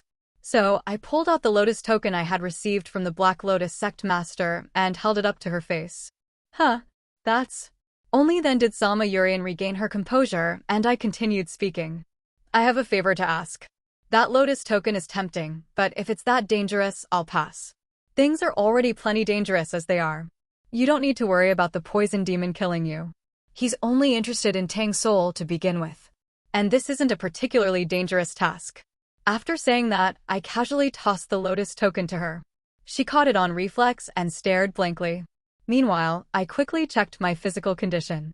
I wasn't at full strength. The poison from the 7 treasures soul-severing powder had been purged, but the internal injuries remained. In truth, my wounds were bad enough that I should be recovering for at least a month. But I had a way to speed up the process. I took out the elixirs I had originally intended to return to their rightful owners and began swallowing them one by one. Each was from a reputable martial sect and classified at least as mid-tier or higher. Enough to put out the immediate fire. Are you insane? Why are you taking all of that by yourself? You're wasting their effects, and now we've lost our bargaining chips. But I'll be able to swing a sword again. Hand over the phantom spirit pellet, too. So your favor was to take the phantom spirit pellet back. I swallowed the pellet in one go and shook my head. On top of that, I need you to run an errand. An errand. Go to the Tang Clan.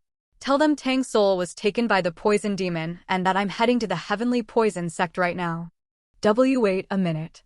Are you saying you're going to defeat the poison demon alone? There's no time. After delivering my message and the luggage to the Tang Clan, don't return to the Sama family. Head to the Black Lotus sect instead. You already lost once in a one-on-one fight with the poison demon.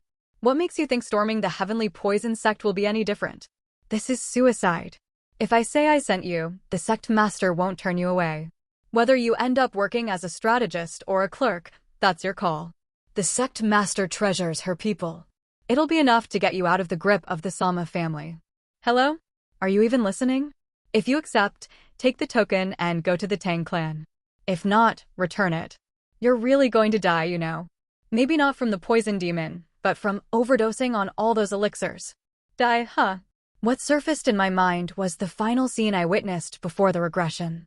Overwhelming demonic energy engulfed the sky, crushing Tang Sowol's poison, and then her heart was pierced. Seo Lihyang, Seo Munwaran, and Tang Sowol, they all left behind the same words in their final moments, live. But I didn't obey. Even knowing it meant death, I swung my sword at the heavenly demon. The reason was simple. Even if I survived that moment, it meant nothing. What difference is there between living a hollow life and being dead? What I truly fear is not death. Words I could only say because I had died once. Perhaps it was because I had dreamed of Tang Sowol, remembered the moment just before death. The killing intent I normally kept in check began to leak out uncontrollably. Sama Yurian, no matter how low her martial attainment, couldn't fail to notice this. Her gaze weighed heavily. Those eyes. You're serious. I've always been serious. Understood. I accept the conditions, but I can't do any more than this. Anyone hearing you would think you're desperate to help. Don't worry, I won't ask for more. Even if I wanted to help, geez. Sama Yurian, now carrying my share of the luggage, let out a long sigh. I hope we get to meet again. With the sky-winged poison phoenix too. That was the last thing she said as she climbed the stairs and left. Though she was a little clumsy and overly sentimental now, unlike her pre-regression self, the core of her hadn't changed. She always kept her promises. I didn't need to worry about her stealing supplies and running off. As the effects of the elixirs began to kick in, I felt my energy rampaging like a wild beast and sat in meditation. Their nature, purity, and additional functions varied, but I had never been picky about elixirs. The internal energy cultivated from the raging wave death-stealing art was far from pure, and even the coarsest energies weren't enough to overpower the killing intent embedded in my cultivation. Taking a deep breath, I settled into a seated meditation posture. It didn't take long to recover from my injuries. Of course, consuming more than a dozen different elixirs all at once is a madman's act. Though I had managed to calm the rampaging energy, strictly speaking, I hadn't absorbed it, I was merely keeping it from exploding. Normally, I'd need to spend a long time slowly refining it into my dantian, but I didn't have that luxury. So I spread the energy throughout my meridians, using it gradually as I leapt across the land with light footwork, heading straight for Yunnan province where the heavenly poison sect resided. Having recovered most of my pre-regression martial prowess, I could run faster and longer than any horse. Without rest, I reached my destination in less than 3 days. In the process, I burned off most of the unstable elixir energy that had felt like it might burst my meridians. Even so, I couldn't relax. The poison demon surely knew he couldn't stay in the Central Plains long after abducting Tang Sowol. He must have rushed back to the heavenly poison sect just as quickly. After another half-day of running, a massive pavilion appeared in the distance. Not quite the scale of the Muram Alliance or the Black Lotus sect's main compound, but still far beyond what one would expect from an ordinary sect. A 5-story building sprawling across a wide area. Yunnan was far from the imperial reach, allowing them to flaunt their power openly. Perhaps, having absorbed the remnants of the 5 poison sect, they needed to assert their authority and pride. Either way, I would reduce it all to ashes. I walked slowly, checking my condition. Much of the energy used for movement hadn't been refined into my dantian, but had instead served as temporary fuel. My body was brimming with strength.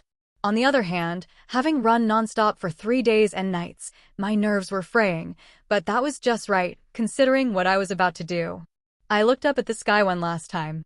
The sky, tinged with gray, looked ready to pour rain at any moment, and, even in broad daylight, the sunlight scattered and faded behind the clouds. Today, the air pressing down on my shoulders felt unusually heavy. In contrast, the emotions that had been dormant until now began to rise as I stood before the heavenly poison sect. The boundary between past and present blurred. Though my regressed body bore no trace, in my memory and in my heartscape, the poison called Tang Sowol had taken root. The clumsy confession. The desperate gestures. That infuriating pride, the revenge she never abandoned, and even that vague promise we made beneath a dim moon on a day just like today. No one else might remember, but to me, it was as vivid as if it happened yesterday. A sigh escaped me. Was I drunk on the memory, or on my own bloodlust? My body staggered of its own accord, not from will, but from the weight of emotion. As past and present overlapped and my vision distorted, only my feelings remained clear. Love, regret, despair, rage, longing, and killing intent. Originally, Tang Sowol and I were like 2 matching pieces of a puzzle. We each had wounds, and we could soothe each other's pain. Without Tang Sowol, I had no reason to wield a sword. And she, without me, had no reason to live. We could only be whole with each other. Even if, through the turn of time, this became a delusion only I remembered, something I could never share. Even so, Tang Sowol was the piece embedded deepest within me. Just knowing she wasn't by my side now, that alone was enough to break me. So I will take her back. Even if it means walking the path of Azura I've so long resisted. Whoosh! The killing intent that had only simmered within me now exploded outward, engulfing the area. W at the Kuhuk. 2 heavenly poison sect guards clutched their throats and trembled. Frozen stiff, unable to resist, I cut their necks cleanly. Skukuk. 2 heads rolled across the ground. Now alerted, more of their warriors rushed out, but they met the same fate. Some were struck down unaware. Others died trying to flee. The unrestrained killing aura spread further and further, intensifying with each breath. Sensing the danger, heavenly poison sect experts began to appear one after another. You bastard! Do you know where you are? Wait, he's no ordinary man. Spread out and focus only on poisoning him. They were all masters at the peak stage, and yet, the moment they met my gaze, they panicked and released clouds of poison. As expected of the poison demon's subordinates, the toxins were potent, designed to bypass the resistances commonly developed in the Central Plains, especially in the Tang Clan. But they would not touch me. The reason poison masters like Tang Sowol and Tang Jinshin are immune to all poisons is simple: their bodies are already filled with it. There's no room for more. Before the regression, Tang Sowol had said, if poison destroys the body and inner demons destroy the mind, then the two are not fundamentally different. Though she spoke of her own poison at the flowering stage, I took it to mean something else. If inner demons enveloped not just the mind, but the body as well, if one completely succumbed to madness, then perhaps no other poison could enter. I stopped resisting the inner demon I had slowly been drawing out. I gave up control over my killing intent, surrendering to instinct. My vision narrowed. My mind dulled, as if intoxicated. But my purpose became even clearer. I will cut them down. The stench of burning flesh filled my nose. This place was now the ruins of a shattered wall. A pavilion in flames. A moonlit midnight garden where Tang Sowol's face blocked the full moon. To reach Tang Sowol. For more floors. Ewa. It was less a human scream and more like the howl of a beast. Rough and menacing, without the slightest hint of restraint. As if to prove it, the overwhelming killing intent that engulfed the entire floor surged, and thick, blood-red sword flame erupted violently. It looked like the entire pavilion had caught fire. But where real flames would burn flesh, this sinister black-red flame cut through human bodies. Skakuk. In an instant, the warriors of the heavenly poison sect were slashed down and sent rolling across the floor. All of them were masters who had reached the peak stage, and yet, despite deploying advanced formation techniques, they were unable to stop a single intruder and fell one by one. Why would such a monster appear now? The sect leader is so close to completing the grand method. Grinding his teeth, one of the elders of the heavenly poison sect stood and watched instead of aiding his subordinates. More accurately, he had to watch, because the position he stood in was the only place where there was even a sliver of a chance to stop this lawless invader. The massive structure of the heavenly poison sect's main building served both as a show of strength to outsiders and to establish the authority of the long-serving inner circle that supported the sect leader. The first floor was shared by all. But above that, each level belonged to a different master. This second floor belonged to the first elder, who had played a major role in rallying the remnants of the Five Poison sect under the Heavenly Poison sect's banner. And for a martial artist, especially one who practices poison arts, having a hidden trump card within their own territory was common sense. The subordinates now dying on this floor had stepped up merely to buy time for their master to prepare. They didn't last long. Now the entire second floor was drenched in blood. Furniture and bodies had been slashed down, leaving nothing taller than waist-high. At last, the first elder came face to face with the cause of it all. A swordsman, drenched in blood, staggering like a drunk. Behind him, corpses marked every step of his advance. He radiated such intense killing intent that even a sub-perfection master like the first elder struggled to breathe. His face looked young, surprisingly so, but the elder paid no mind to such trivial details. His eyes swirling with the blood light of chi deviation, red like madness and killing intent, sharp as blades and burning as if to incinerate the world. Eyes that clearly belonged to a Salgui, a living killing ghost. Yet oddly, to the first elder, the redness didn't feel like blood or flame. It looked rusted. The sharpness in his gaze was dulled by corrosion, and the ferocity resembled not fresh flames, but the faint heat lingering in ashes. Even after living long as a martial artist, witnessing his sect's fall and reconstruction, the first elder found this strangely unfamiliar. So intense. Your methods are so brutal. Do you have some grudge against the Heavenly Poison sect? But this is where it ends. You've crossed too many lines. How dare you run wild here of all places? But the first elder faltered when faced with Cheon Hwi-da's silent advance. He had planned to buy time by talking, but hadn't expected the man to not react at all. Still, he couldn't back down now. He had to appease the spirits of the dead under his command, protect the Heavenly Poison sect from suffering the same fate as the Five Poison sect, and, above all, he couldn't allow the sect leader's grand method to be disrupted. There was a reason the upper floors were given to elders, instead of simply granting them lavish homes elsewhere. It was part of a long-term setup for the sect leader's grand method, one that would use a poison spirit vessel to ascend. Someone who had mastered poison arts to such an extent was already no different from a venomous creature. Just as formations required artifacts, the elders and protectors who remained on each floor could support the sect leader's ritual merely by being present, and leaving their floor during the ritual would doom it to failure. I am old and have lived long enough. If I die, let it be here. If I survive, it shall also be here. Even if the first elder perished, the poison steeped into his body would continue to assist in the ritual. No one will ever again ignore the heavenly poison sect or the five poison sect. Shouting his lifelong conviction, the first elder stomped the ground and spread his arms wide.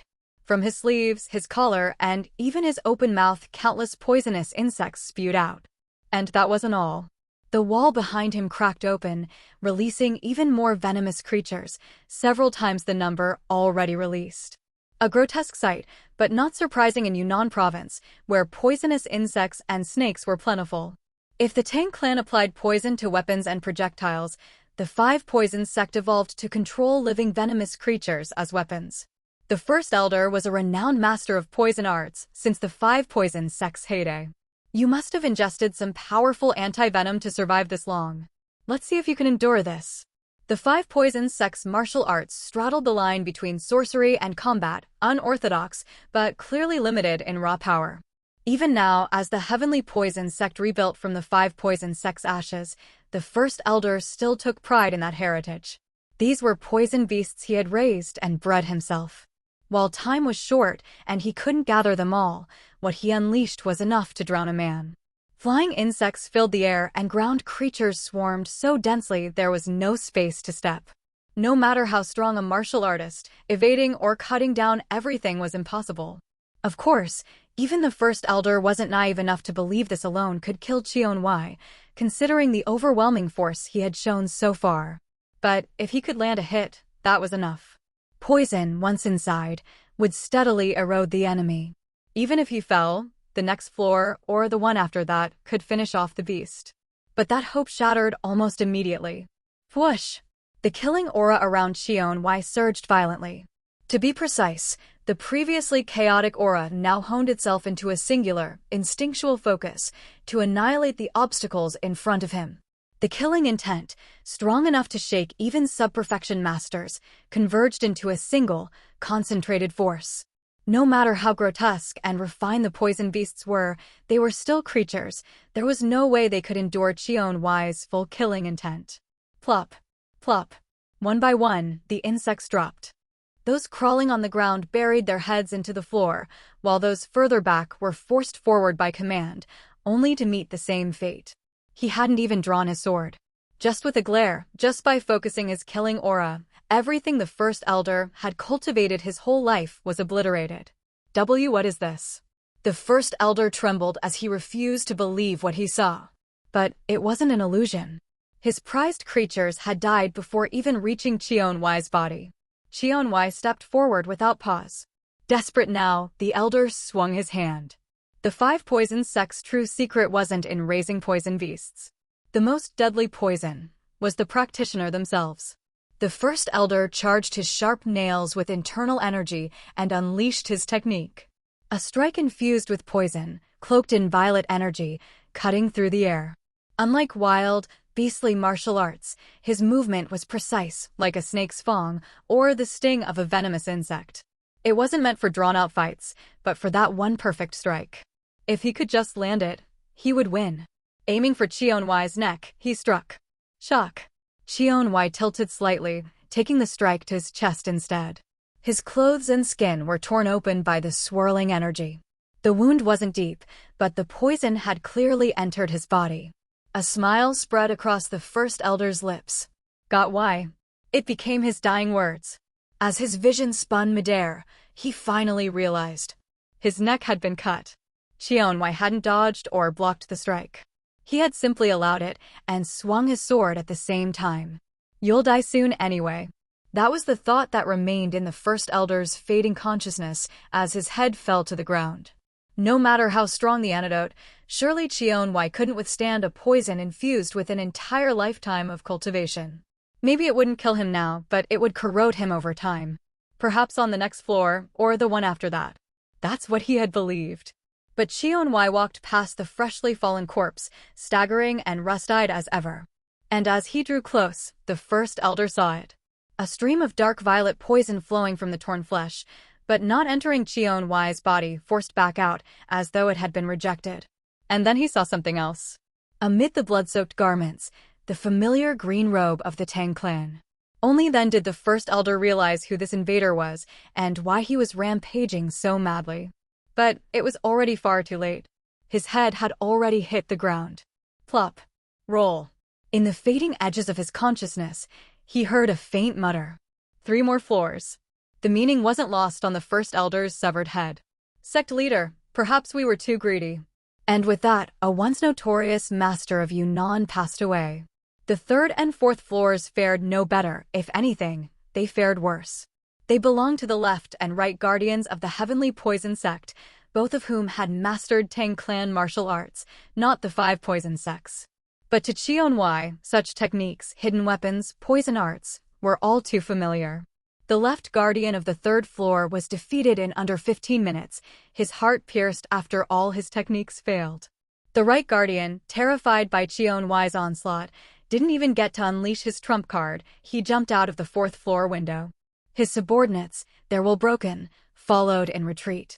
Only a few remained to fight to the death in loyalty to the sect. And thus Cheon Hwi alone drove the Heavenly Poison Sect to the brink of annihilation. He opened the final door. The 5th floor. There stood the poison demon, face twisted in a deep skull. And atop a platform, unconscious, lay Tang Sowol. The bloodlight in Cheon Hwi's eyes wavered, and a trace of reason returned.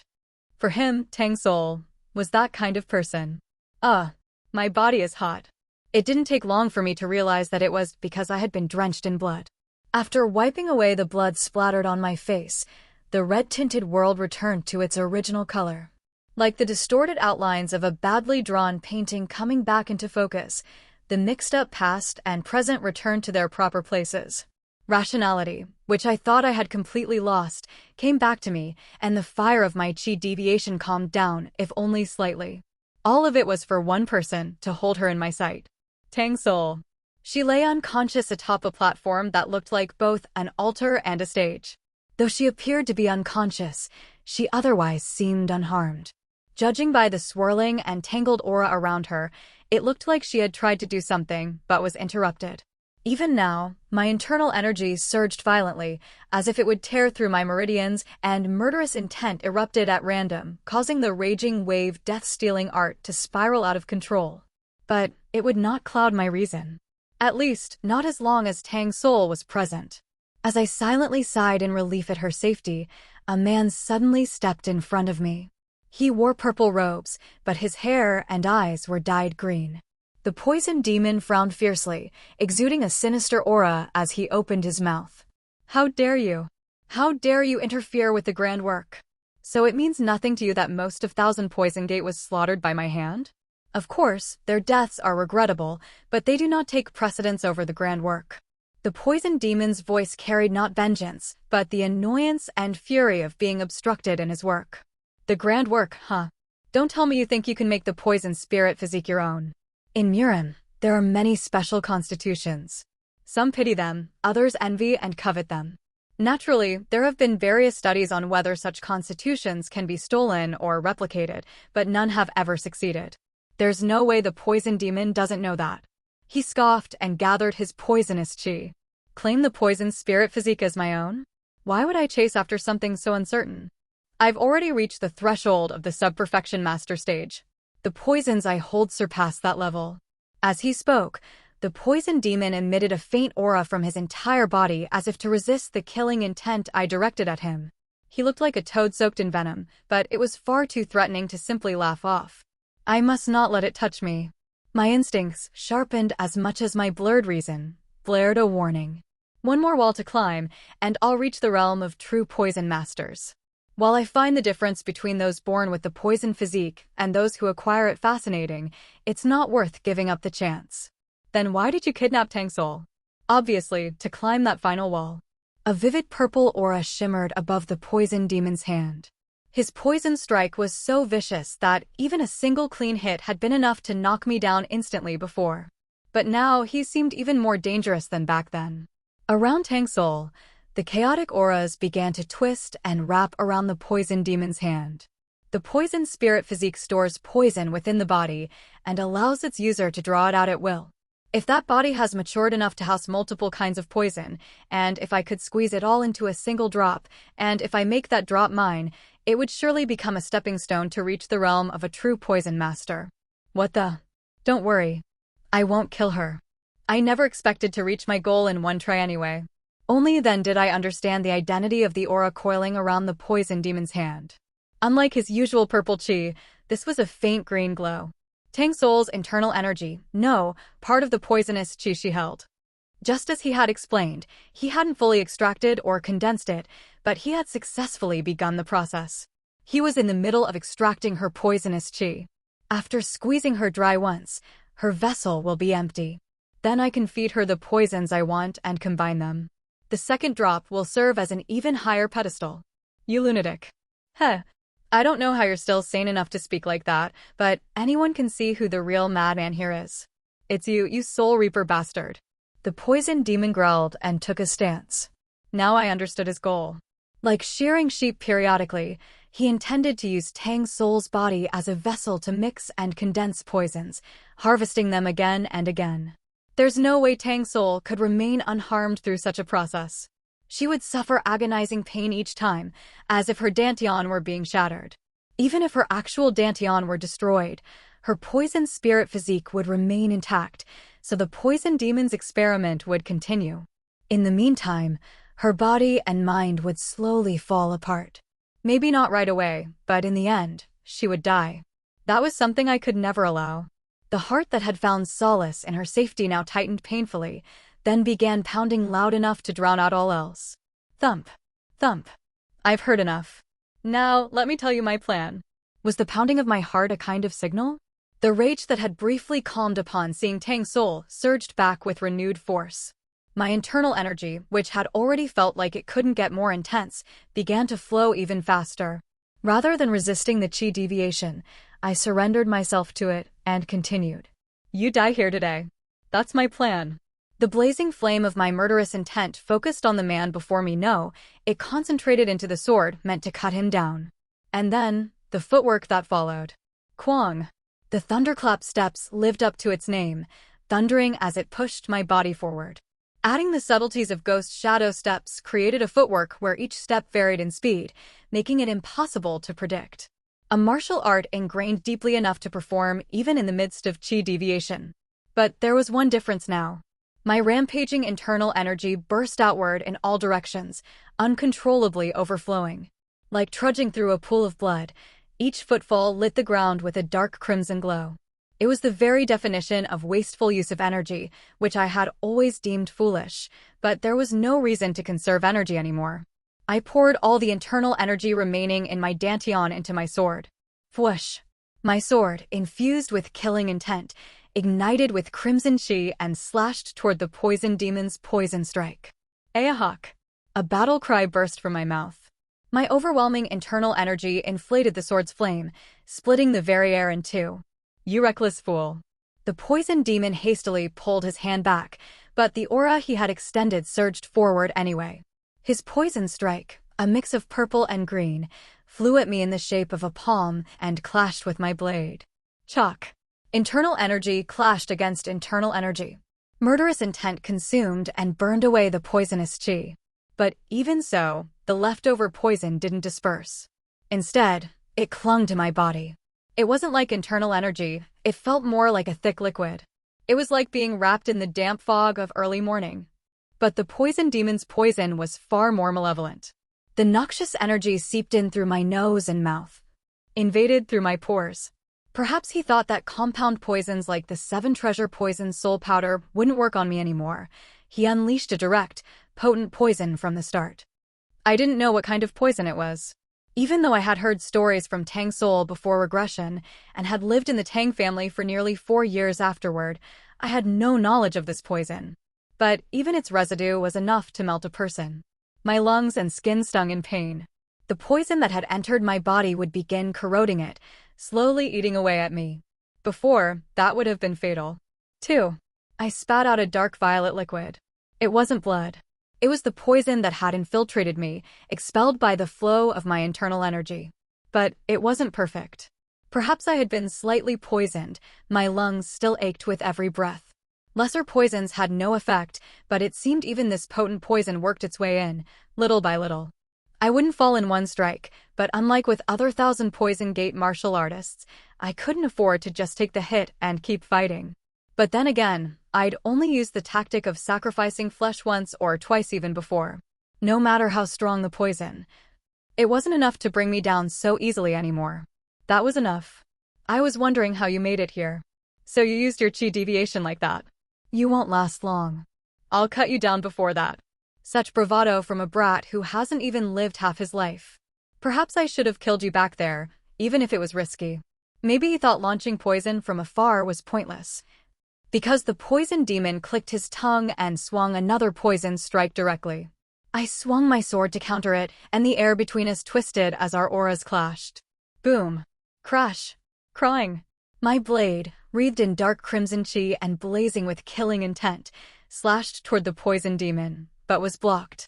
It wasn't just energy he had thrown. The poison he had coated on his hand disrupted my internal energy upon contact and shattered my sword flame head-on. Though my strikes had more power, my energy dispersed like it was infected by the poison. In the end, it was an even fight. All that remained in my strikes was killing intent. And killing intent alone couldn't kill the poison demon, even if it made him flinch. Thus began our close-range clash. Sometimes my blade cut into the poison demon's skin, sometimes his palm grazed my clothes. Wounds accumulated on both of us, but neither could land a decisive blow. Perhaps because my sword technique was slightly sharper. I was gaining a faint, gradual upper hand. But the problem was that I would collapse before long. My meridians, torn apart by chi deviation. The poison demon's chi that could corrode flesh on contact. It wouldn't be strange if I collapsed mid-fight. I couldn't let that happen. While I still had strength left, I had to risk it and bet everything on one decisive move. Even if his poison could scatter my internal energy, if it couldn't suppress my killing intent, then I needed even more killing intent. I tried once again to pull the thorn from my heart, to peer into the well within it. But there was no more killing intent to draw out. I was already as enraged as I could be, already pouring every bit of it into my sword. My killing intent is not infinite. I'm not Heaven's Slaughterstar. Still, I swung my sword, with only the will to cut. In the chaos of past and present overlapping from the chi deviation, I suddenly realized something.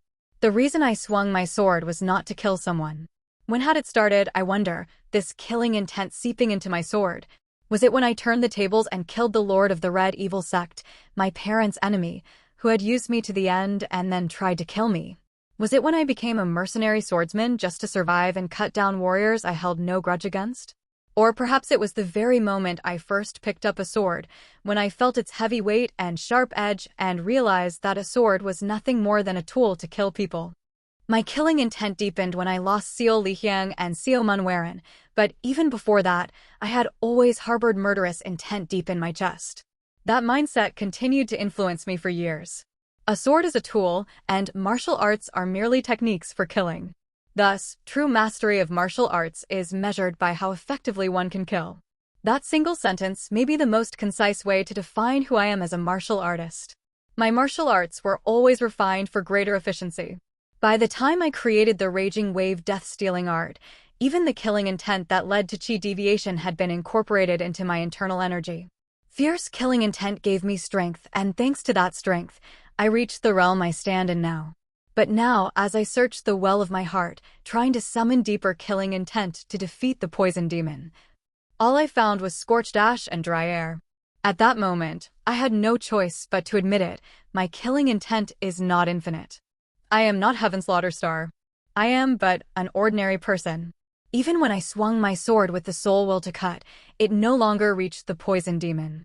My mind, dulled by chi deviation, blunted my will. So, even the friliest intent scattered in vain, it was inevitable. And yet, I continued to swing my sword. Because I could not give up. Past and present jumbled together in the chaos of chi deviation. As I pushed through that storm and scoured my heart for something more to burn, I realized. The reason I had taken up the sword was never to kill. I hated the world. The strong exploiting the weak, mocking them, even taking their lives, and the endless cycle that forced the next generation to obey the same cruel fate. I hated it all. So I killed. I wanted revenge.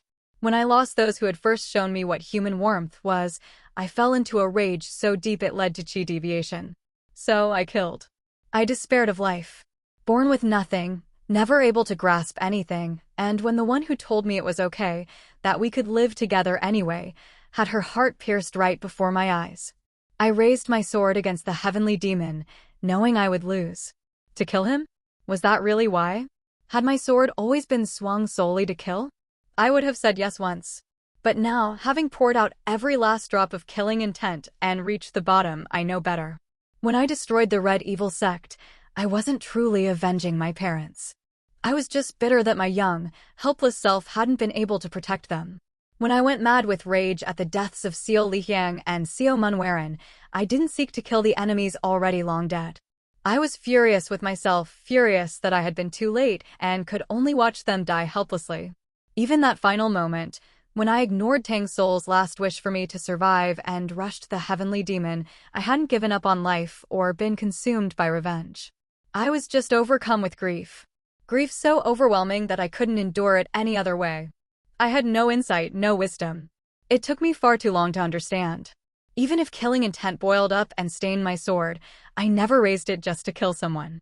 I see now. I swing my sword to save Tang Sowol. So how could I possibly say I was wielding it properly while chasing killing intent? That's no better than swinging blindly with my eyes closed. Then it's time to open my eyes.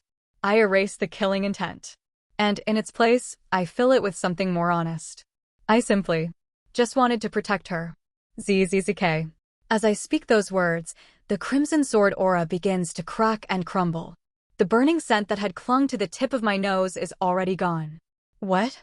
The intense killing intent that had been focused on a single person disappears without warning. Startled, the poison demon backs away and scatters his poisonous chi. This was a deadly poison created by combining decades of research into the Tang family's secret arts with the Five Venoms division's legacy. So potent that even a flowering stage master could be poisoned by it. Now, infused with Tang Sowol's own poisonous chi, it was even deadlier. Just brushing against it could harm the skin, no matter how fiercely I tried to dispel it with chi deviation. So I must cut it down before it touches me. With a sound like something breaking apart, the crimson sword chi just barely scatters the poison demon's attack. But something is different now. ZZK. The cracks that had started forming in the sword aura earlier deepen significantly. Seeing this, the light of wariness fades slightly from the poison demon's eyes. As expected. You've lasted this long, but your limit is near. Instead of responding, I focus. And I calm the raging currents of chi deviation because I no longer need them. The internal energy of the raging wave death-stealing art, once wild and untamed, now gradually falls under control. The killing intent that used to be embedded in it has vanished without a trace. Without killing intent, the raging wave death-stealing art is an ordinary martial art. Its energy is murky, devoid of any mystical quality. At best, it's just first-class level.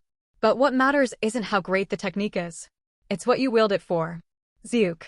The cracks in the sword aura deepen even more, to the point where it looks like it could shatter any moment. The poison demon smirks, one corner of his mouth curling up, as he gathers violet poison in both hands. As if to finish me off with this one strike. To be honest, I was surprised. Your level is unbelievable for someone your age. Your swordplay surpasses even those who've trained for decades. And you even threw yourself into chi deviation just to resist poisoning. Such resolve. Tang Sowol's green poisonous chi mixes with his already vivid purple aura. Not merely swirling on the surface now, the green chi has fully merged into the violet, perhaps because he's grown accustomed to it. Maybe it's the effect of the purple flower poison enhancing grass she absorbed. The poison swirling atop the poison demon's hands now burns almost twice as fiercely. So virulent that even his own hands begin to melt. I'll admit it. Blood Flame Sword Demon, you truly deserve that title. You're a swordsman worthy of the name. Even as blood welled from his decaying flesh, the poison demon's smile only deepened. At last, the poison, now saturated with blood venom, stopped consuming its master. But what did that sword ever change? What have you left behind in this world? I am different. Look. My poison will become the greatest in history, and I will become the supreme poison master, carving my name into Murim forever. His voice was filled with ecstatic madness. In contrast, the voice that left my mouth was weak and hoarse. So just because there's nothing you can't do, does that mean there's nothing you want to do? Before regression, the Black Lotus sect master told me, if a man holds just a single sword in his heart, he is already a sword demon. But now, things are different. I know what I truly hold in my heart. And don't speak of being the greatest of all time so lightly. The one I must one day cut down, the heavenly demon, was not someone this insignificant. You arrogant brat. Be honored to be the first to fall before the greatest poison in history. Die. The air around the poison demon distorts as his poison energy converges, warping the very space, as if corroding the world itself. And so, I do what I must. The thing I know best. I raise my head and grip my sword firmly. I'll cut you down. Not just the poison demon before me, but everything threatening Tang Sowol. So I can protect her this time. I swing my sword toward the approaching poison strike. No special technique, just a simple, horizontal slash. Kwang! A thunderous explosion erupts as my sword clashes with the poison demon's twin palms. The cracked crimson sword sheath finally shatters completely, but that doesn't mean my blade was pushed back. Through the scattering red energy, a pale light begins to rise, like snow falling from the winter sky, like a full moon suspended in a dark night. Pale white, yet clearly shaped like a sword. In Murim, this is called sword force. The poison demon recoils in horror, desperately pulling his hands back, but it's too late. Will refined into resolve. Resolve sublimated into absolution. What follows is a sword strike so absolute, only one of equal standing could possibly face it. Skukuk. The poison demon's hands, everything above the wrists, are severed. No, even that wasn't enough. The wall behind him is sliced at an angle and collapses. Cooing. The debris crashes to the ground with a deafening sound. The gray sky finally releases its rain. Soaked in the downpour, the poison demon wore a blank expression. He instinctively tilted his head to avoid a fatal blow, but even he knew, it was pure luck he survived that moment. With a newly formed sword force, just barely large enough to cover the blade, I adjusted my stance again. The poison demon, now missing all fingers but his thumbs, stood bleeding, unable even to try stopping it, and screamed in rage. How can this be? The grand work was right before my eyes. I've waited for this day since before you were even born. If it weren't for you, who knows? Even without me, the outcome wouldn't have changed. This time, the poison demon dies by my hand, but in my past life, it was Tang Sowol who brought him down. I won't. I can't end it here. Screaming with fury, the poison demon unleashed a massive flood of poisonous chi. Its concentration hadn't increased, only its volume. He had released all the poison he had left in one final attack. But pointless. A light upward swing of my sword. A powerful gust followed, scattering the bulk of the poison into the sky. Beyond the cleared vision, I saw the poison demon fleeing through the ruined wall. You think I'll let you escape? A straight thrust. The tip of the sword aimed directly at the poison demon's heart. Puk. Gyu. Kuhuk. The dying sound of the poison demon as my sword pierced his heart from behind. Even now, his toxic blood tried to corrode the sword force that had shattered his heart, but unlike sword chi, this force held firm. The blood boiled away into foul-smelling steam. With only his thumb remaining, the poison demon tried in vain to push the sword from his chest. I watched his futile struggle, then thrust upward. SRRK. His torso was sliced clean in half. I watched him fall and collapse, then finally turned away. All that remained was to take Tang Sowol and leave this place. But my vision blurred. The elation that had filled my body just moments before vanished, leaving behind only accumulated exhaustion. My meridians were shredded from chi deviation. The poison demon's poison had inflicted real damage. Using sword force, something I wasn't used to, had long drained my willpower. Even so, I squeezed out the last of my strength and stepped forward. 1 step. 2 steps. But I couldn't take a third. Thud. My body collapsed onto the wet ground. I tried to use my sword as a cane to stand, but I couldn't rise again, only keep myself from collapsing completely. 1 more step. Just one more, and I could reach Tang Sowol. But before I could take that last step, my eyes closed. Swa. The sound of pouring rain filled my ears. Under the cold raindrops, Tang Sowol's eyes opened. Because that one remaining step was hers to take. The cold raindrops tapping against her face, with their touch, Tang Sowol's eyes slowly opened after lying still for so long. Brother. Cheon. Her voice was cracked and parched beyond dry. She quenched her throat with rainwater and slowly raised her body. In truth, she had regained consciousness quite some time ago. While she had returned to awareness, she had been unable to lift even a single eyelid. The great art had been halted by Cheon Hwi's intervention, but that was only a temporary effect. The poison demon had merely stopped progressing further, yet the technique still connected them, allowing him to draw out and use Tang Sowol's poison. Thus, Tang Sowol only regained freedom of movement after the poison demon's death. She hadn't been able to move her body, but her senses had remained intact, allowing her to hear and feel what had happened. She could roughly guess what reckless acts Cheon Hwi had committed, and how he had managed to bring down the poison demon. Perhaps it was the after-effects of having her internal poison drawn out to the limit, or the havoc wreaked on her blood vessels. Even the slightest movement or breath brought excruciating pain, yet Tang Sowol did not stop. She rose to her feet, stepped down from the altar, and barely managed to stand. Before her was Cheon Hwi, who had lost consciousness just short of taking his final step. Kneeling on one knee, sword plunged into the ground as rain poured down on him, his appearance was far too pitiful to be called that of a victor. Tang Sowol forced her heavy legs to move. KH. Splosh. She nearly stumbled with her first step. Even so, it brought her one step closer, and finally, she could see Cheon Hwi up close. Though the rain was washing him clean, his body was still stained red with blood. Even in unconsciousness, his eyes were wide open, refusing to yield until the end.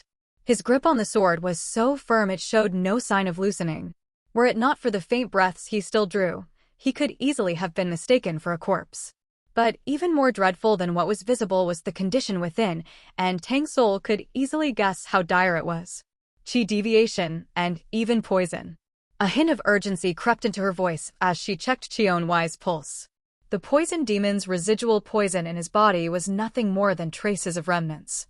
Even in her weakened state, Tang Sowol could easily absorb that much. The real problem lay in his shattered meridians and internal injuries. With a sound mind, famed elixirs, and a powerful expert nearby in case of emergency, perhaps his life could be saved somehow. He might never be able to use martial arts again, but survival was what mattered most. But right now, none of those conditions were present. Cheon Hwi was unconscious. There were no elixirs left, Tang Sowol herself had nearly become one, and no expert strong enough to help was anywhere near. At this rate, a dreadful thought flashed through her mind, and Tang Sowol bit her lip hard. In her frantic search for a solution, one idea suddenly came to her. Her gaze turned toward the poison demon's lifeless corpse. His venomous blood, still potent in death, was corroding the floor as it bubbled and hissed. Tang Sowol's expression hardened with resolve. The poison demon, he used my poison as if it were his own.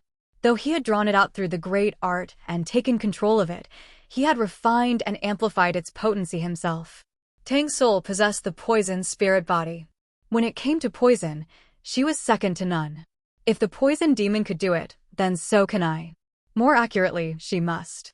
Depending on how it's used, poison can become medicine.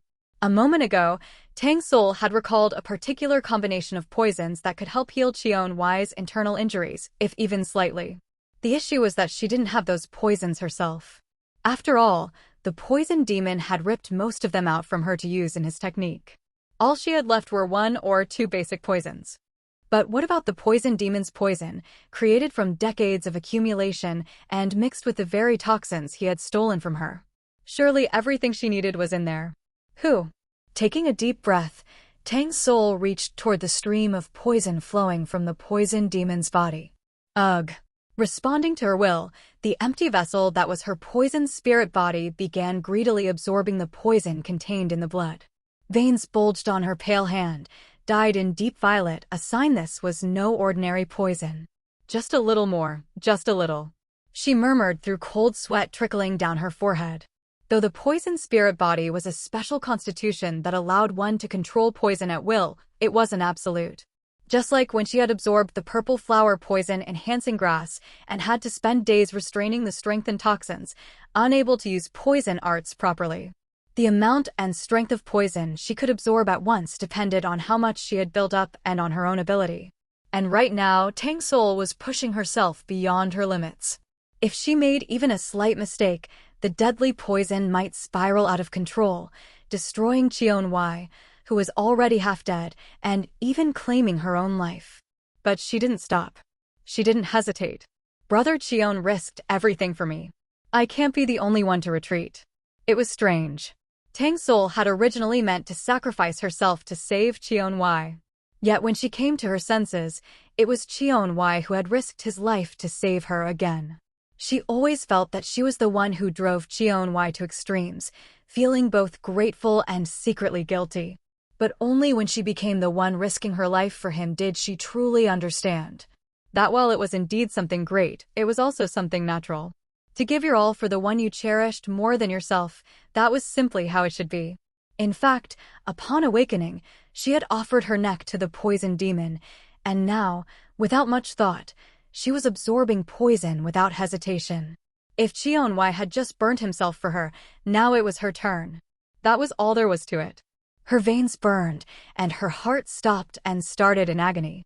But even through her fading senses, her heartscape grew clearer. She pictured holding hands with Cheon Hwi, sharing silly conversations. On sunny days, perhaps they could go on outings, just the two of them, or with others she liked. She wanted to hear his voice before falling asleep and see his face first upon waking. She didn't need sweet words or a broad, reliable back. All she wanted was a landscape that included Cheon Hwi. She just wanted him by her side. That was enough. At the moment her will solidified, not only the poison she touched, but also the toxic energy lingering in the air began reacting to her poison spirit body and flowing in.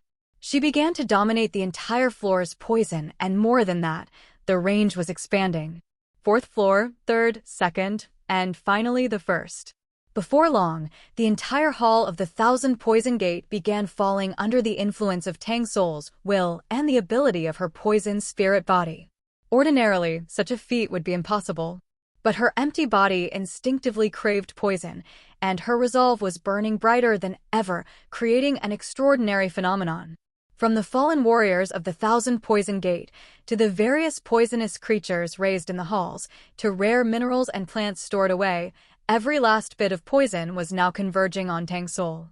Clenching her teeth, she swept the influx of poison into herself. The toxic energy swirled and intensified, endlessly combining and separating, generating countless new combinations. Among this sea of countless mixtures, Tang Sowol sought only one. A reckless task akin to stirring the ocean with a twig to extract a single drop of water, yet not a meaningless one. Her ever-clearer heartscape became a guiding light, attracting the necessary poison and filtering out the rest. As proof, the dark purple vortex of poison swirling around her began to fade, and a dense green aura slowly rose from within. A poison crafted for one person only, Cheon Hwi. Brother Cheon. He didn't respond to her voice. Tang Sowol gently caressed his cheek and then softly embraced him. Her arms wrapped around his neck. The damp rain, the cold skin yet still, there was a faint trace of life, rising and falling with each breath. As if engraving it into herself, she held him close, then spoke quietly. If I am the moon, then why, you are my light. She called him by name for the first time. The vibrant green aura born from a swamp of venom began concentrating into one point. I can only shine if you're by my side. With those words, Tang Sowol gently pressed her lips to Cheon Hwi's. Just like before, it was still a kiss that reeked of blood. But what entered him now was not a bitter sleep-inducing poison. It was a strangely sweet liquid. Though she didn't realize it herself, by coincidence, it was the same poison she had once used to heal Cheon Hwi's internal injuries in her past life. After a long while of administering the poison, Tang Sowol finally withdrew her lips. Perhaps it was the dim sunlight breaking through the gray clouds that seemed so dazzling. She rested her head against Cheon Hwi's chest. Her voice, weary from handling so much poison, emerged in a faint murmur. I love, You, Brother Cheon. And with that final whisper, Tang Sowol lost consciousness again. Not long after, just as the rain fully stopped, a small sound came from Cheon Hwi's body. Yuduk. The sound of something breaking apart and reforming. The poison Tang Sowol had administered temporarily stabilized his meridians, and the long-delayed transformation of his body had begun. The torn meridians expanded and solidified. Damaged organs regenerated. Skin melted by poison shed like a husk, revealing fresh skin underneath. But all this was not something Cheon Hwi, even at the flowering stage, could have achieved alone while dying. His metamorphosis was centered around Tang Sowol's poison. That poison had a name: love. Half an hour later, having heard the situation from Sama Urian, Tang Jinshin and Seo Munwaran hurried to the scene. What they found was Cheon Hwi and Tang Sowol, peacefully asleep, wrapped in each other's embrace. Sleep is important. No matter how much a martial artist can use internal energy to invigorate the body, and though it's true that one can stay awake for several nights without major issues because of it, that's only to say they can endure a bit better, not that sleep is unnecessary. In truth, there's a subtle difference between how the body feels after proper rest and after forcing through sleepless days. Still, no matter how important sleep may be, one must get up when the time comes. Be it for early morning appointments, training, or simply because you're hungry. Growl. Ugh. My eyes flew open at the unbearable hunger I hadn't felt in a long time. It was a familiar room. The scenery I saw when I first came to the Tang family. It was clearly a side room behind the medical hall.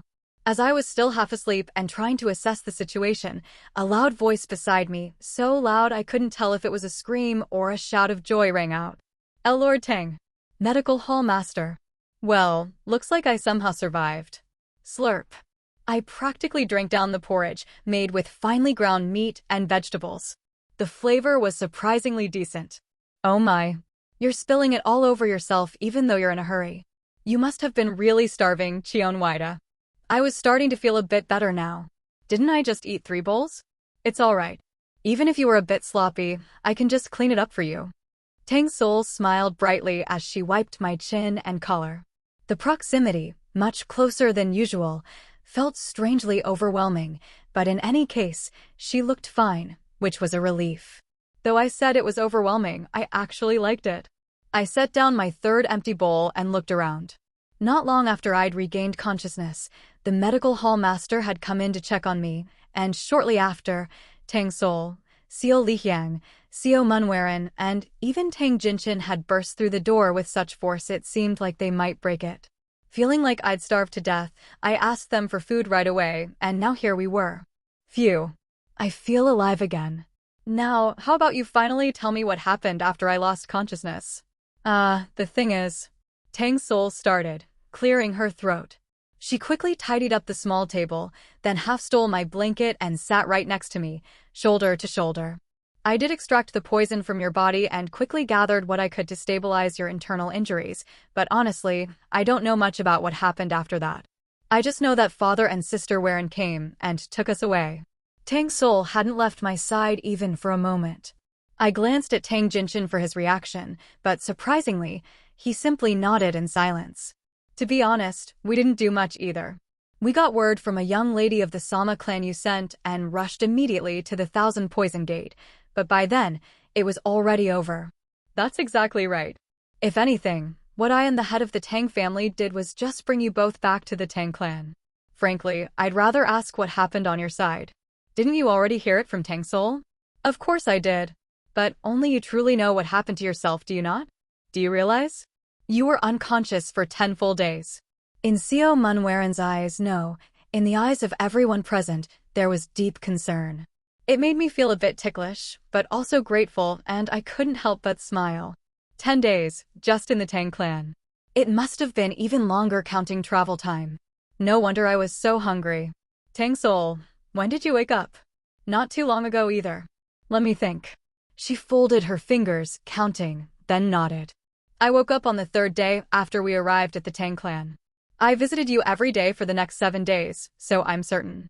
Isn't that a strange way to count days? As I gave her a baffled look, Tang Sowol just shrugged silently. I shook my head and turned to Seo Munwaran.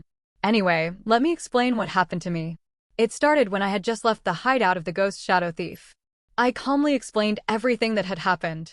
How I collapsed after fighting the poison demon, how Tang Sowol was captured to save me, how I ingested random elixirs to heal my wounds and rushed to the Thousand Poison Gate, how I deliberately triggered chi deviation to block the poisoning, and how I finally gained enlightenment and unleashed sword force on the verge of death.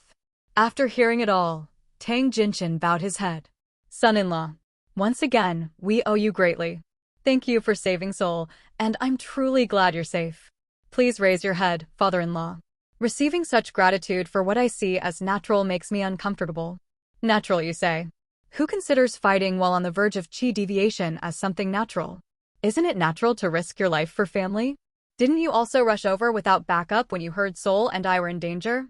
Family, yes, you've been part of the Tang Clan for quite some time now. They say it was only the two of them who carried Seoul and me back after we collapsed fighting the poison demon. It's not like the Tang Clan lacks manpower. So why only the two of them? Because they were the only ones at the flowering stage who could move nonstop and get there the fastest. Senior Seo Munwaran. On that note, I'd like to thank you. I didn't expect you to come running even though you're not family. What? How can you say something so hurtful out of nowhere? And besides, you're all ready. Just kidding. Seo Munwaran puffed out her cheeks and lightly kicked the edge of the blanket I was half covered with. She couldn't bring herself to hit someone injured, but clearly wanted to show she was upset. Tang Sowol and I looked at each other and burst out laughing at the same time. Tang Jinshin, who had kept a stiff expression filled with guilt and gratitude, was lost in the emotion of the word family, and Seo Munwaran, despite her outward sulking, was smiling faintly too. There had been all kinds of hardships, but for now, we were simply happy that everyone was safe. But that moment didn't last long. As Seo Lihyang looked me over to check if I was okay, she suddenly seemed to realize something and jumped up. Wait a second. Did you say sword force? Then, Cheon Hwi, that means. I've probably reached the flowering stage. Good heavens. This isn't just surprising, it's downright unbelievable. Same for me. That's why I plan to verify it once I recover a bit. My chuckle at Seo Lihyang's flustered reaction didn't last long. Seo Munwaran, understanding her reaction, patted her on the back. I'd have reacted the same if I only heard the story. But I saw it myself, so I couldn't help but believe. Saw what? A sword strike that cleanly sliced through an entire floor of a pavilion. Excuse me. I didn't see the sword force myself, but anyone looking at the top of the building would know it was sliced clean through. And who else could have done it? Seo Lihyang was left speechless and wide-eyed at the mention of an entire floor being cut through. As I just told her, I also couldn't believe it myself. I had finally reached the flowering stage I'd so longed for, yet I felt no sense of it. Probably because my body was still too weak. Just as I reflexively clenched my hand, recalling the sensation of that moment. Hey! Seo Munwaran suddenly crouched and locked down my hand. Tang Jinshin didn't go that far, but he shook his head with a stern look. Don't do that. Excuse me. We've confirmed, the Seo Mun clan head and the medical hall master, that your life is no longer in danger. However, the concern is, your condition is a bit unique. Unique? What do you mean?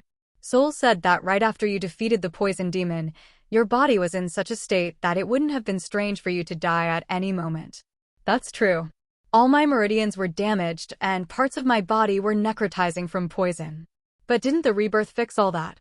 I hadn't aimed for it, but I had indeed undergone rebirth. That must have been why I was still alive. Or so I thought. As I blinked in confusion, Seo Munwaran finally let go of my hand and continued. You certainly survived thanks to rebirth. That's true. However, the fact is, you shouldn't have been able to undergo rebirth in the first place. What? Rebirth requires the integration of willpower into one's martial arts and body to reconstruct the physique.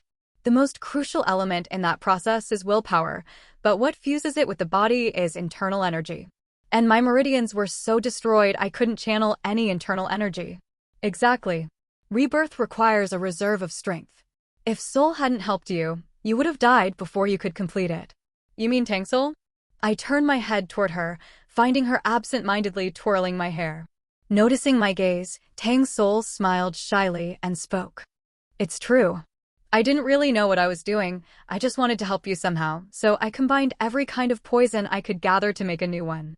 It was a poison that temporarily protected your meridians and boosted recovery.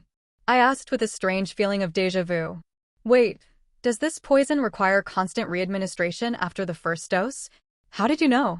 Just had a feeling. As I gave her a faint smile, she tilted her head in confusion. Tang Jinshin coughed and continued the conversation for her. Kuhiam. So during that brief window when your body was relatively intact, you underwent rebirth and healed all your injuries. That in itself is fortunate. But it wasn't a normal rebirth. Exactly. Since Soul's poison was maintaining your meridians and your body was reconstructed in that state, it means your current body is now fused with the poison. Rebirth is meant to recreate a martial artist as a pure existence. But you rebuilt your body using someone else's energy. Seo Munwaran looked at me with eyes filled with concern. This is extremely rare, even in the long history of Muram. Just to be safe, do not pick up a sword until you're completely healed. Don't even think about it. And that goes for you too, Soul. Huh? Me too, Father. The poison demon's poison, as much as I hate to admit it, it's potent enough to corrupt even someone at the flowering stage. And you absorbed it without hesitation, didn't you? Along with all the other poisons from the Thousand Poison Gate. Tang Sowol gave a troubled smile, knowing full well she had acted recklessly. You must also refrain from using poison arts until you're completely recovered. Understood? Absolutely. Yes. She nodded a little sullenly at her father's repeated warning. Though, of course, that mood didn't last long. Tilting her head slightly, Tang Sowol whispered mischievously in my ear. Then until we're all healed, we'll be lying around doing nothing, right? Should we push our beds together so we're not bored? Honestly, I was tempted. There is inertia in action. What you do consistently becomes a habit, then part of your daily life, and ultimately, it becomes a direction unto itself. That's how inertia is formed. Even if you try to stop, it's not easy, and you end up doing things the way you always have without even realizing it.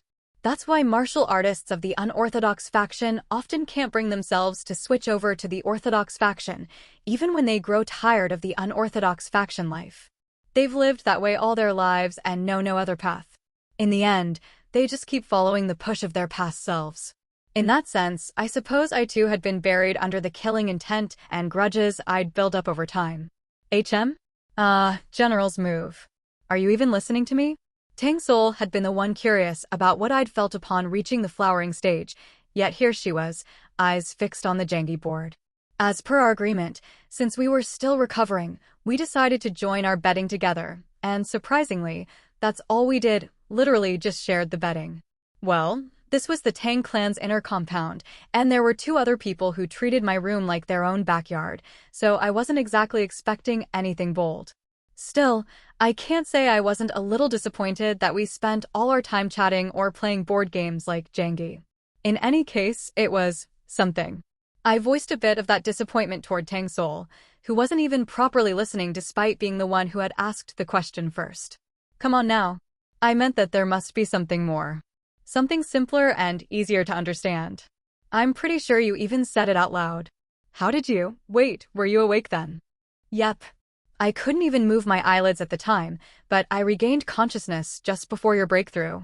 Probably because the Great Formation was half broken. According to what she explained, the entire Thousand Poison Gate had functioned like a giant mechanism for extracting poison from her body. Buildings, martial artists, all part of a refined and intricate formation. But since I crushed every martial artist I saw and even demolished the buildings, her consciousness must have returned by the time I reached the Poison King. So, now you know exactly what I want to hear, don't you? So that was your goal from the start, not some fragment of enlightenment. Of course it was. Just like you have your own path, I have mine. What good would it do me to pry into yours? Though our paths may differ slightly, we're still headed in the same direction, so don't take it the wrong way. I wasn't offended. You definitely looked offended though, ahem. Anyway, we keep getting sidetracked. Don't think I'm going to let you off easy. Come on now, tell me. Who? As I sighed softly, Tang Sowol lowered her voice playfully. If you tell me now, I might let you win this round. I looked down at the Jengi board. I'd been distracted while talking, and my pieces were a complete mess. Not because I'm bad at Jengi, obviously. After some hesitation, I finally spoke. It's just that. Just that? Her dark green eyes sparkled with mischief and anticipation. Seeing that gaze made me want to stubbornly refuse to say what she wanted to hear. Of course, if I actually did that, she'd start flailing under the blanket or steal my pillow, demanding I give in more aggressively, so I held back. I just wanted to protect. That's all. Satisfied. Hee. Good. As promised, I'll retreat this move. Tang Sowol reset her move on the jangy board, and this time focused solely on the game. You're going to regret that. I hear that almost every day, you know. About 10 moves later, I lost again. This had already become one of our routines over the past 5 days.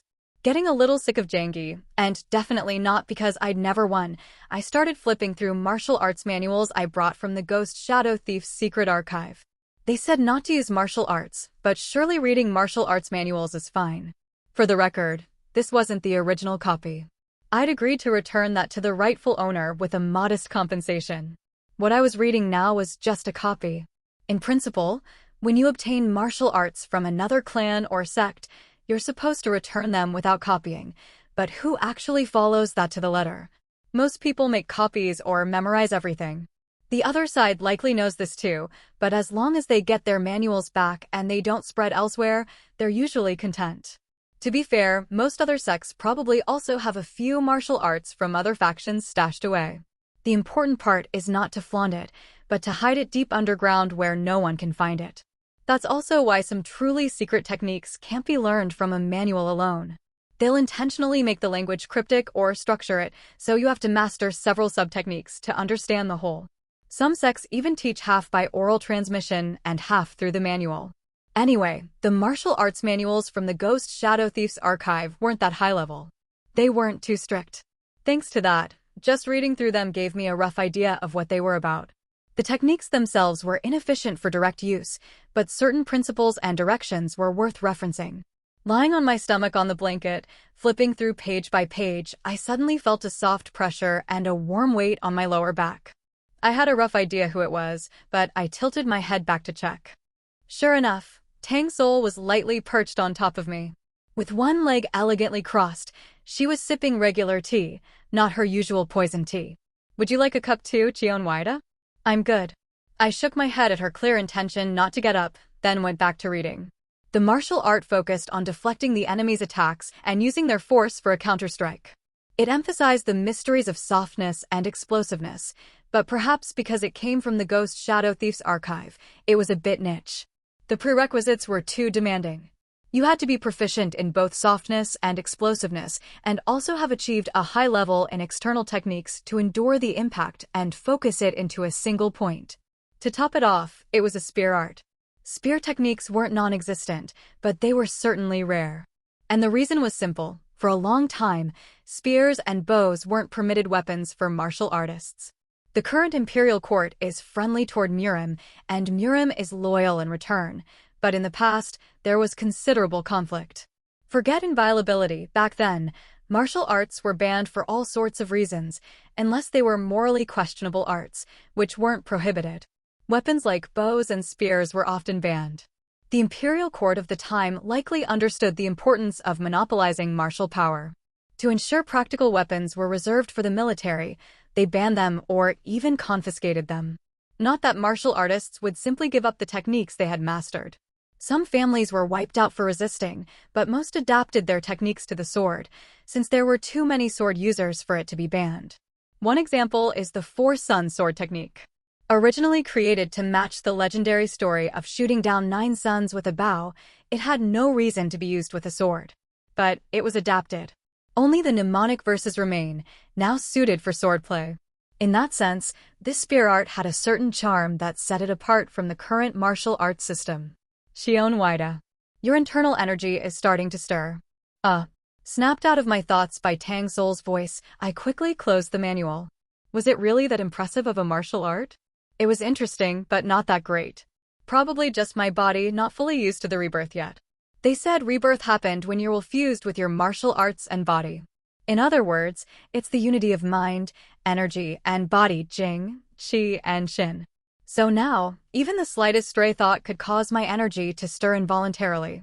Normally, that kind of responsiveness would be a good thing, but with my body still recovering and so many things left uncertain, it was more inconvenient than helpful. Probably just a matter of needing time to adjust. The fastest way to adapt to a new realm would be through intense training.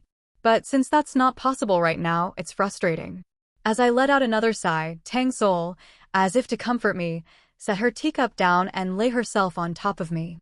She stacked her body on mine as I lay face down, and I flinched at the unexpected contact as our positions shifted. Whether she noticed or was pretending not to, she pressed her chin against the crown of my head and spoke softly. "Be careful.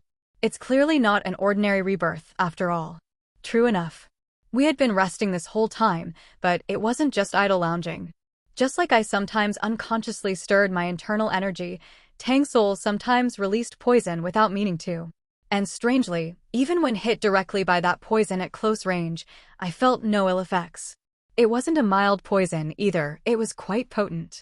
Most likely, when I underwent rebirth, her poison was also absorbed and incorporated into my body's reconstruction.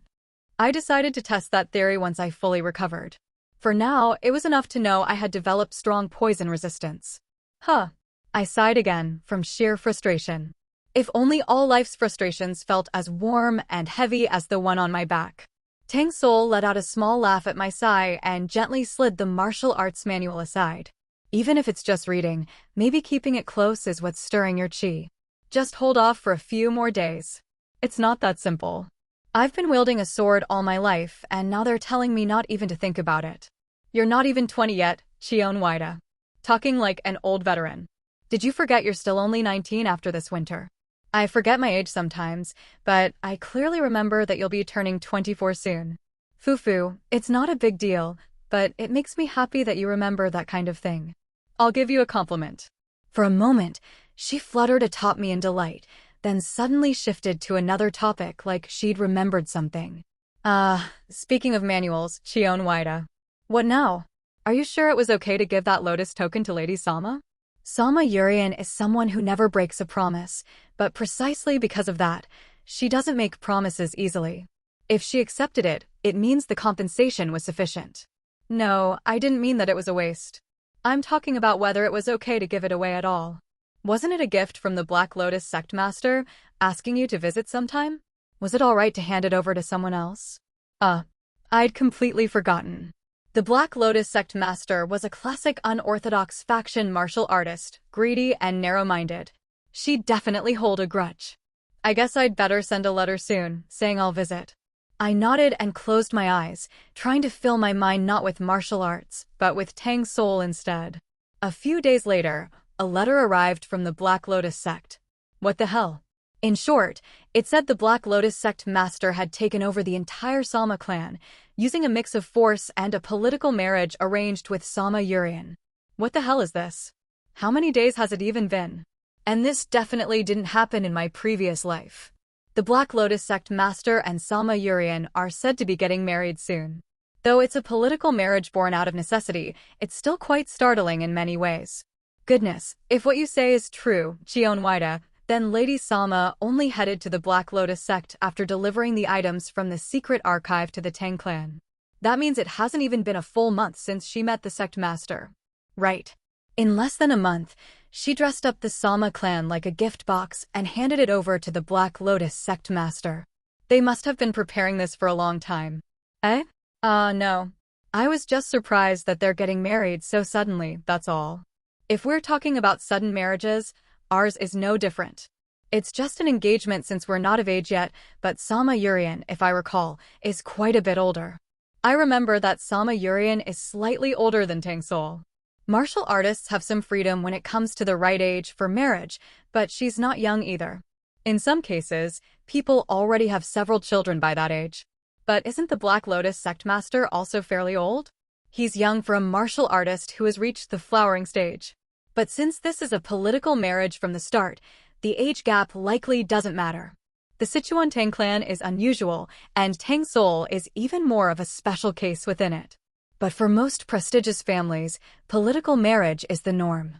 The story of the Ping and Yun clans caused a stir in Urim precisely because they were sworn enemies, yet allegedly eloped for love and love alone. That's how rare love before marriage is. Most marry for practical reasons and develop feelings afterward. More importantly, if it's Sama Yurian, I imagine she's thrilled and skipping about right now. Tang Sowol tilted her head, not quite understanding what I meant. Then again, if I hadn't known them before regression, I'd have reacted the same. Do you remember the conversation we had when entering the archive?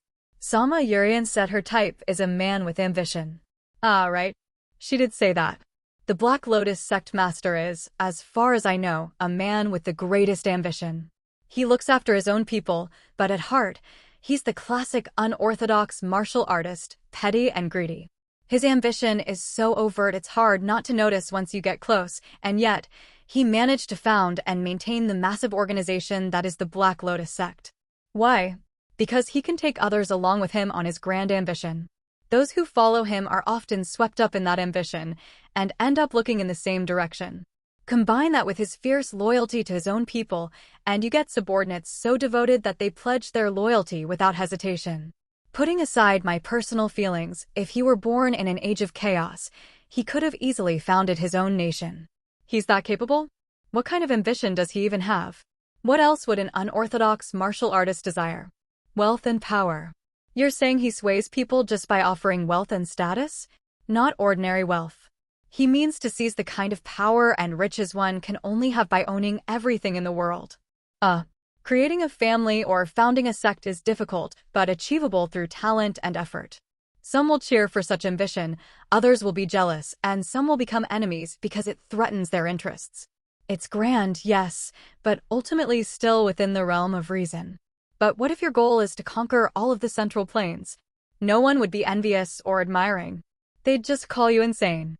So the only ones left around you would be the rare few truly inspired enough to join that absurd goal.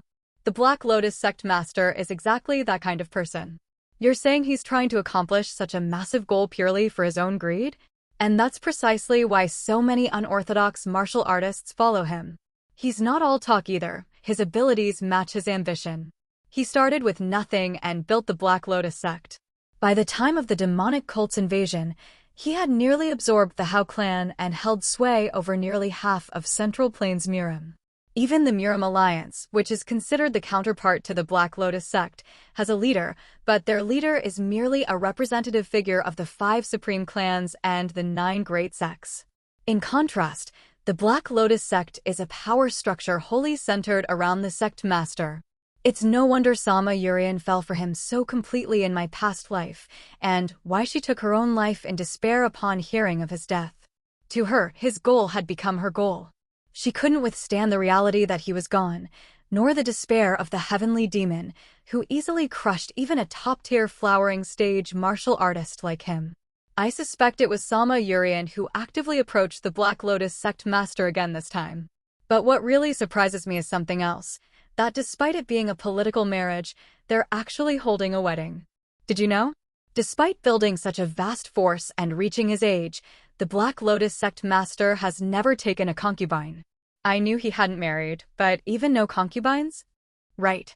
He believed favoring one person too much would mean surrendering part of his power to them. It's common enough. A man who dominates the world loses his way over a single woman, making poor decisions. That's why, while the Black Lotus sect master enjoys women, he always avoided growing too attached to any single one. For such a man to marry.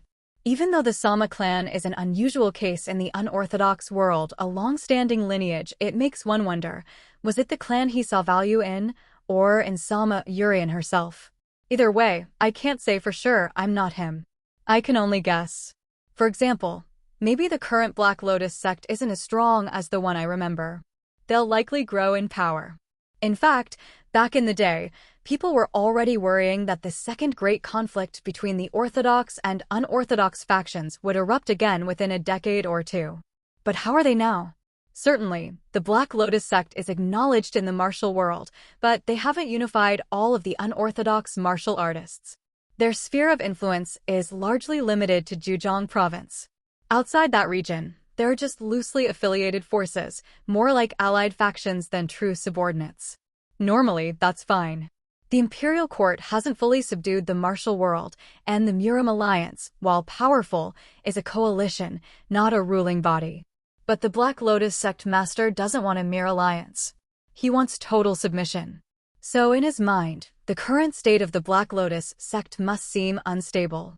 Trying to recruit Cheon Hwi-da, absorbing the Sama clan entirely, these are likely steps in that grand plan. Maybe he's now planning to make other prestigious, unorthodox factions kneel one by one, starting with this.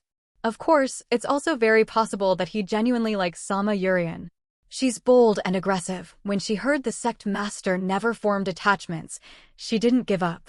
She became the general administrator of the Black Lotus sect and visited him daily. He could have turned her away at any time, but he didn't. That, in itself, shows he held special feelings for her. In my previous life, their strange relationship worked because Sama Yurian knew not to cross a certain line, and the sect master allowed her presence. When I explained it this way, without mentioning things I was forbidden to say due to mental restrictions, Tang Sowol finally nodded in understanding. I see. So, what will you do now, Cheon Hwi-da? HM? About what? We can't move now due to our condition, but both of them know you, don't they? TCH. I was already planning to visit eventually, but now I have no excuse not to.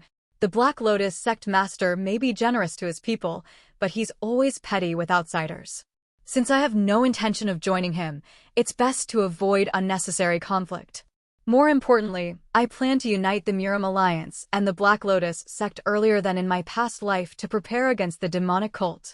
For that, I need to maintain good relations. Fine.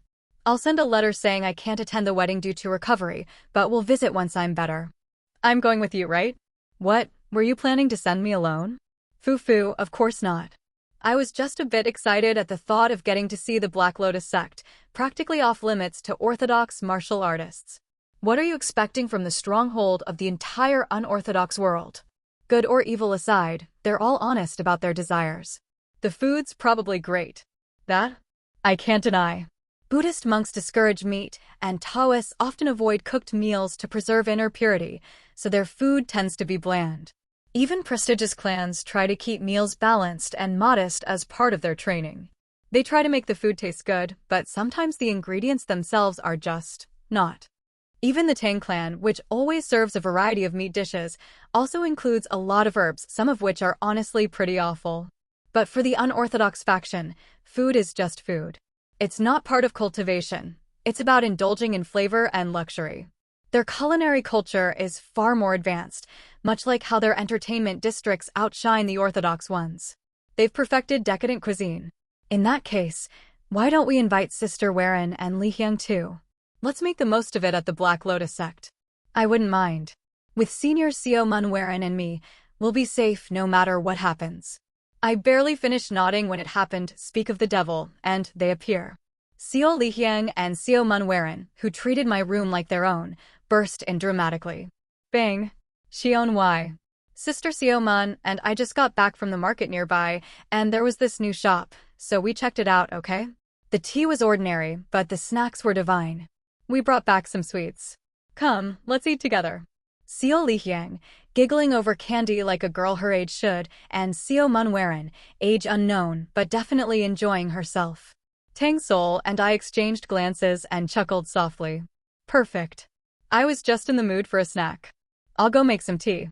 I could have asked a servant, but I decided to do it myself.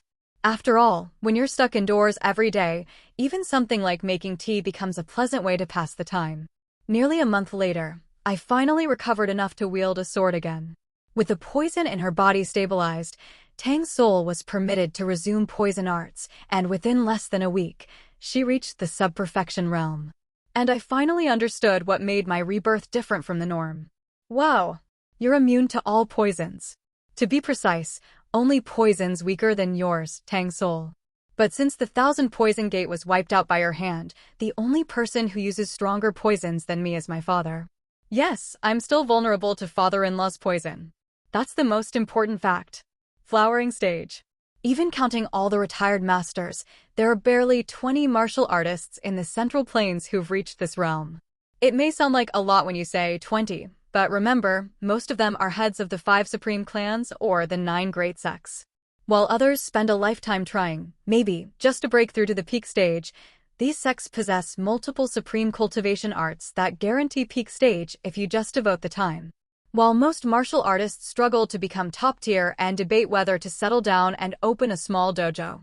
I once saw a direct descendant of another supreme clan, barely past 20, brooding over why he hadn't reached the peak stage like his next-door friend.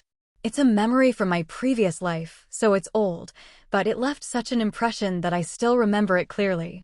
Yes, the 5 supreme clans and 9 great sects are basically the entrenched ruling class of Murim, stagnant pools, if you will. Just look at the Rainbow Clan, which took a wrong turn. No longer producing flowering stage warriors, they resorted to forbidden arts, didn't they?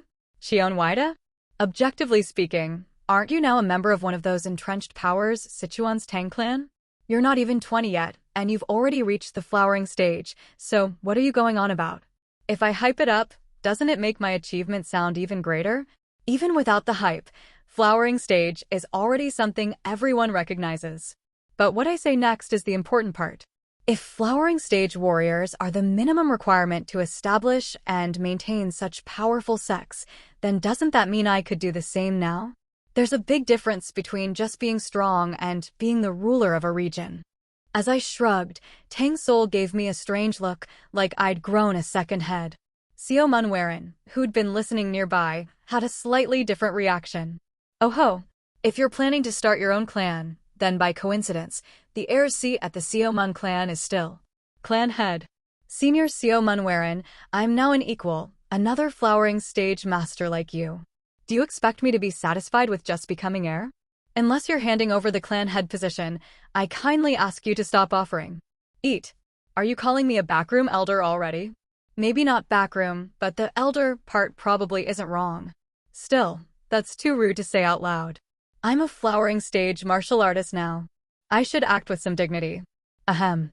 I have a feeling you're thinking something very impolite right now. Don't worry, Sister Seo Mun. Cheon Hwi's always been a little rude, so nothing's changed. Seo Munwaran reacted sharply to my clearing my throat, and Seo Lihyang tried to calm her down, but her tone was full of quiet slander. Apparently, Tang Sowol thought the same, as she chuckled and added, "Don't be too harsh.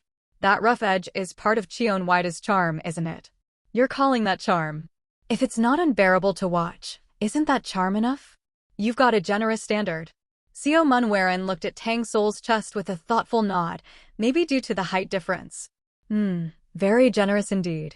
Though she likely noticed the glance, Tang Sowol let it slide and spoke calmly. Well, jokes aside, you do seem in a good mood today. Did something happen, Cheon Hwi-da? What else? I finally got approval from the medical hall master that I'm healthy enough to wield a sword again. Lazing around the room with Tang Sowol and chatting with visitors like Seo Lihyang or Seo Munwaran had been nice, yes. But it's also true that I missed the feel of a sword in my hand.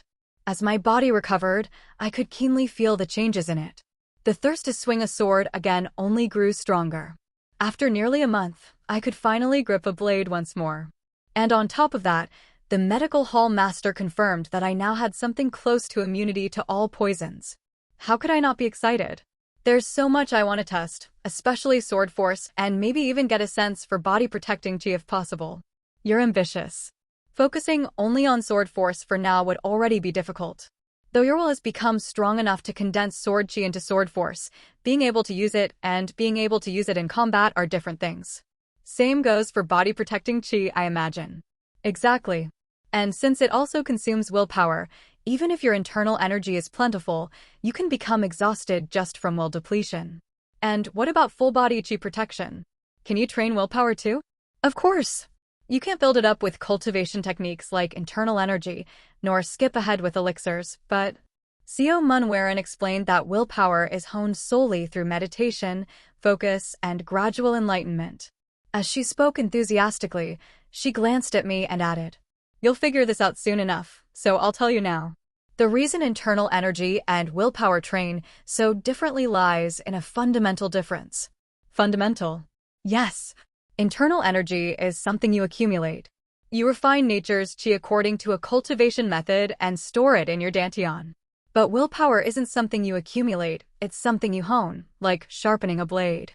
So the difference lies in their source. If internal energy is about taking something from outside and making it yours, Then willpower is about drawing out and mastering what's already within you. The sensation I felt in that final moment against the poison demon. As I relived that memory, clenching and relaxing my fist, my internal energy naturally stirred. By habit, I tried to suppress it, but then remembered I no longer needed to. The energy flowed through my fingertips more naturally than I expected. But that alone wouldn't be enough. As we chatted and walked, the entrance to the training grounds came into view. I found myself grinning as I stepped inside. The first thing we did was scatter to our own stations. No particular reason. It's just that I wasn't the only one who had broken through during this time. Tang Sowol had reached the sub-perfection stage. She hadn't been showing off, but she must have been eager to test her new power. Seo Lihyang likely went back to her usual training, and Seo Munwaran was helping her. Who? I let out a deep breath and faced a straw dummy ahead. It had a core of solid blue steel stone and was wrapped in straw, fairly sturdy. Sword chi might struggle to slice through it in one strike, but sword force was another story. The ability to cut what was previously uncuttable, that's the clearest sign of change. It was expensive, so I might get yelled at later, but with all the loot from the archive, I figured breaking one wouldn't hurt. I nodded to myself and drew my sword. The sensation of my palm fusing with the blade, it was the familiar unity of mind and sword. That hadn't changed much. Come to think of it, the very act of drawing a sword path with perfect accuracy could be considered a basic application of willpower. I recalled the feeling from when I had drawn out chi force during battle. I cleared away emotions built up over a lifetime and faced the truth I hadn't dared to accept. Only now did I understand the atmosphere unique to flowering stage martial artists. It didn't come from their techniques, but from within themselves. Their true, unadorned self. When I cast aside killing intent and confusion, what remained at the bottom of my heart was a desire far purer than I expected. I had always just wanted to protect those precious to me. As that awareness crystallized, something other than internal energy, already swirling around the blade, began to stir.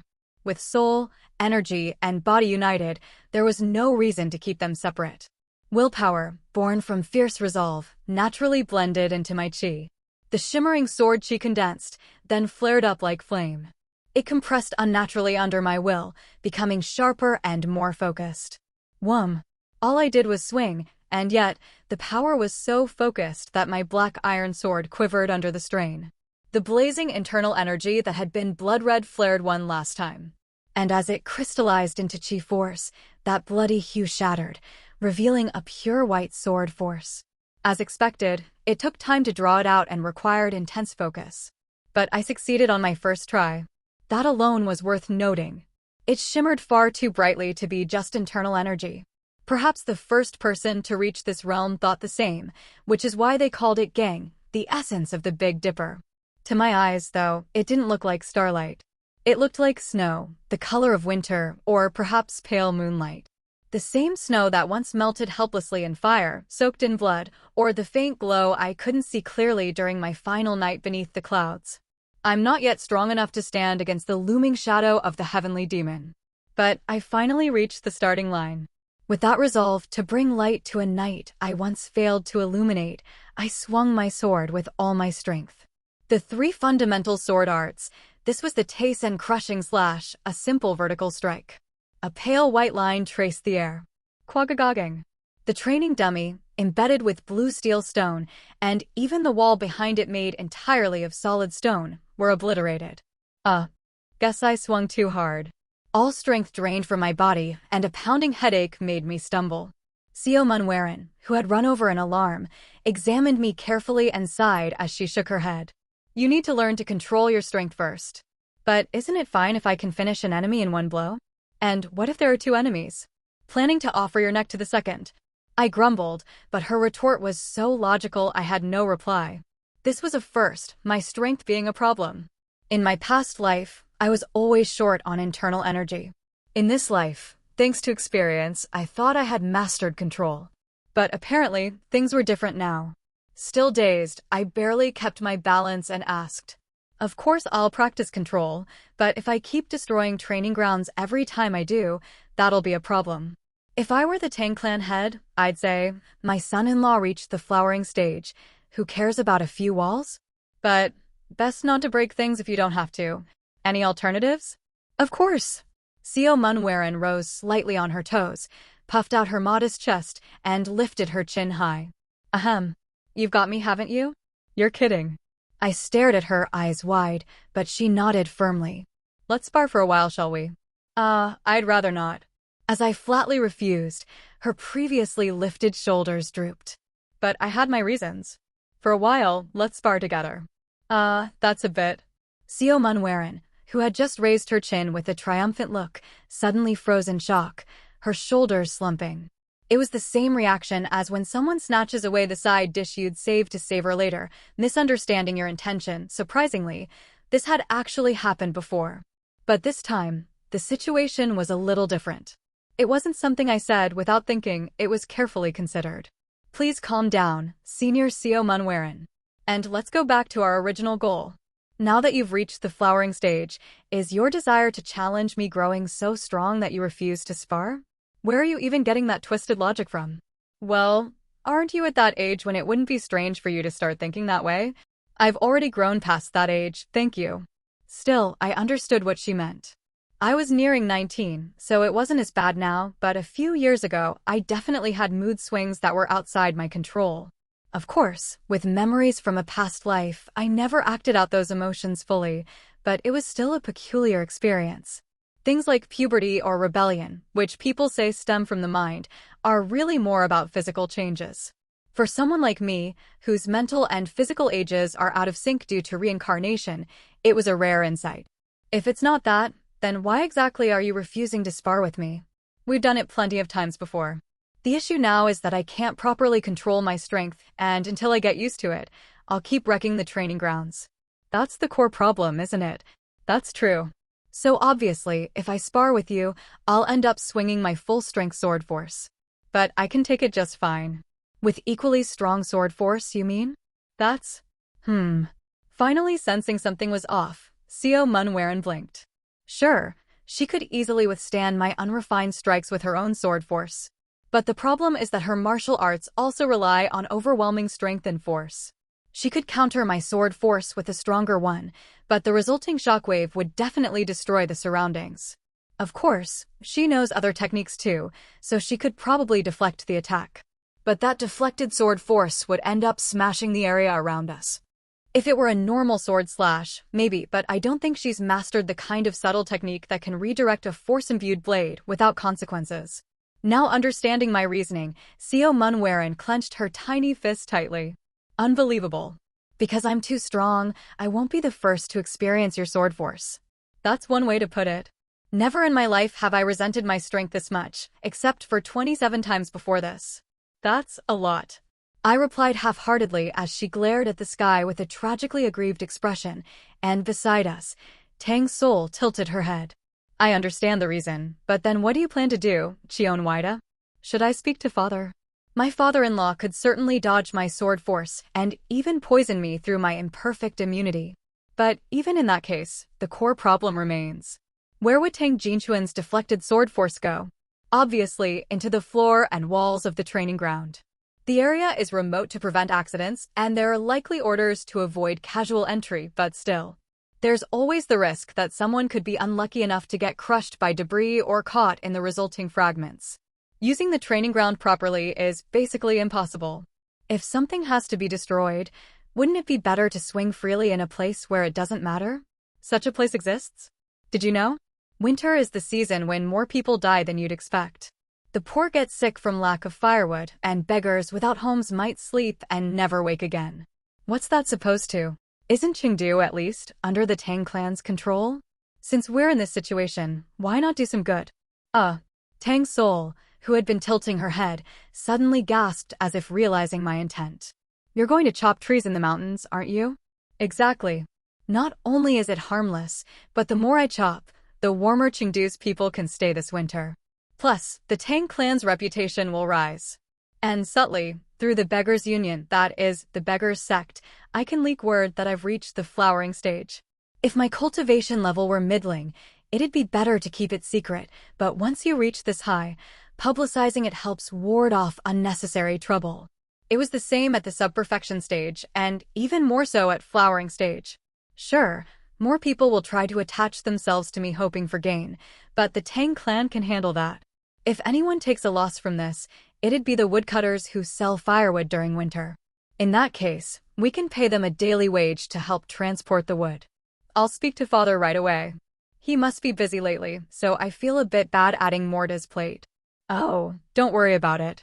Sure, he's busy negotiating to return the items you brought from the archive to their rightful owners, busy explaining the fall of Thousand Poison Gate, and busy dealing with the suspicion that your actions might count as a bloodbath incident. And now he'll also have to procure rare blue steel stone to repair the broken training ground. But all of that can be handled by the chief steward.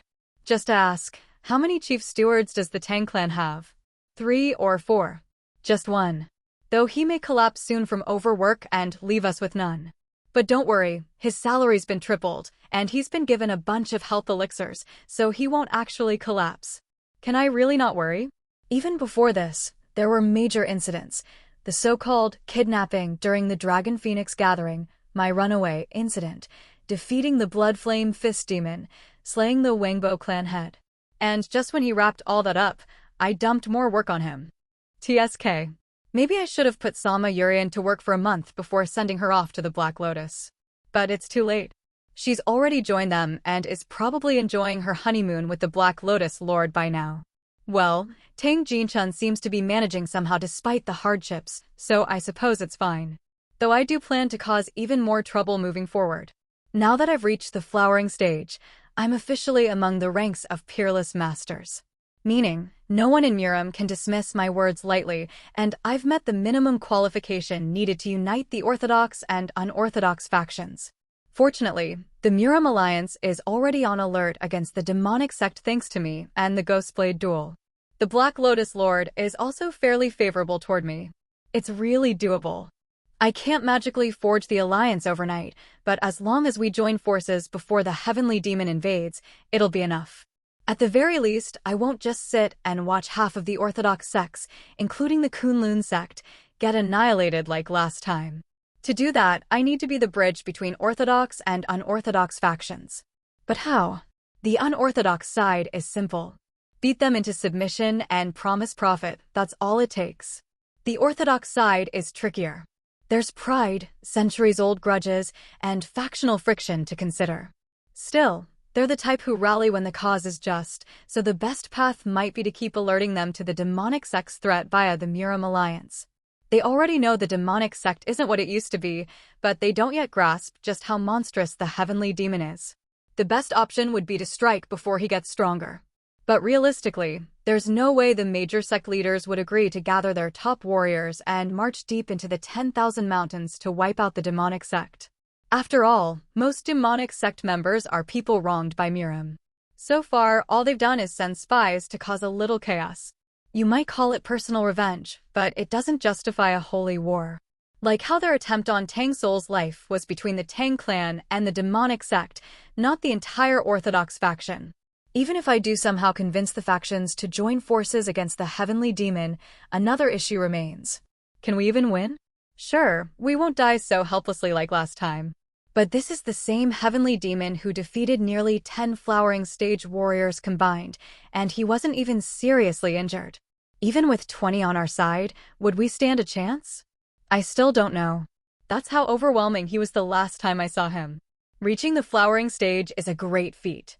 But all it does is earn me the right to stand on the same battlefield as the heavenly demon. What we truly need is power on par with him. Sigh. I may have exaggerated just now, but you don't need to worry. The chief steward's managing just fine. Then that's good. But my worry is something else entirely. May I ask what it is? I need to become stronger, but it's not as easy as I hoped. Tang Sowol fell silent for a moment. Not just her, even Seo Munwaran, who had been grumbling, and Seo Lihyang, who'd been calming her, suddenly quieted. Then they gave me looks like I'd lost my mind and began whispering among themselves. Could it be lingering effects of chi deviation? Didn't he go through an unusual form of body transformation? I had side effects from my rejuvenation, so it's not impossible. Really? I thought Cheon Hwi was always like this. Even at the peak stage and sub-perfection stage, he acted like a martial arts nut who kept spouting self-deprecating nonsense. That makes sense. Yes, it does. The three spoke loud enough for me to hear, shamelessly slandering me, but because of the secrecy curse, I couldn't even properly refute them. So instead of trying to prove I was sane, I did what I always do, change the subject. Well, once I get used to handling Chief Force by chopping wood, I plan to visit Yunnan for a bit. How about we all go together? Yunnan? What for? Don't tell me you're going to admire the ruins of Thousand Poison Gate, the sect you destroyed. I flicked Seo Lihyang on the forehead with a TCK, and shrugged as she cried out, ow. I said toward Yunnan, not to Yunnan. The real destination is Jiamchang sect. Jiamchang sect? Yes. There's something I need to check. By the time I grow accustomed to Chief Force, winter will likely be over and I'll be 19. And the Heavenly Slayer awakened when I turned 20. I need to at least see his face before it's too late. As for what I'll do after that, I'll figure it out when the time comes. Getting used to Chief Force, more precisely, getting used to willpower, took quite a long time. The biggest reason, of course, is that willpower operates on a completely different paradigm from traditional martial arts. Fundamentally, martial arts have always evolved toward greater efficiency, generating greater results with less strength, building internal energy faster, absorbing purer chi, exploiting gaps in perception to appear faster, and so on. Even if it's difficult to pull off in practice, the direction itself is one that anyone could understand after proper explanation. But willpower is different. At a glance, it seems irrational, even impossible, yet it forces such irrationality. Take Chi Force, for example. Chi is power without a physical form. Its core function is to enhance the essence of the object it's infused into, like amplifying bodily strength, dramatically sharpening a sword's edge, or generating dazzling afterimages to confuse the eye. This is why external techniques matter as much as internal cultivation.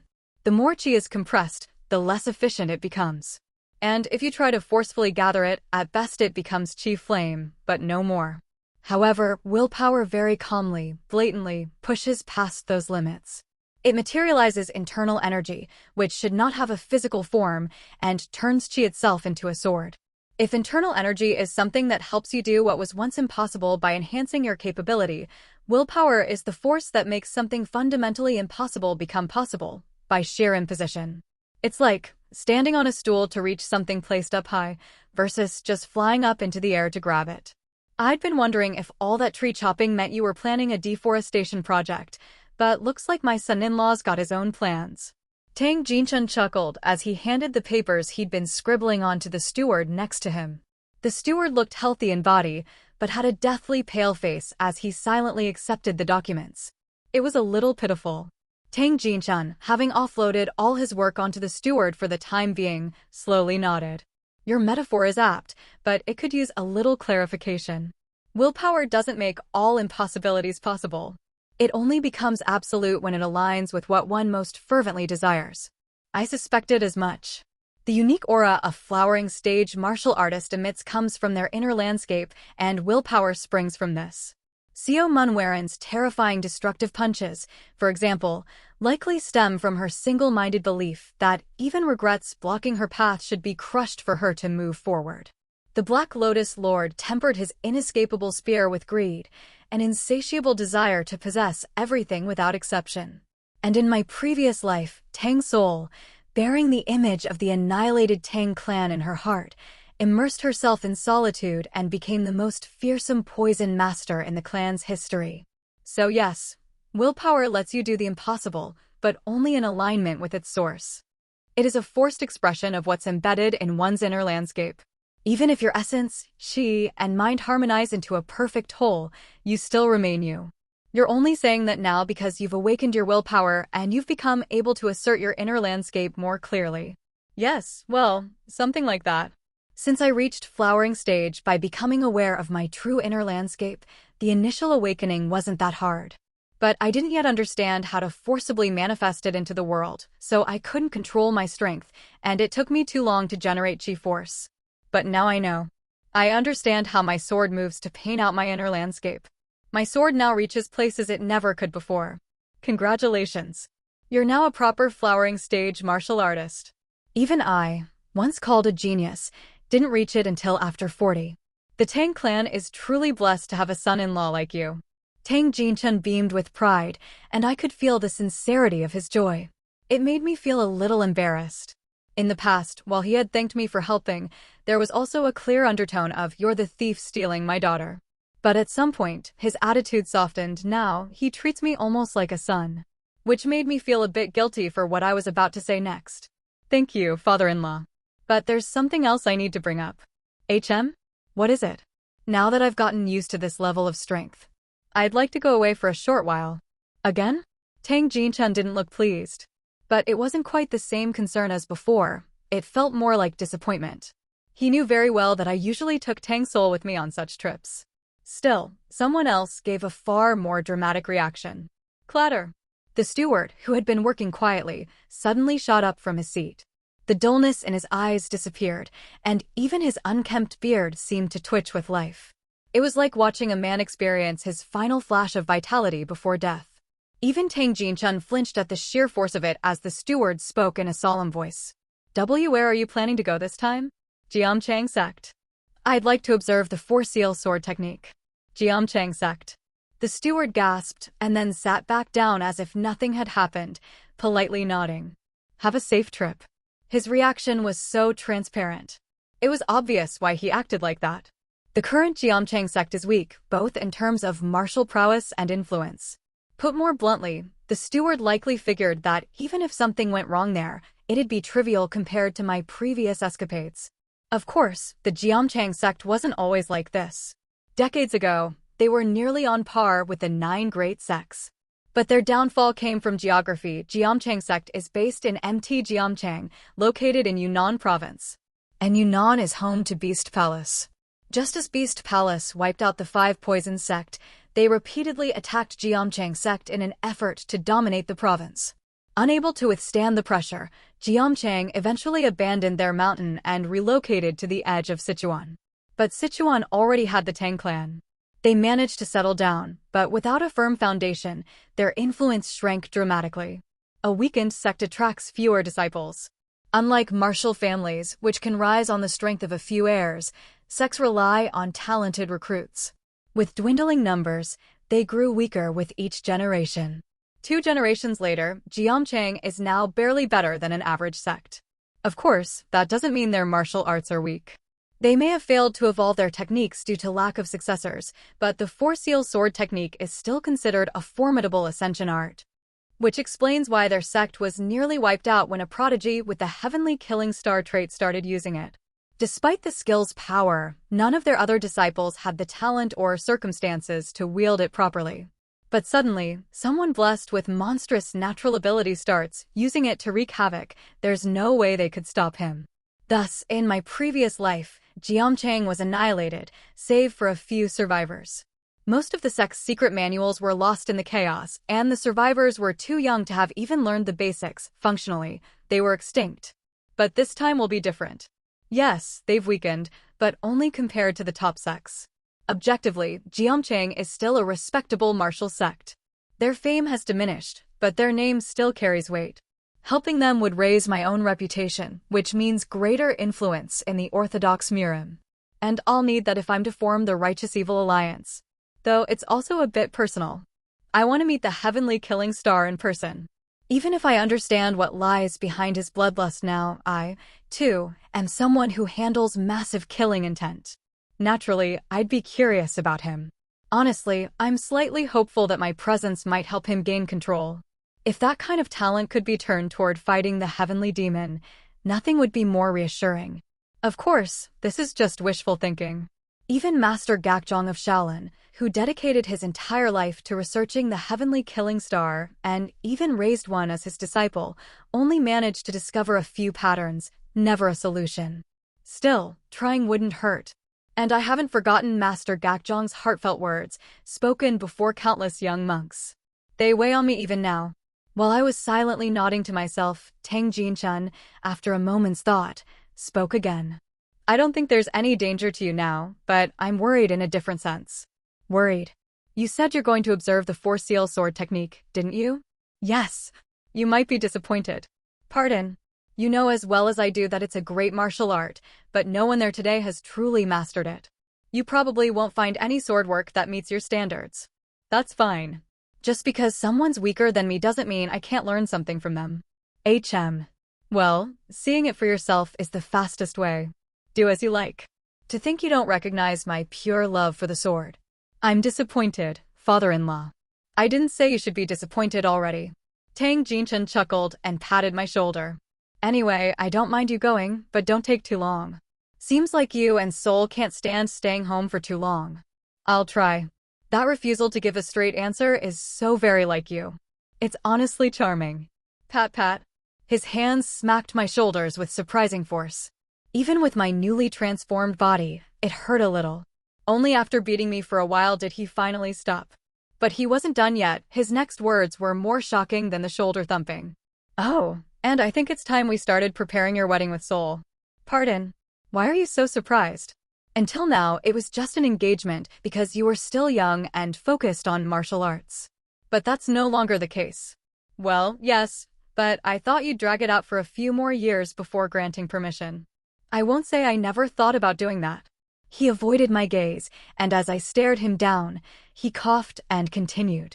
I'm only mentioning the wedding now. The actual ceremony will still be quite a while off. Maybe not years, but not soon. I understand. After all the time I've spent in the Tang Clan, I know how things work. Picking an auspicious date, inviting guests, possibly rescheduling the event, and planning a grand ceremony befitting the Tang Clan name, none of that's easy. Exactly. So I'm only telling you in advance. Just keep it in mind. Of course. Does Sowol know? You're the first I've told. Please inform her for me. Understood. I bowed and left Tang Jinchuan's office. A wedding. Tang Sowol froze mid-packing as I told her. Her expression darkened just a little. Why? We'll be at Jiamchang sect soon, so let's pick up the pace. Yeah, let's have dinner at a nearby inn and visit them the next morning. That should be perfect. Was it because she knew that the party's speed of travel essentially depended on her? At those words, Xiao Lihyang nodded vigorously, then performed lightfoot techniques with noticeably increased speed. Her movements were beyond skillful. They felt almost natural. It hadn't been long since she reached the peak stage, yet she already seemed to be heading toward mastery beyond stabilization. Judging by the momentum of her growth alone, she might be progressing even faster than Tang Sowol. However, that didn't mean she was stronger than Tang Sowol had been at the same stage. A martial artist's level is determined by how well they unify mind, energy, and body, not simply by how well they fight. Still, perhaps because we've been traveling together, Xiao Lihyang, who only showed average talent in physical activities, was doing quite well with her lightfoot skills. After about 2 hours of Xiao Lihyang's strenuous effort, the sun began to glow red with the setting light, but we managed to reach our destination on time. The Jiamchang sect, which had left Jiamchang Mountain, was now based in the outskirts of Sichuan, specifically in Jiahuan. Once we found a suitable inn and sat down, a cheerful-looking server scurried over and asked, "Welcome, esteemed guests. What dishes here are worth trying? Our head chef is excellent, so everything's delicious, but as luck would have it, we just butchered a pig today and have fresh meat available."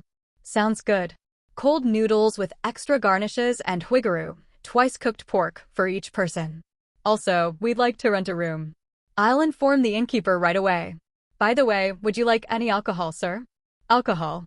Turning to look at the others, I caught Xiao Lihyang and Xiao Munwaran both subtly shaking their heads after glancing at Tang Sowol. No alcohol. Yes, sir. I'll bring everything shortly. After bowing almost at a right angle, the server headed toward the kitchen. I turned my head. Then came silence. An awkwardness that was a bit too heavy for a simple waiting period before the food arrived.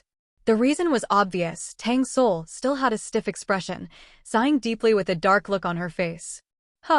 Surprisingly, she'd been in this state ever since the first day, going on 2 full days now. Even when Xiao Lihyang or Xiao Munwaran asked if something was wrong, she would just shake her head and say it was nothing. But anyone could see it was clearly not nothing. I could roughly guess. She'd been like this ever since hearing about the marriage proposal. That had to be it. I should have asked her directly at the time, but I didn't expect this kind of reaction, so I held back. Looking back now, I must have been quite flustered too. Still, we couldn't just keep letting things drag on like this. It was time to address it properly. Dear RK. I stood up from my seat and spoke to Tang Sowol. Before the food comes out, could I talk to you for a bit? Just for a moment, right? It won't take long. All right. Had she guessed what I wanted to talk about? Tang Sowol nodded with a serious expression. We walked together to the quiet back of the inn. If it were just about preventing others from overhearing, we could have stayed seated and used sound-blocking techniques. But this seemed like something she didn't want even Seo Lihyang or Seo Munwaran to hear. After confirming there were no signs of people nearby, I activated a narrow sound barrier. Then I looked straight into Tang Sowol's dark green eyes and spoke. I'll ask directly. Do you not want to formally marry me? WH. What? She began to answer reflexively, but was so shocked she choked on her voice and shook her head wildly, enough to mess up her carefully styled hair. No, that's absolutely not the reason. It is because of the marriage, yes, but it's not that I don't want to. Then why have you been so down ever since the topic came up? That's... Her lips moved, but she couldn't seem to bring herself to speak. Soon, however, her eyes took on a determined gleam. This ties back to something I mentioned before. It's about the side effects of the poison spirit constitution. Of course I remember. But I thought we already resolved that matter. After absorbing the purple flower poison-enhancing grass, Tang Sowol's constitution had changed drastically compared to her pre-regression self. Whatever poison she took in, it would amplify the effects instead of neutralizing them, rendering standard antidotes ineffective. But that didn't mean she was definitely infertile. And even if that were the case, we had agreed she could raise another woman's child as her own, if she allowed it. So I blinked in confusion, wondering why she was bringing this up again. Then she spoke in a careful tone. Upon reaching the sub-perfection stage and organizing my insights, I discovered something. What is it? Though I broke through the wall in one leap by absorbing the poison demon's venom, it seems I was exposed to an incomplete technique partway through, and that left me with some after effects. Is it dangerous? I'm fine. I can't get poisoned by my own venom, after all. But if I were to carry a child, they might not be okay. Whether it was because the poison demon forcibly extracted most of her poison once, or because of the overwhelming toxins she absorbed afterward. One thing was clear, poison now coursed through every inch of her body. To Tang Sowol, with her resistance, it was no problem. She wasn't leaking it outward either, so externally, nothing seemed wrong. But for a newborn just starting to develop, poisoning was inevitable. In essence, she was saying she had become permanently infertile. I understand. But if it's an after effect, there must be a way to fix it. There is, actually. Seeing you gave me an idea. This condition is like a permanent injury or a scar. If I reconstruct my body, I should be able to fix it. Like a full physical rebirth. If that's the case, there's no need to worry. I firmly believe you'll reach the flowering stage. Even in her previous life, when her growth was slower, she had reached the flowering stage and become known as the Poison Dance Empress. Now, with more experience and several fortuitous encounters thanks to me, she'd surely get there more easily. But Tang Sowol seemed focused on a different concern. Reaching the flowering stage isn't something one can guarantee. Even if I do reach it, by then I won't be young. Unless I achieve full rejuvenation, a physical rebirth won't make me youthful again.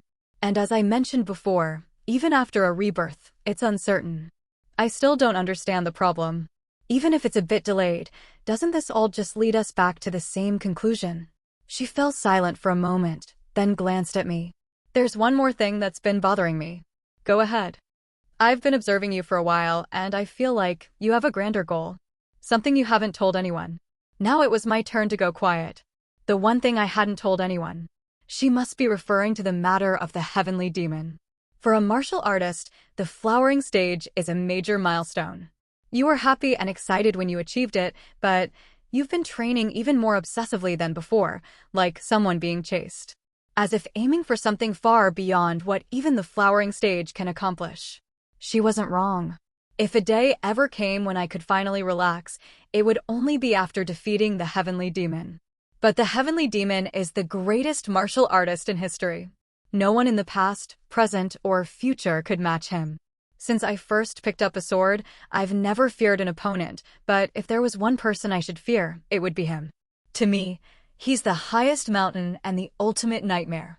Reaching the flowering stage was merely the minimum requirement to stand before him.